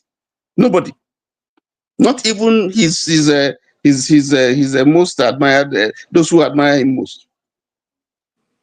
When our security chiefs are beginning to say we have to adopt a spiritual option, when renowned generals are saying defend yourself, take up arms and defend yourself, when the former head of state is supporting that, when chief security officers are saying that is the way to go, that means that you can no longer look on government. It's sad.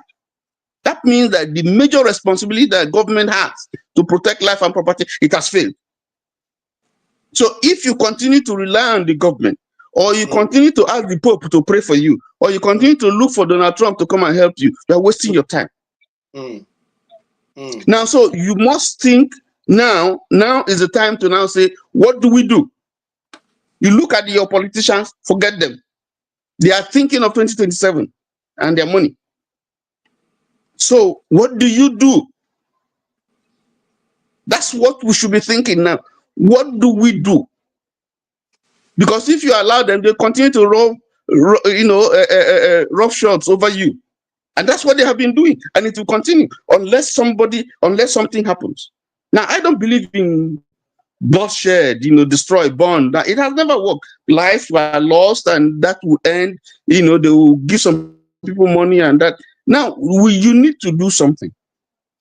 That smell that is smelling, how do you stop it? That's the critical question. How do we stop the smell and get this Obukan to stop smelling? That is the critical issue before us. And for me, I just gave one idea, one that will not shed any blood, even though it will cost people. But the effect will reverberate all over Nigeria and beyond. That's one strategy. There can be so many other strategies. We need to begin to rethink our current strategy. It's not working. We can't look at our politicians at this time. We cannot look at the cost. They have disappointed, they have sold out. We can't look at them. So the people will now have to redefine the strategy that they have to use. And this must transcend ethnic and religious boundaries. And so, if you ask me, what I'm going to say, Amechi has said stone them. It's because people are not stoning us. That's why. Of course, he's going to say that because he's angling for political office, so he wants to play the good ball. If you speak the truth, you're in trouble. You criticize the government, you're in trouble. So they call you, if you speak, they call you like they call show more. They call you and you talk and you change, or like voila, or like they talk to you and grease your palm, and then suddenly you become born again and you change your. So if we really mean to bring change, like security, I tell you, for instance, take Benue State, what is happening. If I were the president, I'm going to fire the police commissioner. Or I give him an ultimatum. I'm going to give the army chief ultimatum. When Anini was mesmerizing Bendel State, IBP called Ian, what is his name? IGP of police. Ian, what is his name? What is from the south? He called him. So what's happening in Delta State? And he gave him an ultimatum. And he deployed his deputy, Dr. Merben, to go down there to go and solve the problem. And he did. If you fire the IGP, who is supposed to have retired, if you give him an ultimatum, if I give you so 1 week, 2 weeks, I must get solution to this problem. If you tell, it's not just asking the chief to relocate to Benue. If you give him an ultimatum, in the next 2 weeks, if I don't get results, you are fired. Okay. The government must have willpower. The government. This is critical, because if they can invade an army barrack, they can also invade Asurok. I'm telling you, they have got. Brother Tony, sorry to cut in. The man you are saying to give ultimatum to these people. Yes.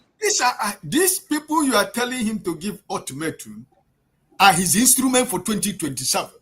Yeah. Fine. I am speaking. If you are waiting for when he came back from France, remember when he came back from France, he called a meeting of the army chiefs. I am speaking from the side of the government, because it is in the interest of the government to make sure that the country is secure. Because if it doesn't, it will consume him. It will consume the government itself. They believe that in this situation is the only way they can win an election. Now, on the part of the ordinary Nigerian, there are things that they can do. And I just itemized one. There are things that they can do. There are things they can do. So that's what I'm saying. This is now the time. We have talked, we have cried, we have said that's not helping. They are deaf, they are not listening. Some of them, 1 or 2 people who have spoken at the floor of National Assembly, you saw how they were treated. They shut them down. So this is now the time. It's up to Nigerians to now say, listen, I'm not saying kill anybody, But it's now time for us, both those who are at home and abroad, to now begin to mobilize. All right. We're not going to wait. We're not going to wait till 2027. We can work also, but this is the time now to begin to conscientize people, to begin to mobilize. People would know the danger that this country is sitting on a keg of gunpowder, and if it explodes, it's going to consume everybody. Okay. Let me stop there. Thank you so much. And the beat goes on, the discussion goes on and on and on and on. It's not going to be an end as what we have been able to analyze today. But what have we been able to touch on today? The fact that one injury to one is to one injury to all. Many years ago, to precise around 2017, before 2017, a certain man called Mazi Nnamdi Kanu was talking about what is to come. And one of the predictions he made was that while you are busy trying to deal with the Igbos, you are going to leave your forest open and the Sahel will come in. The people from the Sahel will come in and they will take over your land. And that is happening now. I am so pained because Benue is the food basket of the nation. Those places they are attacking are the places that produce the most food in Benue. Yewa and Gwe local government, I mean, Gbajimba, around Gbajimba, yes, Guma local government, are some of the places that food you see, you can buy as much as 100, 200, 300, up to a trailer load of yams on the road, not even inside their farms. So it has become a major farm market where trailers come all around from Nigeria to come and buy food stuff. Before now, they were also attacking Okum local government. Okum local government is also another place where they produce a lot of yams. A lot of yams. These are major West African yam markets. Now, people are no longer going to farms in Benue. They are running for their lives. People are running from Gwe local government, Alede. They are running from Otukpo local government. They are running from Utonko, from Egumale, Utonkon, Utobi, Akpa. Where do you expect this majority of people to feed from, since you are stopping them now from going to farm? Aguila is no longer functioning because the villages have been taken over by Fulanis. And when we say it here, some people think we are playing to the gallery. We are not here to play to any gallery. None of us will benefit anything.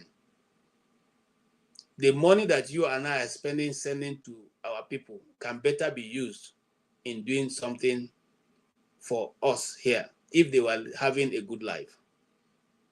Majority of you will not even be in a foreign land if you had security and a minimal provision of light.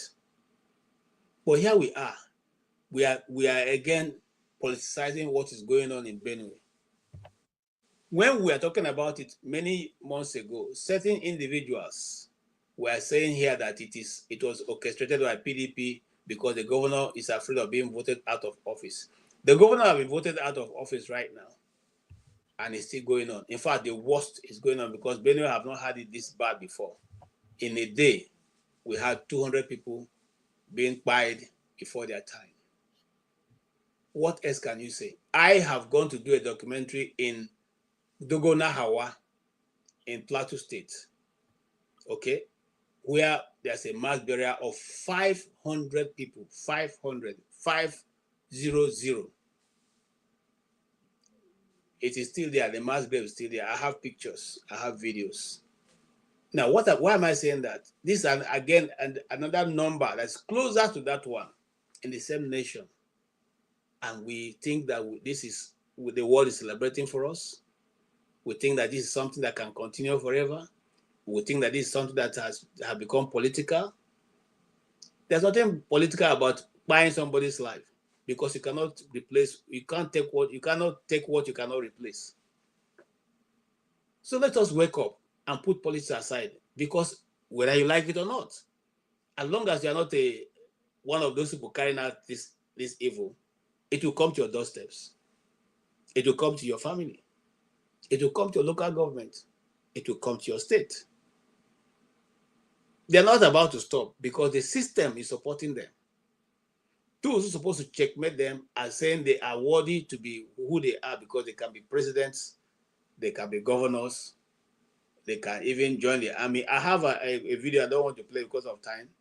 And a serving army officer was saying how they bring them in and put them into the army. We said it here. They said it's not possible. Now people are coming out with those testimonies of how these things are happening and how they are putting them into the army and sending them to the southeast. And then tomorrow they turn around and tell us they are unknown gunmen. We know the gunmen and we know where they are from. There's nothing like unknown gunmen. We know who they are and we know what they can do. Because we are in a new era, the culture of the Igbos have not changed. And somebody was arguing earlier saying we are talking about, today we chose to talk about Nnamdi Kanu. And I'm not going to be apologetic about that because I'm Igbo or because I'm talking about Nnamdi Kanu. That was in the past when it makes us feel like talking about Igbo or our tribes is something that is evil. We have gone beyond that point now. We are telling the stories, our own stories ourselves. You like it, listen, okay. If you don't like when you tune in and you see we're talking about this thing, you can go off and come another day when we're talking about you people. Okay. We're also open to discussing. If you want, you can bring stories for us. We'll discuss about it. In fact, I don't have enough information to discuss certain story that goes on in the north, but I'm putting together this Benue story. I'm not going to let it go, and I'm going to pursue it to a large extent. If I get someone who is coming to who comes on the platform to talk on Benue issue, I'll be glad to do that. I've already sent 2 of my friends invitation. If they take it, okay. But you see, today, Nigeria, a lot of people hate to talk about Nigeria because once you talk about it, you are marked down. Federal locations, so the small largesse which you used to get or contract you used to get from government, it dries up. But shall we continue? Okay, like St. Paul said, shall we continue in sin that the grace of God may abound? Shall we? No, obviously not. Never. Okay, so we must talk about it because these are human beings. You know, ndị Igbo na-atụ ilu say egburu ezu onye ọzọ na-aga ọ dịka ọ bụ okunku ka ebu. These are not okunku. These are not firewoods they are carrying. These are 200 plus human beings. They're not firewood. They are not firewood. It could happen to your community. So let us not go down and sit down and cross our hands and say, "Ke sera sera, what will be. God has given, God has taken." It is not God has taken this one. No. It is you people and your bad government have taken this people. It's not God. So let's wake up and deal with our issues and know how to handle it. Nobody is going to come from Africa to come and help Africa. If you like, whatever you like, do. The day they get tired of us, Odiro, according to the Yoruba, you know, they can. You know, I don't know how true it is, but I was just, watching a program today, and they're saying that the British people are preparing to stop immigrants from become nationalizing. You can come and live as long as you want, and they will not give you any, nationality. What are they going to do? So the earlier we just sit down and discuss the Nigerian question and discuss what is happening to our government and why we're not effective and how we can bring remedy to it, the better for all of us. The better for all of us. We leave that as Benue as that. The other issue we're looking forward to is the issue of Nnamdi Kanu. You cannot tell me, and there's no justification, even if I wasn't Igbo, I would not have accepted that a man who has a radio transmitter and is broadcasting history, documentations of what has happened in the past, in your past, is more criminal than somebody who has taken over territories, hosted flags, collecting tax revenue from your people, and then at the same time buying them on daily basis. In fact, there was the guy called Truji. He said when he's happy and wants to celebrate, he goes out to kill people. We showed you here a picture of the most wanted of them who went to have peace talk, and it was the army that were guiding him, gentlemen and ladies. Is that how a nation that wants to go somewhere behaves? Is that how we should behave? Okay. Meanwhile, there is numerous numbers of people in the southeast where there's peace harassing the people. The people who are shooting down your Air Force jets, they are the good ones. People who are buying your Nigerian soldiers, they are the good ones. The ones who are buying your people, they're the good ones. You are settling them. Meanwhile, the people who they've dislodged from their communities are in IDPs. They've left their farms. They've left their villages. They are in IDPs in primary schools with little or nothing, no government assistance. And you tell me that system, I should agree that Nnamdi Kanu is the one who is the evil? We know the reason why they are after Nnamdi Kanu, especially the North. Because he opened the eyes of the Northerners. He spoke the forbidden words. He asked the forbidden questions. What are those questions? Who is the Hausa man who is an emir in the Hausa land? How many Hausa people are representing the Hausa people in the federal government? How many Hausa men are ministers? He asked a question that is, is hard to answer. It's hard for you people to swallow. The Fulanis can't swallow it. And he said to you, finally, how many of your language are being used? And he said openly, they used to be Hausa Fulani, but now they say they are Fulanis. They are no longer Hausa because they've gained dominance. These are the reasons why Nnamdi Kanu remained the most wanted man in the North. He opened the eyes of all of us, the Igbos, the Yorubas, the Fulanis. Even the Fulanis, their eyes were open. The Hausas, the Igede, Basange, Tiv, all of us who listened to him got one form of knowledge or the other for which we didn't know before. You know that the Hausa has the 5 Hausa states called the Banza Bokwe. If you didn't do history, I did a lot of it. How many of those Banza Bokwe now is in the hands of the Hausas? None. So those are the questions that have made him to be the most wanted man in the history of Nigeria. They spend 500 million every time they bring him to court, according to their explanation. Is that money being spent judiciously? The answer is left with you. But that's why we leave it today, as we will look forward to having again another session. Most probably Dr. Damages will be here. If not, we will also come to you next week. This week we are going into with another very interesting topic of the day which we'll discuss. Remember, our desire is to bring these things to the fore so that we can bring lasting peace in our Nigeria as a nation. The work of the journalists. Some of you come and you have a problem with journalists. Our work is to talk, is to bring the questions that you are not able to ask to the people and ask them those questions. Sir, with due respect, just like Oseni will say, answer this question, because that is the work of the journalist, to hold you accountable, you in the public office. If you don't want to be held accountable, leave public office. But not that when the journalist asks you, come and tell him that he read agricultural science. So what? He no go school. If you read animal husbandry, you should have read journalism. Do you need to read journalism before you can? In a doctor, is it medicine? Not be medicine now, my brother. So what are we saying here? We're saying that we are not the problem. We don't have a dog in the fight. We are just simply doing what we are trying to do.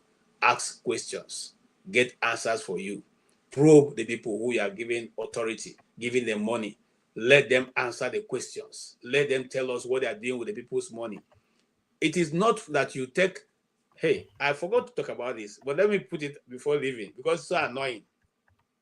Babangida built the international conferences at 250 million naira at the time he built it in 1991. You come into 2025, you renovated it. You didn't build it. You did a renovation of that international conference center. Okay? with 350 billion naira, not from the scratch. Not that you remove part of the knockdown part of the structure and rebuild another thing. You only put decoration. That's what it is. You put decoration. In fact, the decoration that Babangida put is even better than what you put now, because I know how it was. I did my wedding in that international conference center. Okay, the church I used to attend when I was in Abuja was international conference center. So I drive into international conference center 2 times in a week. So the main auditorium which they innovated, which they put all that in and put the name there, was finer when IBB built it. The lighting was superb than that nonsense they put up there now. And they collected 350 billion naira. Who is fooling who now? Who is fooling who? You know, who is fooling who? We must ask these questions. And when they come, and Husseini is asking them that question, they get annoyed. They get annoyed. Are you doing it with your money? Why? IBB, who built it, didn't change the name to his IBB International Conference Center. He put it International Conference Center. You that didn't build it, that you only renovated it, you are changing the name to your name, and Nigerians are going there to clap hand. What are we that dumb? Nobody's asking a question. Are we that dumb? Nobody's asking. You all go and line up. And then, see, I used to be a performing artist. You know one of the reasons why I stopped? One day I was performing, I realized that those people sitting in front of me, I was even, I had more education than them.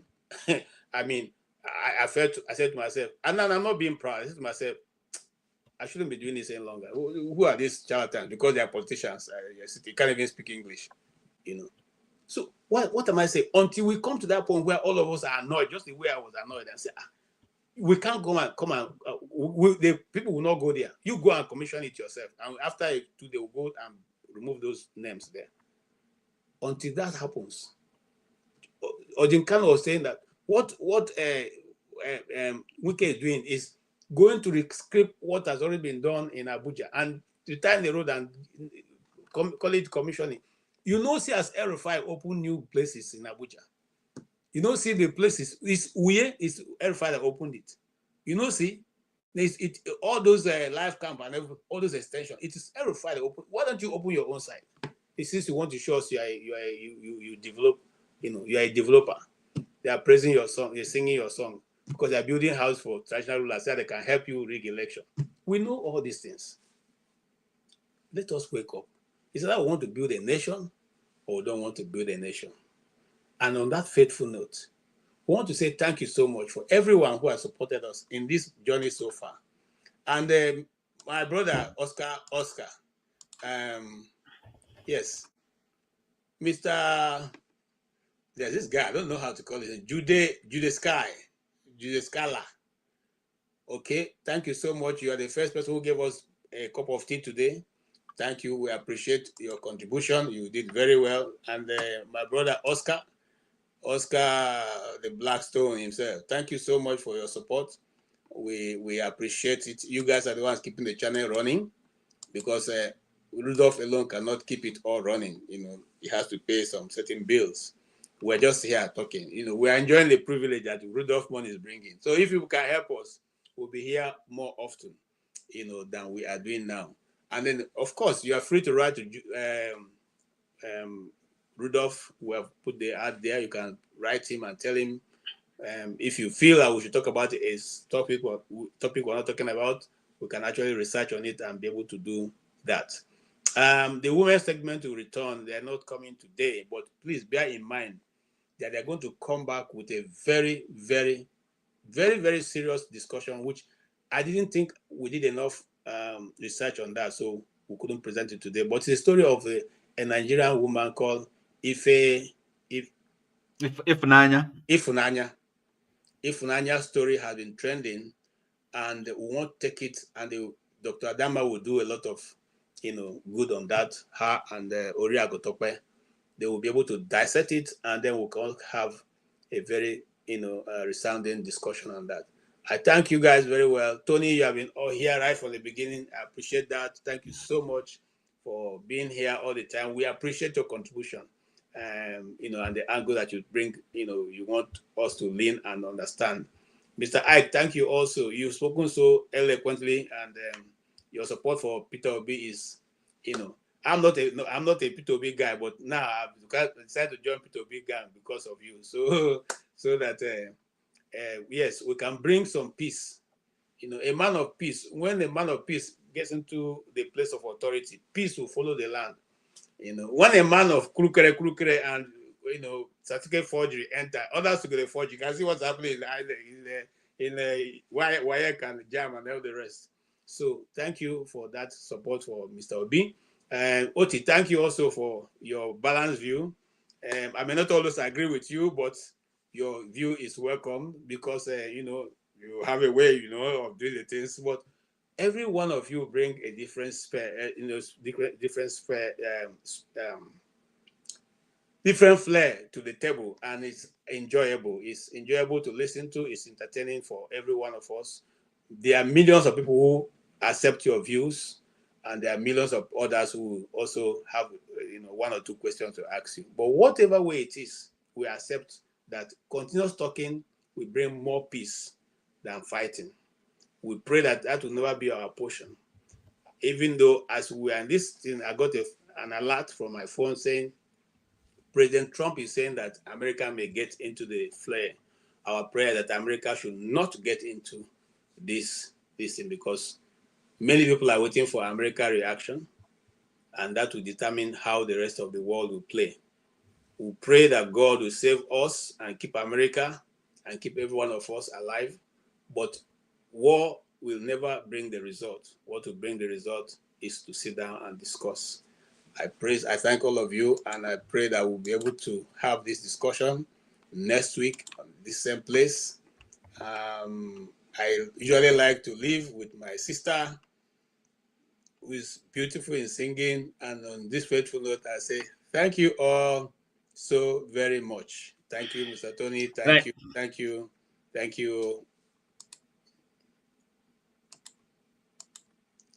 Okay.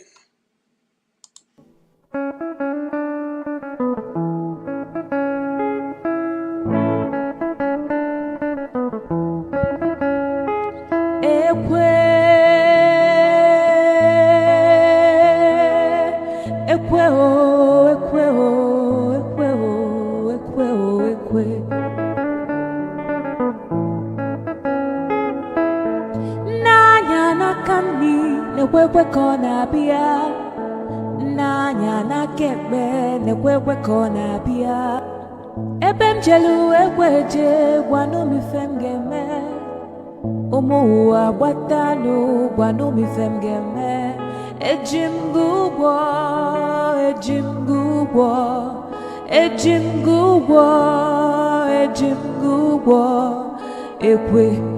Ekwe mbadike ekwe mbadike ekwe anọkwa mbeme ijelubia iwe bụ akpa ego wee bịa iwe dọkwasị m n'ụkwụ iwe na-ayọ m wee jụ iwe na-ebe akwa ị na-ebe akwa onye na-eti gị ekwe mbadike ekwe onye ibe m na-ewe iwe nya biko wee gbuo ya ọsụkọsụ nwamkpi nya biko sugbuo ya onye ife m na-ewe iwe nya biko wee gbuo ya ọsụkọsụ nwamkpi nya biko sugbuo ya selense